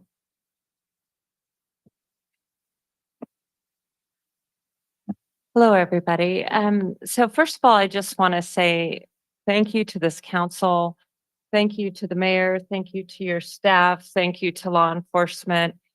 This is a very challenging issue, and just know that, speak for myself, but I think I speak for fellow providers, that we will work with whatever is decided on. We are presenting an option, but we will support whatever option is decided upon in the spirit of collaboration. That being said, this is a complex issue, and it's not something that can be done in a low-cost manner. It's interesting, the mayor's team and us, we didn't compare costs, but we came up with similar numbers, maybe a different allocation of those numbers. Next slide. Probably not the easiest presentation of the numbers, but let me just walk you through it. Overall, if we lease land, that's the underlying assumption, we believe the total first year costs will be about 5.4 million. About 2.4 million of that, in our estimation, is one-time capital costs. The range of operating costs, in our view, is 1.5 to 3. We assumed 3 million, so a total of 5.4 million. Let me break that out for you a little bit. Next slide. So the staffing model is critical, and we did not assume it was going to be Salvation Army, but I applaud their amazing work in this avenue. But we based it on, in many respects, what we're doing at Pendleton Place. It's a low barrier permanent housing model, 24/7 with security. The staffing structure there, it's imperative to have solid staffing around the clock. And it's also imperative to have security. So we estimate, and this is pretty close to what our costs are at Pendleton Place, about 1.6 million on staffing costs. And then in addition to that, you're talking about transportation and equipment and supplies and, all these things that are necessary to run kind of that type of facility. But that being said, I guess one thing that's really clear is we still believe that it's important to have a congregate, low barrier congregate shelter as part of this option. Next slide. We believe that it's an important part of this option, but we just believe also that it should be in conjunction with a transitional housing model like pallet shelters, and it should be on a smaller scale. We support more a model on the congregate shelter that would be in the range of 30 to 50 individuals. And as part of that, to have a transitional housing model, transitional housing option. And why is that? Well, there are a lot of different reasons, as been discussed multiple times tonight, that people fall into homelessness. Some people can be, supported. It's traumatic for everybody, but many people can be supported with rental assistance and they get back on their feet, right? But when we're talking about this population, you've got the substance use, you've got disabilities, you've got chronic illnesses, you've got mental illness and substance use. You need the low barrier. It's critical that you have that. But many of those individuals are not going to have a place to go, right? They're not the candidates for our shelter system. They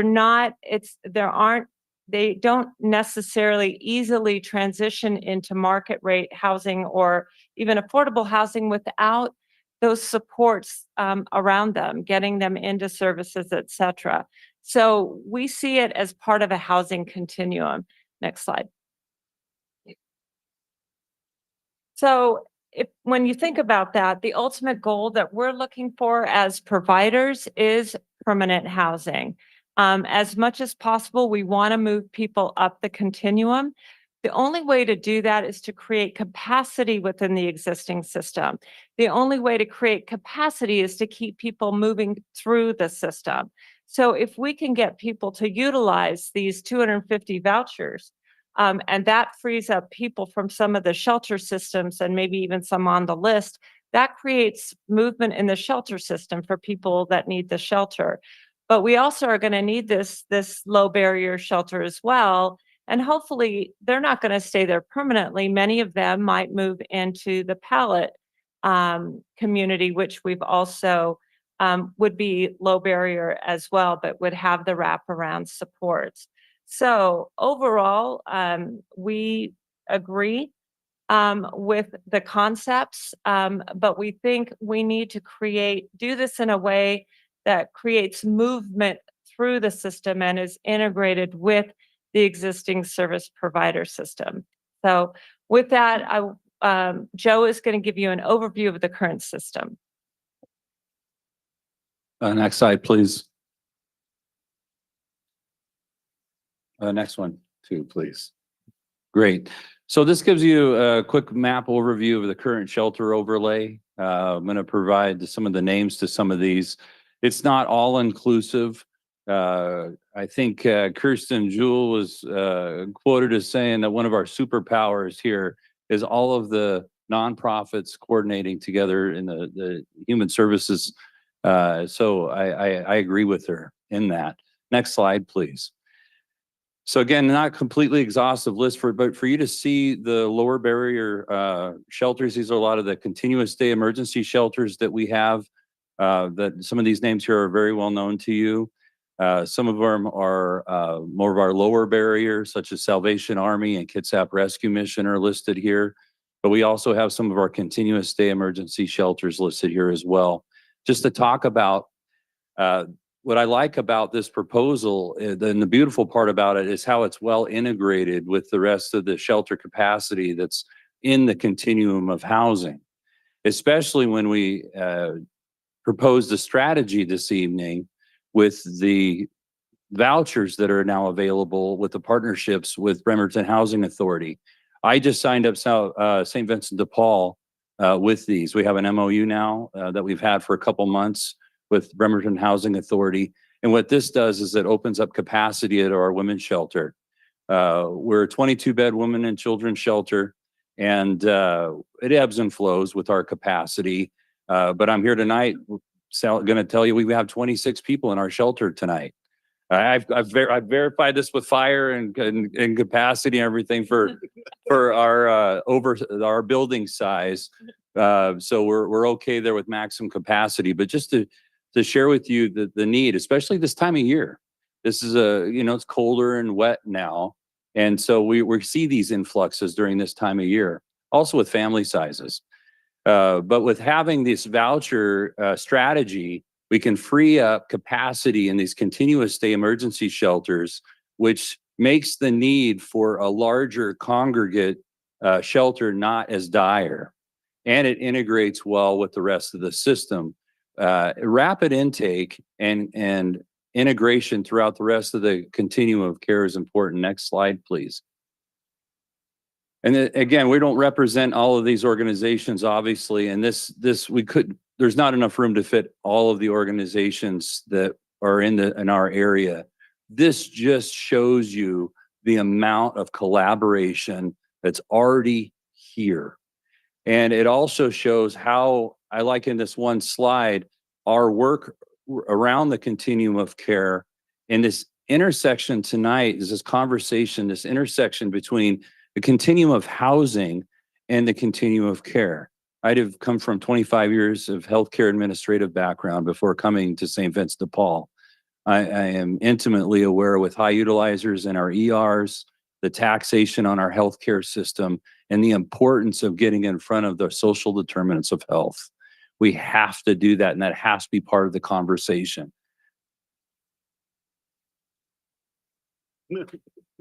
And that's it for my piece. Next slide. Next slide, please. Okay, great.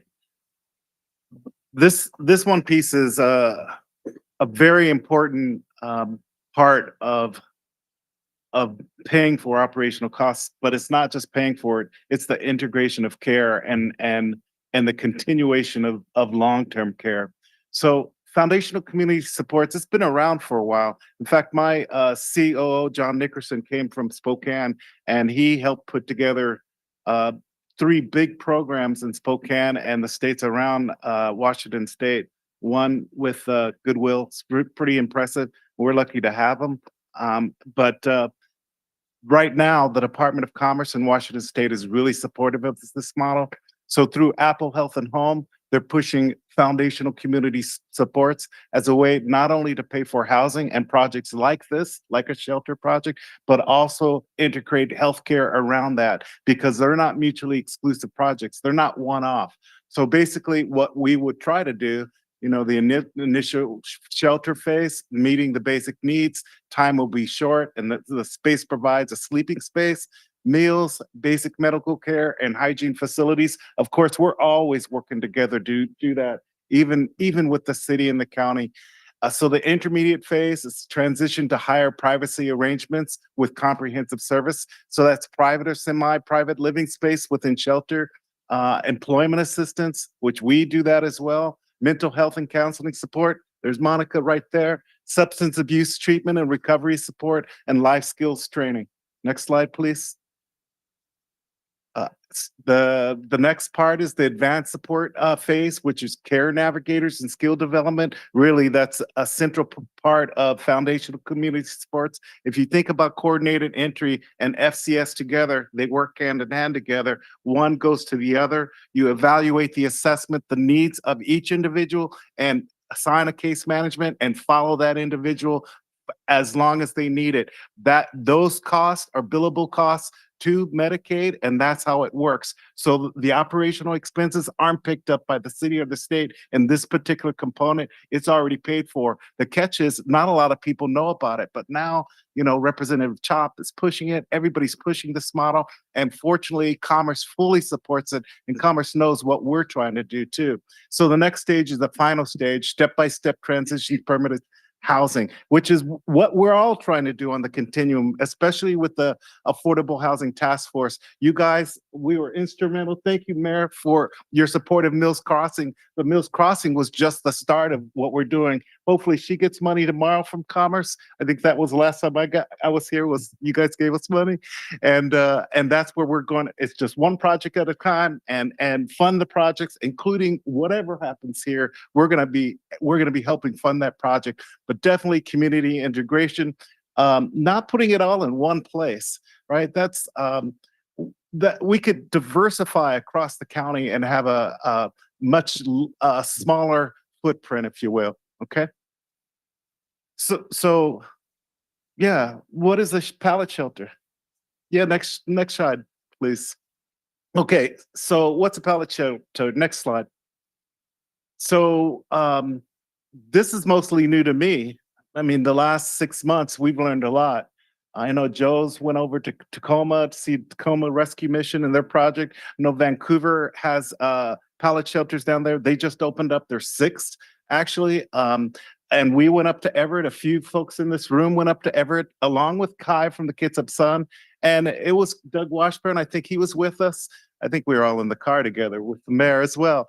So we saw this really cool project. It's only been around for about a couple of years. Before this project in the city of Everett, it was called Tweakerville. It was a mess. The police were there all the time, lots of drug use, lots of just bad activity.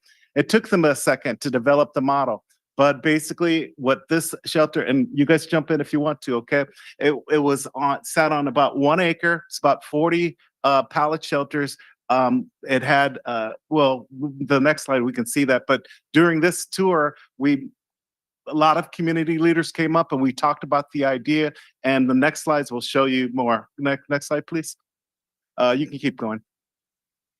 So basically the design had bathrooms outside, laundry service. The shelters were really nice and small and clean and dignified, with a bed, a refrigerator, a shelf. It was privacy, really. They can shut the door. A person can shut the door, and even on the porch had little flowers. People could really personalize it. Then there was a community room where people can gather for meetings and that kind of thing. So, and then of course, service offices. Around this shelter was a fence along the 1 acre, one acre person, and there was security that allowed people to come in, go out. They had very strict rules, what time you can enter. If you're not there, you're not getting in. And also, they learned a lot, especially about drug use and other behavior that wasn't tolerated. So basically, that first year was a testing, trying year. Now they're much better. They have policy and procedures for us, frankly, and they've even offered to come down here to help us and to help mentor us through this project. So it's not like we're recreating the wheel. We're doing something that's already been done. Next slide, please. So this data is even old. All right, this is August, but more shelters have been built. More pallet shelters have been built around the United States, but especially here in Washington and hey, Colorado's right there too, right? So Colorado ordered 200 of these things, and they're asking for more. So this is a proven model, and it's working. Next slide, please. So this is a very interesting statistic. It shows the effect of the pallet shelters in various communities, how police calls have gone down. North Carolina, for example, the start to finish only took 72 days. So some of you know that we thought we could get this done within 60 to 90 days. If you're just talking about 40 pallet shelters, can come, put it up. They're easy to put up, easy to take down, very mobile. And we still believe we can move that expeditiously, if you will. So crime has gone down in various these communities. Clearly, we're going to be learning, and we're not going to get it right. And we're all going to be working together. But that's the most important thing. Next slide, please. Okay. Seriously, they look like this. We were there. A few of us in this room were there.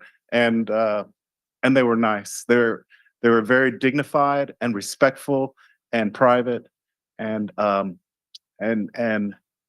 really cool. Next slide. Okay, this just what the pallet shelters do. Basically, it's underrepresented gap in this continuum by providing rapid interim shelter in a community setting that's safe and private. All right, there's more than 4,000.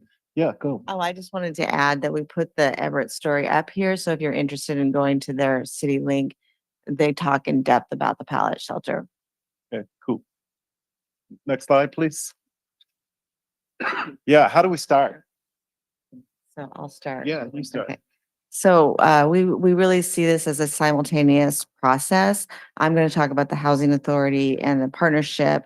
So we believe that the city and county have to take a lead. They have to be a strong partner with us.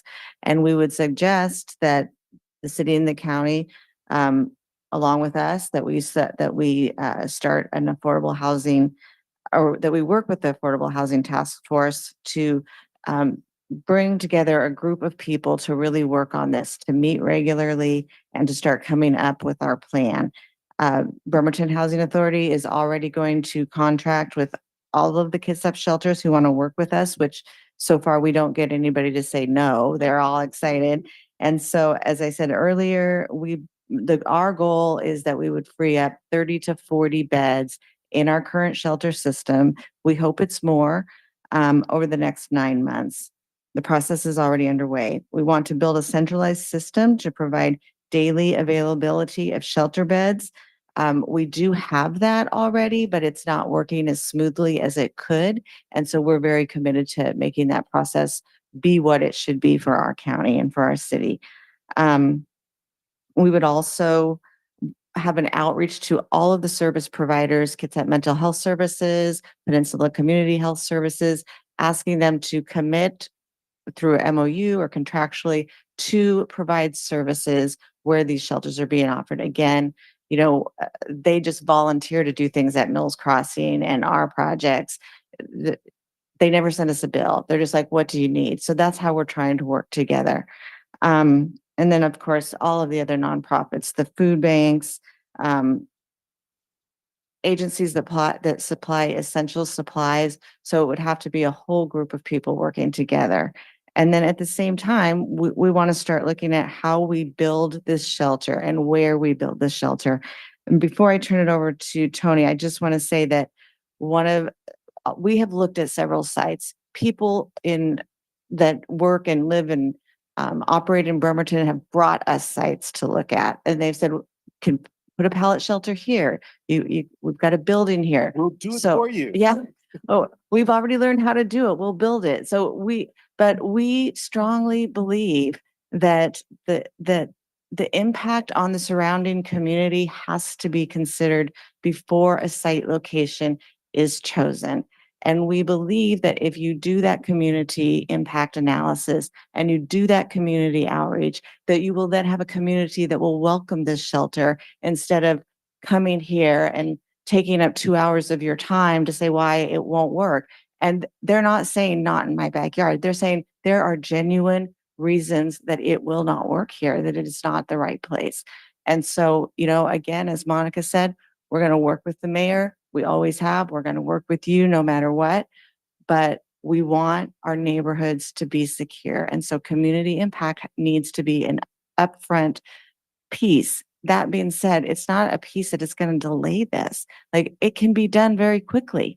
It needs transparency, and people support our agencies. They want our agencies in their neighborhoods working. So, I'm going to turn it back over to you. Yeah, so Bremerton doesn't, hey. We don't live in a vacuum.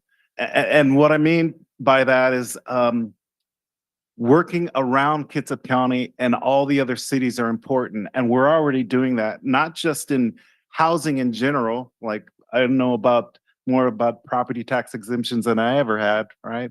But also about shelters. So I know there was a site visit on Sunday, for God's sakes, to go see a potential site in Gorst, right? I know one of the commissioners said, oh, what about Silverdale? Oh, no, you can't do it there. That 27.4 acre, it's not permitted, but let's try to find another site. But what we're trying to do is prove a model. Okay, we know it works. We hope it works here. Hopefully we'll have policies and procedures, and we have all these community-based organizations that have been here for years that care about our community. So spreading it around, diversifying the impact around the county is pretty important, I think, for everybody. So for some reason, Jill put up go after funding. KCR takes the lead. I don't know about that, but I'll tell you, we've positioned ourselves that everybody sees what we're doing here in Kitsap County, and maybe for the first time. And I've just got to say, it's amazing when we developed this pipeline. Joe did the data. Jill and her crew did the pipeline, and I've worked on the funding sources, right? Every time funding comes in, you try to match it with the appropriate project, whether it's senior housing, youth housing, or even shelters, right? That's the continuum right there. And the funding is coming up. And you know what? Everybody knows it now. So we'll get a call. I'll get a call from Commerce that says, hey, the next round is coming up. What are you guys working on? What's going on? Like, okay, even one of our community action agencies out in Coastal Cap, they got $3 million for a shelter project during the last Apple Health and Home. He called me today and we were talking this through, right? So this is an opportunity. This is an opportunity to be innovative, to be unified in front of everybody and to test this model. And I just want to jump in on this process and I want to address, yes, thank you. The process around and addressing one of Mayor Wheeler's big concerns, which I value greatly, and I think it's a valid concern that needs to be addressed in terms of pallets filling up rapidly. That could happen. That could happen if we didn't manage this appropriately, we didn't care, we weren't coordinated, we didn't have a plan, or we didn't have a strategy. But you've heard all of those presented here today that we've considered all those things. So what I mean by that is coordinated entry and rapid movement along the continuum is paramount. So with the availability of the vouchers that BHA has been able to secure for our city is critical, because what that does is it opens up our continuous stay shelters and the low barrier shelters through case management, opens up the capacity for us to receive more into our shelters. And the pallet shelter is a good option for some. Our continuous stay shelters are an option for some. And my shelter, for example, isn't an option for everybody. Our focus is women and children. Benedict House is only for men. There are certain people that won't be a good fit for the shelters already in place. So we need a good shelter option for those that don't fit in an already established shelter. That's what's on the table tonight. And we could show that a 40 pallet shelter could do it easily with the capacity built for us moving people along the continuum. And rapid movement along the continuum is key. Rapid intake in, coordinated care in, and rapid movement along. Stagnation, what idle hands are the devil's playthings. We need to keep people moving and active along the continuum. So I just wanted to add that. And thank you, Mayor, for that. Oh, next slide, please. Oh, here, Monica. So there's a lot of different funding sources that are going to have to be pursued. We know that the city has some funds, and to the extent that we can leverage those funds into this model, that would be great. We know the county has some funds. The county also has the CF funding, which is the 1/10 of 1%. So that is a potential option. If we actually purchase land, there's some Housing Finance Commission programs that are out there, and operations would largely be funded by FCS. So obviously a more detailed budget would need to be put together, but that gives you directionally where we see the funding. And I think it was a very important question that was asked in the last round. And I personally was the one that was here setting up the Housing Solutions Center back in 2012. So I've seen this system, and there was a question that was asked, how long does this need to be here? There isn't an end in sight. And as I'm speaking to you as the CEO of Kitsap Mental Health Services, the crisis is building. The addictions, the demand for services is increasing, the gap in affordable housing, the lack of housing availability. So we need to find and commit to these solutions long term. Kitsap Mental Health Services actually proposed a model like this 5 years ago.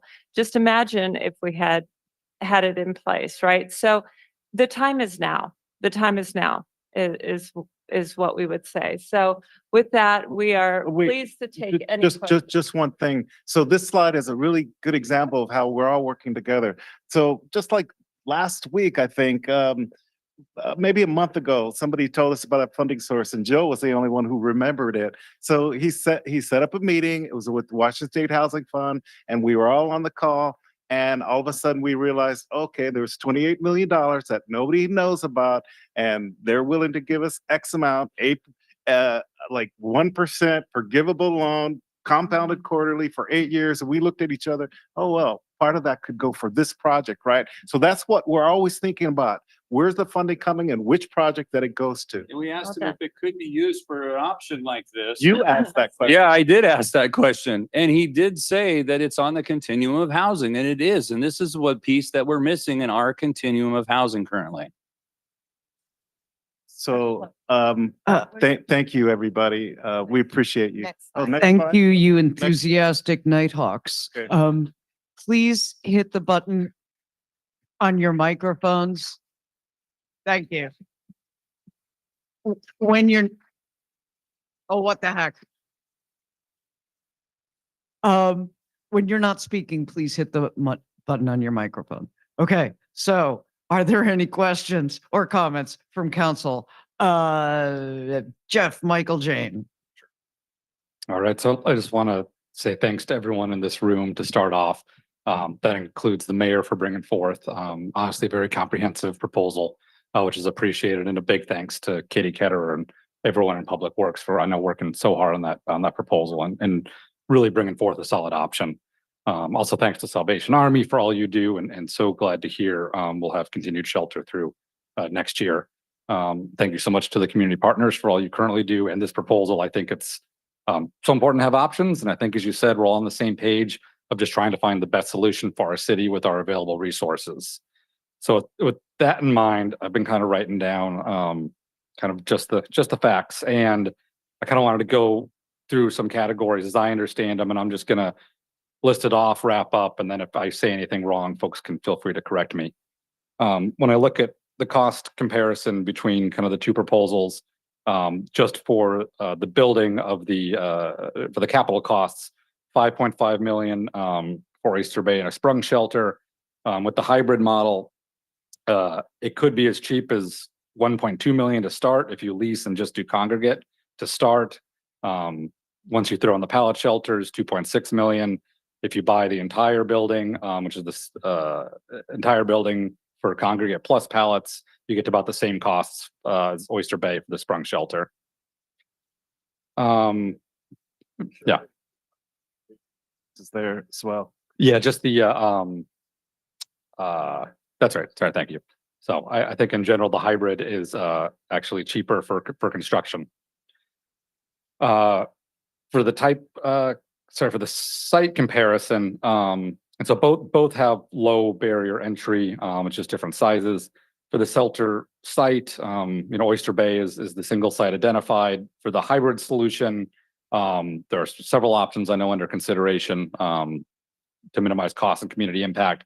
I do want to talk specifically about the one that I know I was able to tour along with Denise and Anna, and it's just off Wheaton Way.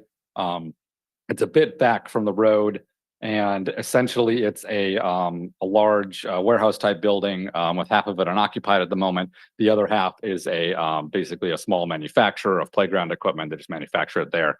And what was interesting about it is it's in an area that really doesn't have any large residential nearby, or at least it's separate.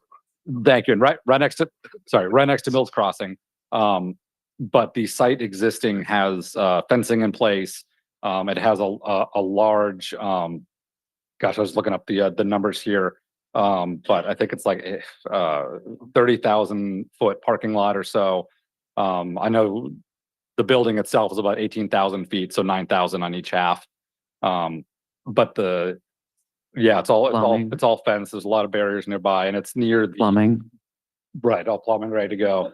So it's essentially basically ready to just be remodeled on the interior.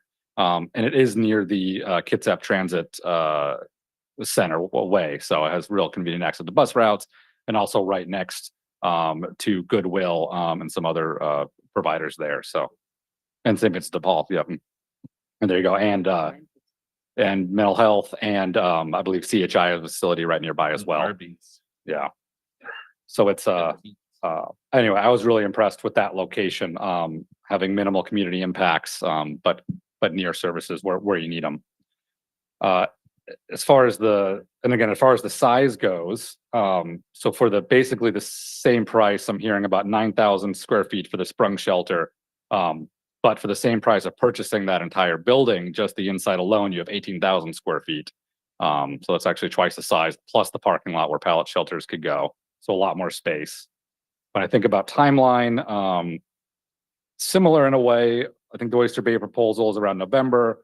Hybrid model has October. Everyone knows projects are plus or minus several months and usually come in late. But one thing I do like about the hybrid model is kind of its agile component, and that's it's flexible. I could see a priority to get the congregate part open first, to focus on that quickly, and then get the pallet shelters in place, or vice versa, whatever's first. One doesn't depend on the other. So there's certainly flexibility there. Thinking about the operator, probably similar operation cost between the two. It sounds like Salvation Army is an excellent option for either of them, and I'm glad to hear they're willing to work with whatever option goes forward. For possible funding, I think I'm personally hearing that with the hybrid option, it opens up more possible funding sources when we think from local to state and federal, just because more are available. And then finally, capacity and continuum to kind of wrap up my thoughts here. So I know the Oyster Bay is 100 versus this hybrid proposal would have 50 for a low barrier walk up. But I know looking at that, for example, if it is that kind of swing set mall building, there's enough space where I believe it could be reconfigured that if we did have, say things severely escalate in the future, you could expand that to provide more congregate living, up to 100 easily if you needed. Plus you have the extra capacity from the pallet shelters. And I do really like the analogy of not focusing solely on the congregate as your only option and having the hybrid.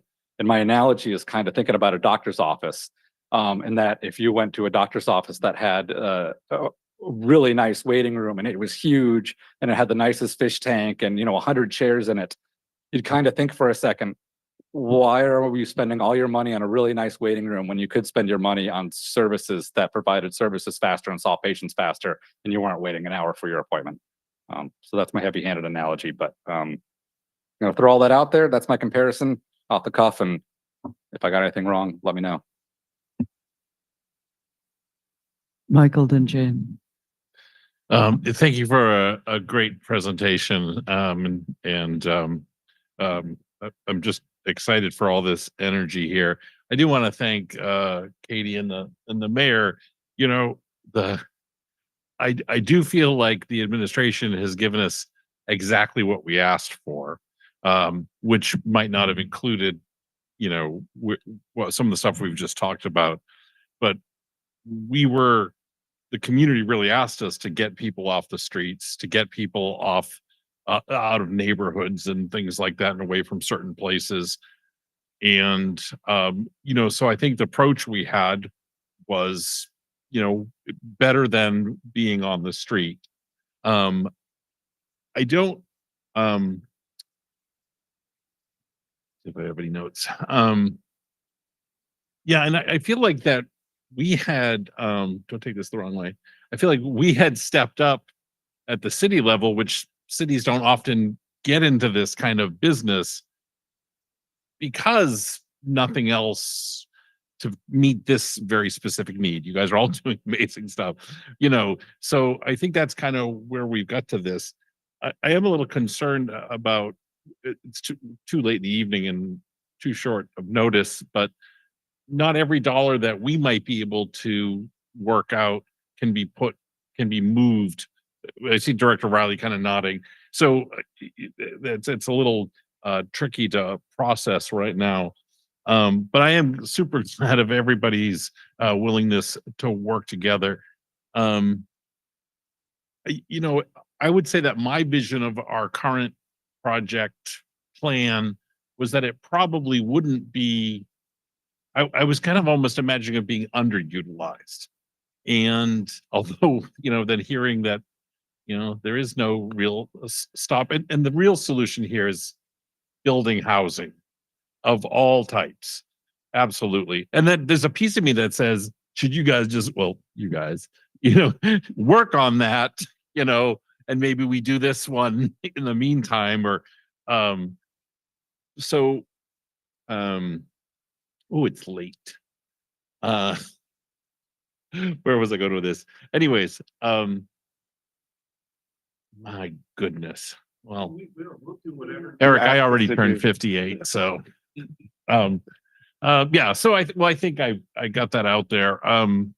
I think it was about capacity. So it was about would the hybrid model be able to flex as big? So I was seeing that our shelter wouldn't be at 100 people. I don't think we're looking at putting 100 people in a neighborhood, at any given time. To be honest, I think it could be more like 25, 30, 35 people. And again, it's temporary. We're working on moving them out. They're still accessing all those services, but I then worried about and we looked at the palette. I mean, obviously that's why you guys went and looked at it. So we considered that as well. And I think part of it's kind of that keep it somewhat simple.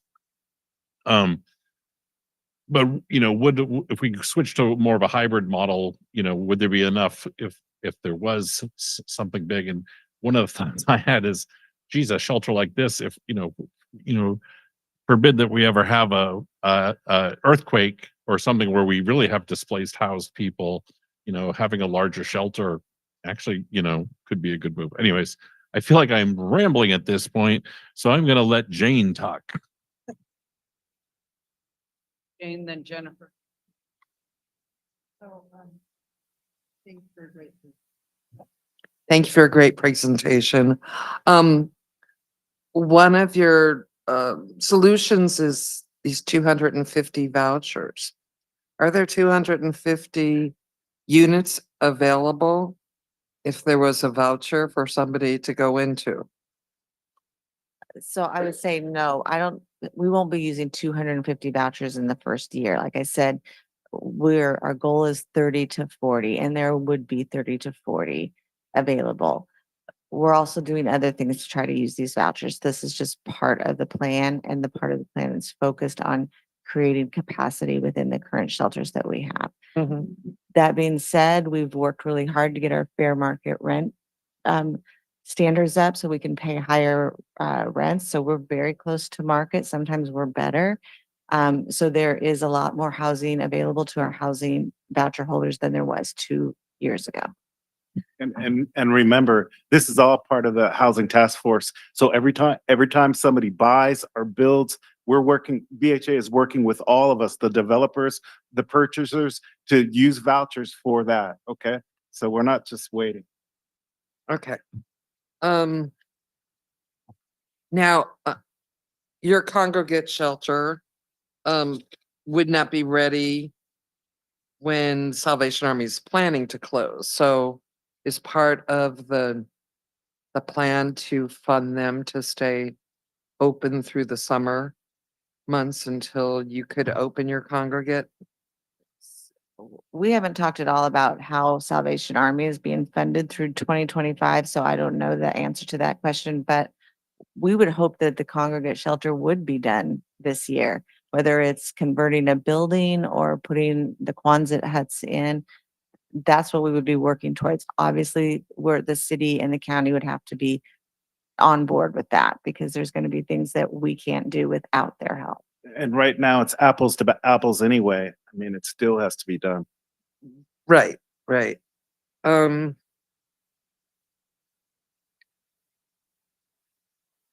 So then one of the things on the continuum of care for housing was workforce housing.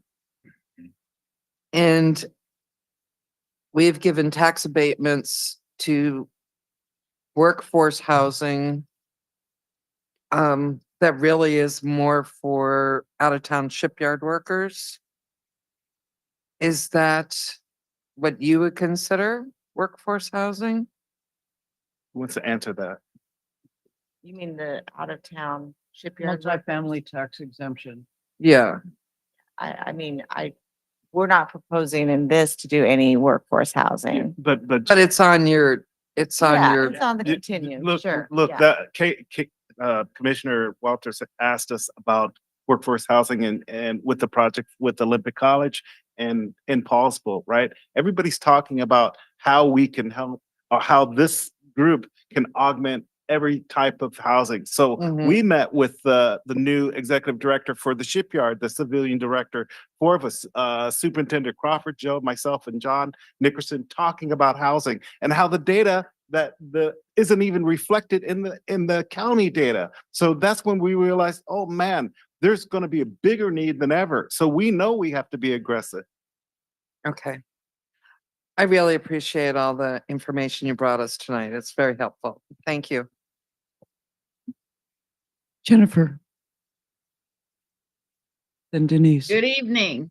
So, Mr. Ives, you and I chatted this morning. Hey, he looks at the camera. That's right. I was up before sunrise, y'all, which is 2 hours before you being in Hawaii, Anna. And I was made aware of this issue that you weren't on the agenda. And my initial reaction was, are they just going to have that 3-sheeter? Because that's not going to be enough information for us. And so after talking with you and seeing this robust presentation, this is why you're the professionals, and this is why you do what you do. Thank you for bringing this to us. There's a few loose ends I want to just kind of clarify. I just want to make sure that I understand. Who will be the fiscal manager? These are very good questions. There are things that we need to work out. And we talk about this all the time. Who's going to own the project? How is it going to be managed? And how is it going to be case managed? And I'm going to give you an example of that with Mills Crossing. First, Jill saw it and gave it to me, and Doug and I went over there. We all looked at each other. Who's going to buy this? Okay, well, we'll do it, right?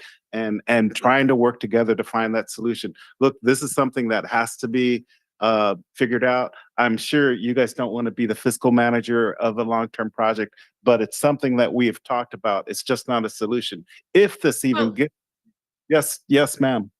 To be fair, Mr. Riley, are we prepared to be the fiscal managers on, I'm just going to call it Plan A versus Plan B. On Plan A, were we prepared to be the fiscal managers for that? Look, yeah, I'd say a little different scenario. That would be on city property, a city-owned facility. Okay. Or the fiscal manager, yes. As the operator, no. So. Okay. So fiscal management on city property was, we were prepared as in the city to do that. But I think that's important for us to know is who's going to be the fiscal manager.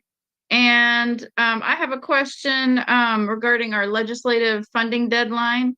And I'm wondering how important is it that we have a specific scope of work plan if we have a specific budget ask, if we can request funding knowing that we are considering both options as council and with community input. So I don't know who that question is for. Maybe it's for the mayor, maybe it's not. But how important is it to have specific language for scope of work before requesting funding from legislature? Lobbyist. Question for the lobbyist, perhaps. Sure. Well, from, at least I can speak on my experience. Can you hear me okay, Council Oh, President? yeah. Yep. The more specific, the better. So the more developed the project, the scope, the better. And the bigger the need that we are addressing, the better. So all of those things. Great.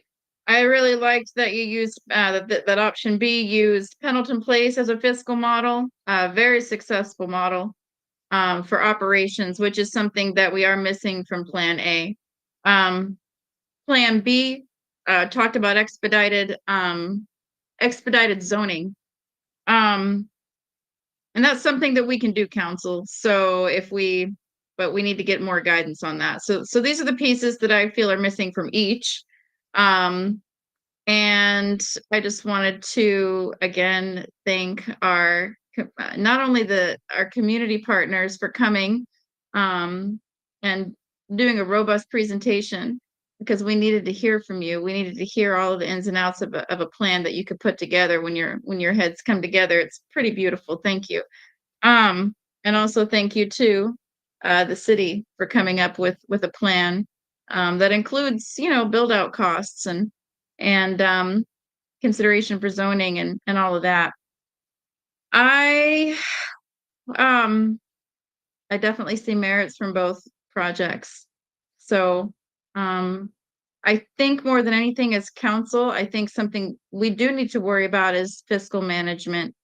But we also need to worry about the needs of our houseless members of the community and also the residents who are positively and negatively impacted by this shelter service. That's all. At 10:43 PM, I'd like to ask Denise to speak.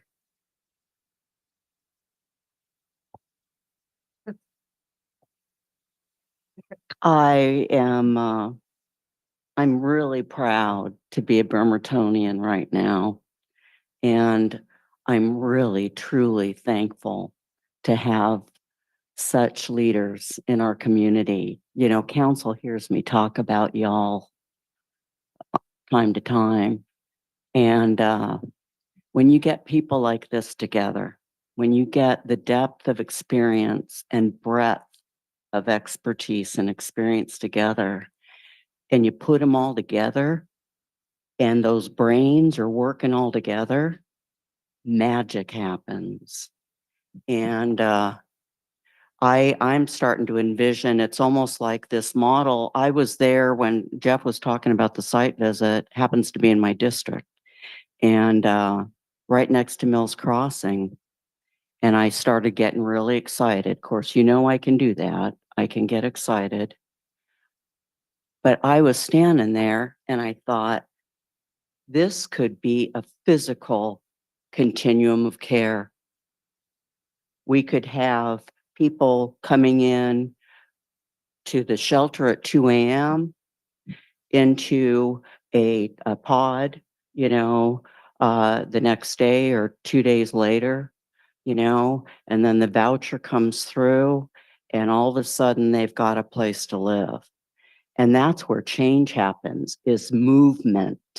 It's not putting people in a place and hoping that there's capacity a year from now. It's constantly moving people through. And I know you know it. I know you see it.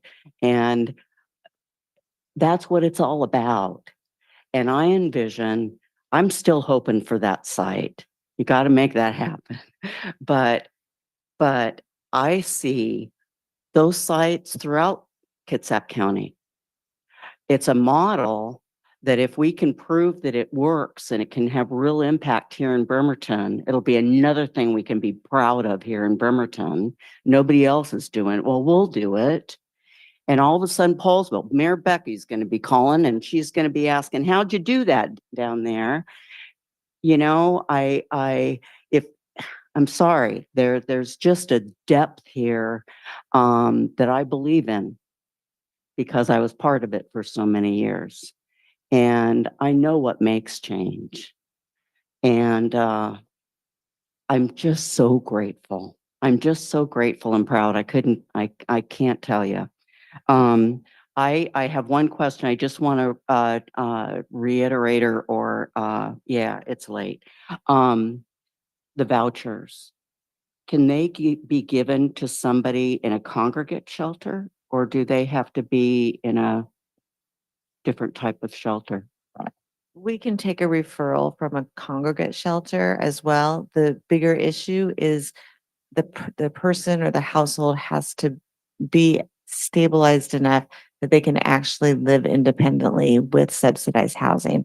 That comes easier when we're working with a shelter that is the longer term, like the St. Vincent de Paul's, because they've worked with those people, provided them the supports necessary to get them there. That's just generally speaking. I'm sure that, you know, Captain Dana and I were just talking about some families that are at the Salvation Army that she thinks may be ready, may be able to use a voucher. So it could go either way, but it's just much easier if they've kind of moved through the system and stabilized. All right, thank you. That's it. Eric?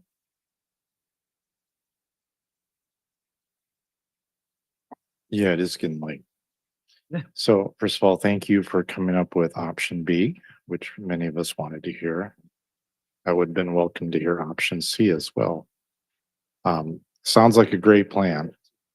I know. You guys, pretty impressive what you have now. I'm a little worried about deadlines. And I'm worried about what this thing, after this meeting tonight, which is going to end hopefully pretty soon, what our next steps are, and do we have any specific deadlines that we're going to miss? And the one I think about is this January 20th deadline.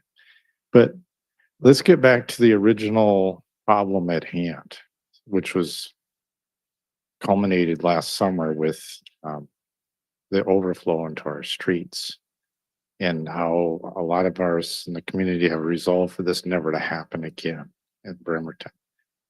And so in order to prevent that from happening in the future, we have to have a capability so we have a place for these people to go.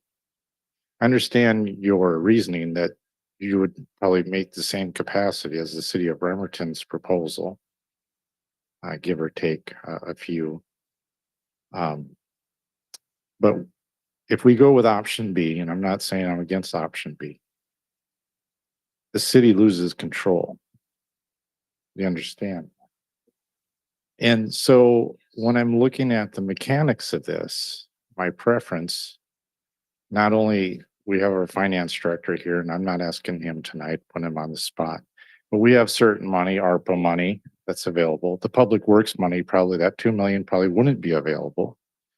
I don't know what other money could be possible, but I also look at long-term funding sources. I'm not an expert in this, but I gotta believe that a government agency, the city of Bremerton or the Bremerton Housing Authority, would be able to get money perhaps more readily than the other agencies. I don't know. But if the city, I don't want, one thing I really enjoyed about Plan B is it looked like the city of Bremerton doesn't have to be the lead, although you indicated we have to be involved, but that's not our wheelhouse. That is not what we do. We are not, okay, everybody's agrees, so I don't have to say anymore. That is not what we want, and I don't want to be in that business. But at the same point, I want to protect all our citizens and not have last summer occur again. I don't know what I'm talking about, but my preference would be for some type of consortium or whatever with one lead agency. And I would prefer, just knowing a little bit about the history of the city of Bremerton, the Bremerton Housing Authority being our specific arm for the city of Bremerton to provide low-income housing, to be the lead. And if the city has to own the property for the mechanics of things to work, that's fine. And then we have some control that way. Bremerton Housing Authority is our housing arm, and then everybody else ties in together through some type of multiple level ILA. That would be great. And if we could iron that out in the next month or so, that'd be awesome. But that would be my preference. And then go forth and, you know, when we're talking about congregate, I was thinking sprung shelter, but no, you got a better plan. You got a building maybe that's already built and you can convert, and that sounds awesome. So that's my rambling for almost 11 o'clock at night, is I still want the city to have controls to prevent what happened last summer from happening again. But I'm more than happy to give up primary control because that's not our business. We haven't finished the first round yet. We're gonna do that. Please go ahead, Eric. No, that's all. If he has a comment to make. No, it's Jenny. Oh, okay. Yeah, right. I see. I'm sorry. Just getting in line, just getting in line for the next round. Had you finished, Eric? Okay. Ladies and gentlemen, it's 10:52 PM. I'd like to make really brief comments. I'm timing myself. And then I would like to propose that we have two resolutions in the packet, two proposals in the packet, two presentations that have been made to us. I do not believe that adults can make really good decisions after 11 PM. Therefore, I am suggesting that we have two separate agenda items for the general meeting a week from today. So is council generally in favor of that? Bringing these, yes, please go ahead. I might suggest it's one agenda item, but two resolutions, and somebody can make a motion for one, we take a vote. If it doesn't pass, do the other, do Robert's rules. Yeah. I have virtually no brain at this point. But we want the two proposals. Is that correct? Just like head nods, please. The two proposals, the two resolutions. Okay. Then I'm just going to make a few comments on this, and my big comment on it is hope. Denise put this beautifully when we were visiting the site right next to Mills Crossing, is like, there'll be the congregate, and then you can move from that to the pallet shelters, and then they can look right across the other side of the fence. There's Mills Crossing. And I think that's the difference between this hybrid model, is that if any of you have been broke or heartbroken or stuck in any way, that's what is absolutely missing from your life. This proposal, to me, it contains hope. It lets you see a way to move forward. And I just think that's really invaluable. I have lots more to say. Even at this hour, I like talking, but I'm going to stop. I'm going to, if it's okay with all of you, Jennifer would like to speak, and then we could move on to the next item. That would be rocking. Yeah, Jennifer, please go ahead. Well, first of all, yeah, I was going to suggest what Jeff suggested, the two. In the meantime, if there was some work that was going to be done between now and next week, maybe they could get with legal if they come up with another resolution that is combining these options, a hybrid of the hybrids, so to speak. And then I'd also like to suggest that we move the last agenda item. It's 11 o'clock your time. No. And No, you're unable to see the audience. No. I'm Okay. so sorry. Okay. So There are a lot of items that's in all I this was gonna agenda say. that could have been cut.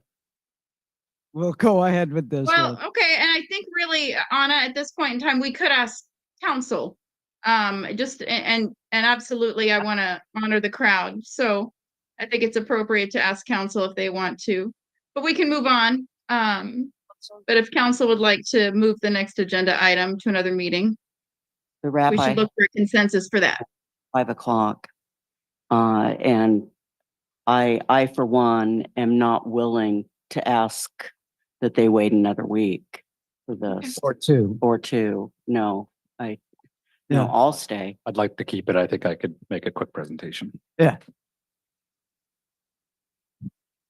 Okay. So how should we treat these items? Shall we move them to consent or to general business? Consent. General business for either these two items combined as one agenda item or as two separate items, each with its own accompanying resolution. And we will work out the details when it's not 11 o'clock at night. That sounds great. Okay. We just say, thank you, thank you, thank you, thank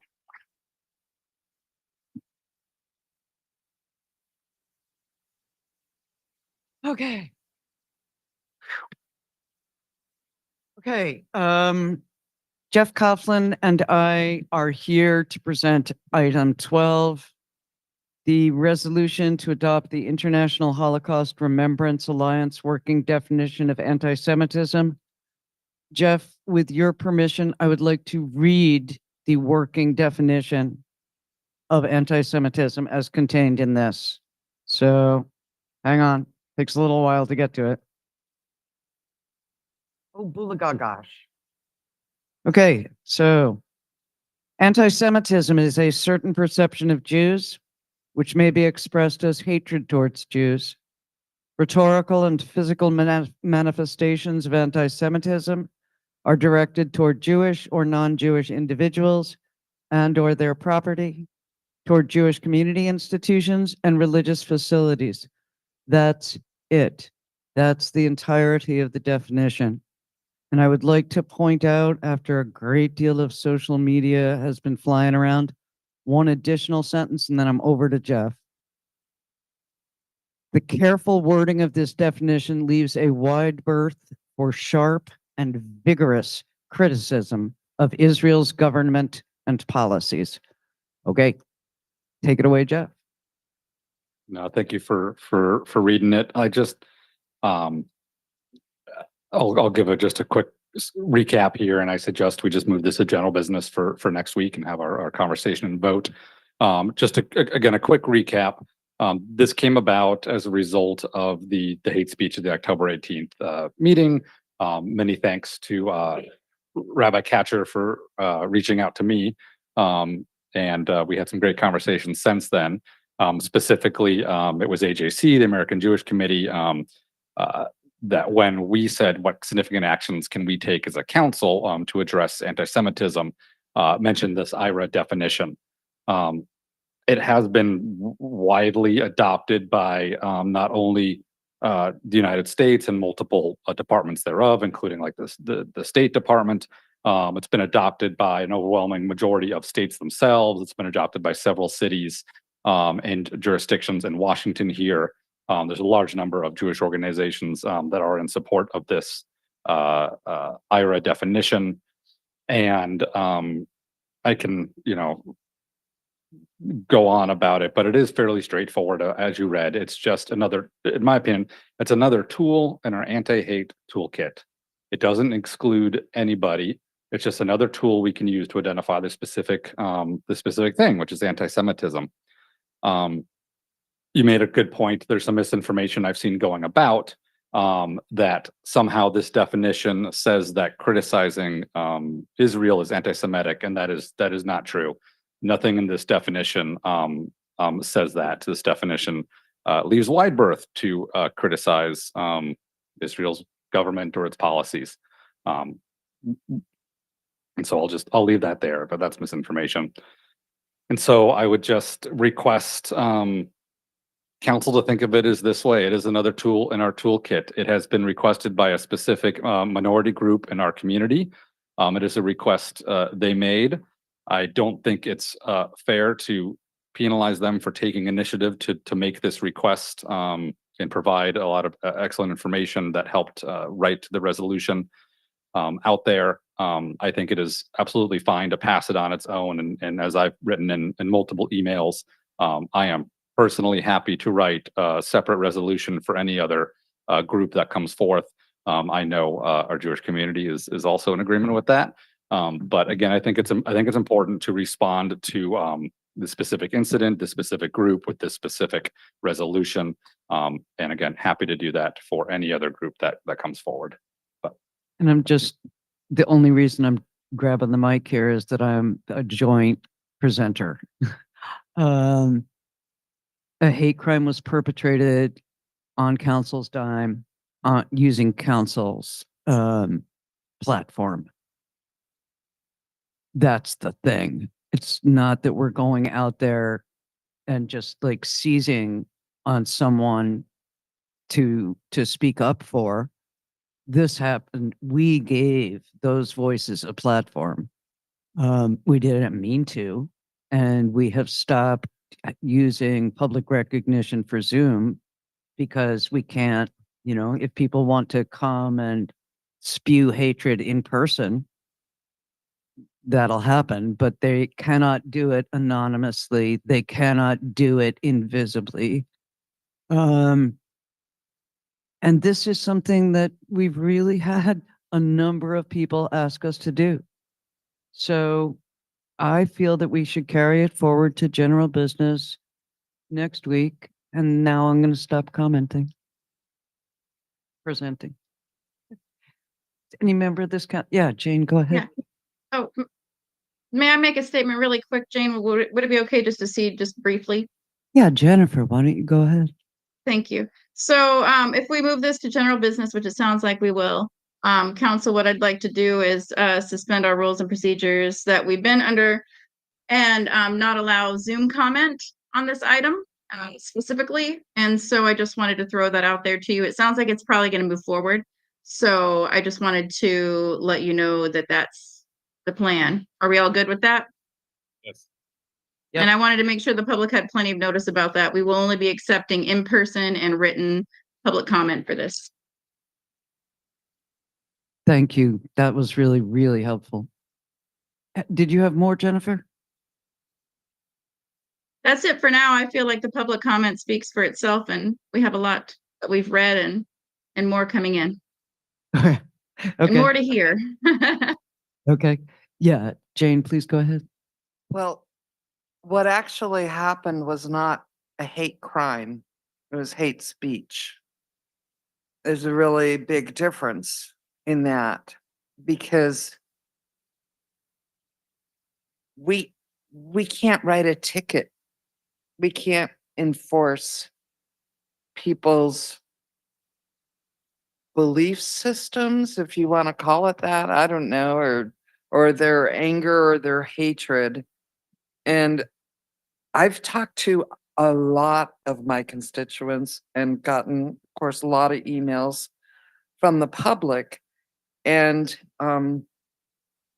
some of my constituents I talk to are very religious Jews. Some of them are more culturally Jews. And they all told me, don't do this. It puts a target on our back. And we don't feel that this is something the city council should even be looking at. We're supposed to be doing business for our city. We're supposed to be working on things like finding a way forward for our homeless shelters or how to fund our police and fire. And it just seems like we're going to be doing resolution after resolution after resolution for everybody, because everybody has a story or a background that has been impacted.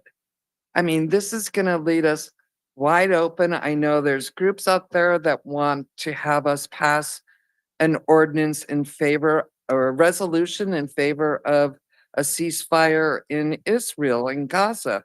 And this We don't isn't do international. right. We don't do international. We're supposed to be doing city business. We have a resolution on the books already as a welcoming city. We don't address each bit of hate speech with a resolution. No, just when it happens at council. And here I'm truly saying this. Like, for me, this is a great thing about council, which is, you know what? If we differ, we vote and, and then let the chips fall where they may, because another crisis is going to be coming down the pike, sure as milk is milk. Sorry. Oh, yeah, Eric, please go ahead. Okay, I was hoping we could get this in general business, and I want to address Jane's comments. In some respects, I agree with you. In others, I differ. And bear with me for like 3 minutes. I need to give everyone in the council, except for Michael, a history lesson on So several years ago, and I think one of our writers, Mary Jo Walters, wrote in and talked about our Sanctuary city, welcoming city. yeah. So several years ago, there's this big push on sanctuary city, welcoming city. And we had all this discussion right here in this chambers. This room was packed just as big as the homeless. I mean, they were out the door. Christine, you remember that. Kylie, you remember that. And big political deal, right? And I got asked Christine to pull up all our resolutions and see if my recollection, having been on council for a few years prior, was correct in that the city council doesn't generally get into, as you said, big political discussions, international, whatever. And we had a fairly divided council on this issue. I was council president at the time.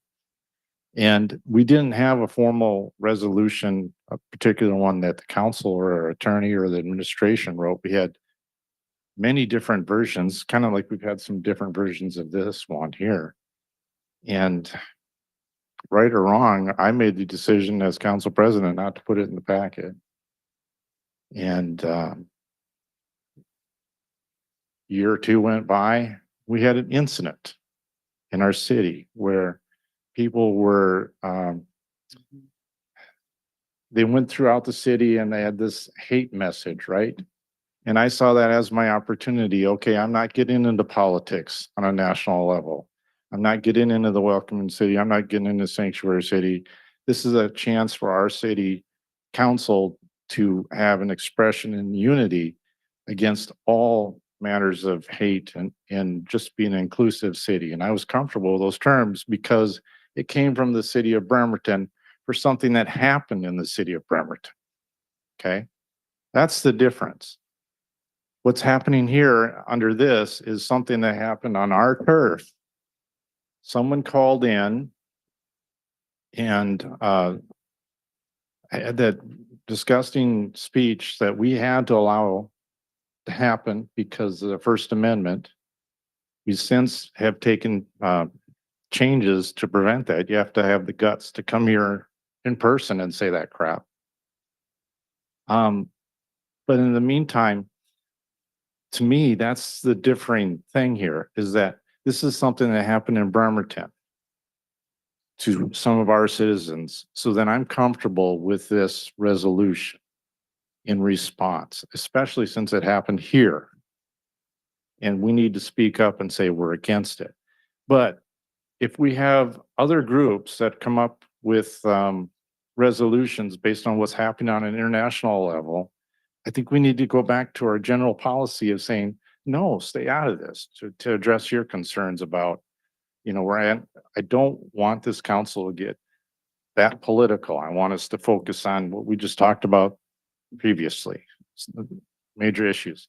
This is major. It happened here. And I apologize for us not answering it sooner, because I do believe we need to pass this resolution as it's written. We need to pass it on next week. Thank you.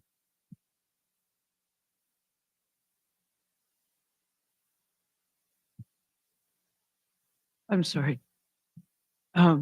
Thank you, Eric. Did any, did any other member of this council have any questions or comments? Shall we, Jennifer, shall we treat this item as, yeah, Jane? Okay, shall we treat this item as consent or general business? Okay. General. All right. Can I walk something on tonight? Do you have my presentation ready? I have 20 slides to deliver for good of the order. I just was checking in. Just one more thing. The audit committee met. The audit committee met. The auditor provided an update on the landlord licensing compliance review, and she was looking at whether a parcel is a likely rental, includes the number of properties owned, type of property, duplex, triplex, etc., and whether the owner has a different mailing address. These are criteria she is using. Marwan Cameron, one of the citizen members, shared that in his experience, people who are renting rooms are not really providing any kind of warranty of habitability. But Jenny confirmed that she doesn't have any way to track people who are renting a room. Okay, next. Would any council member assigned to a regional or other committee board like to provide a summary of the highlights from any recent meetings? Yeah, I was thinking, Kitsap 911, in the last meeting of the year did approve a large several tens of $1 million contract for a new radio system. So those radios will be used all throughout the county by all the different county and city jurisdictions. So great to see that pass. And thanks to the mayor for chairing that committee and bringing that forward. Cool. There's something optional. I'm going to ignore it. All right. Jennifer, yes, please go ahead. Quick, go to the order, not regional meeting. Is there any other regional meetings? Or are you moving on? I was going to get to go to the order, but yeah, you have something for go to the order? Shoot. Quick, I just want to quickly thank Christine and Anna for the recognizing the oversight for our Plan B folks. I shouldn't even call it that, for our option B folks, our community partners. That's how it got back onto the agenda. It was an oversight, and much appreciation to you. Thank you, Christine, for all the work you do. Christine. Okay, very, very final thing before adjournment. Ready? Jane's birthday is Monday. Happy birthday. Happy birthday to you. Hey, hang on. Come on. Dude. This meeting is adjourned.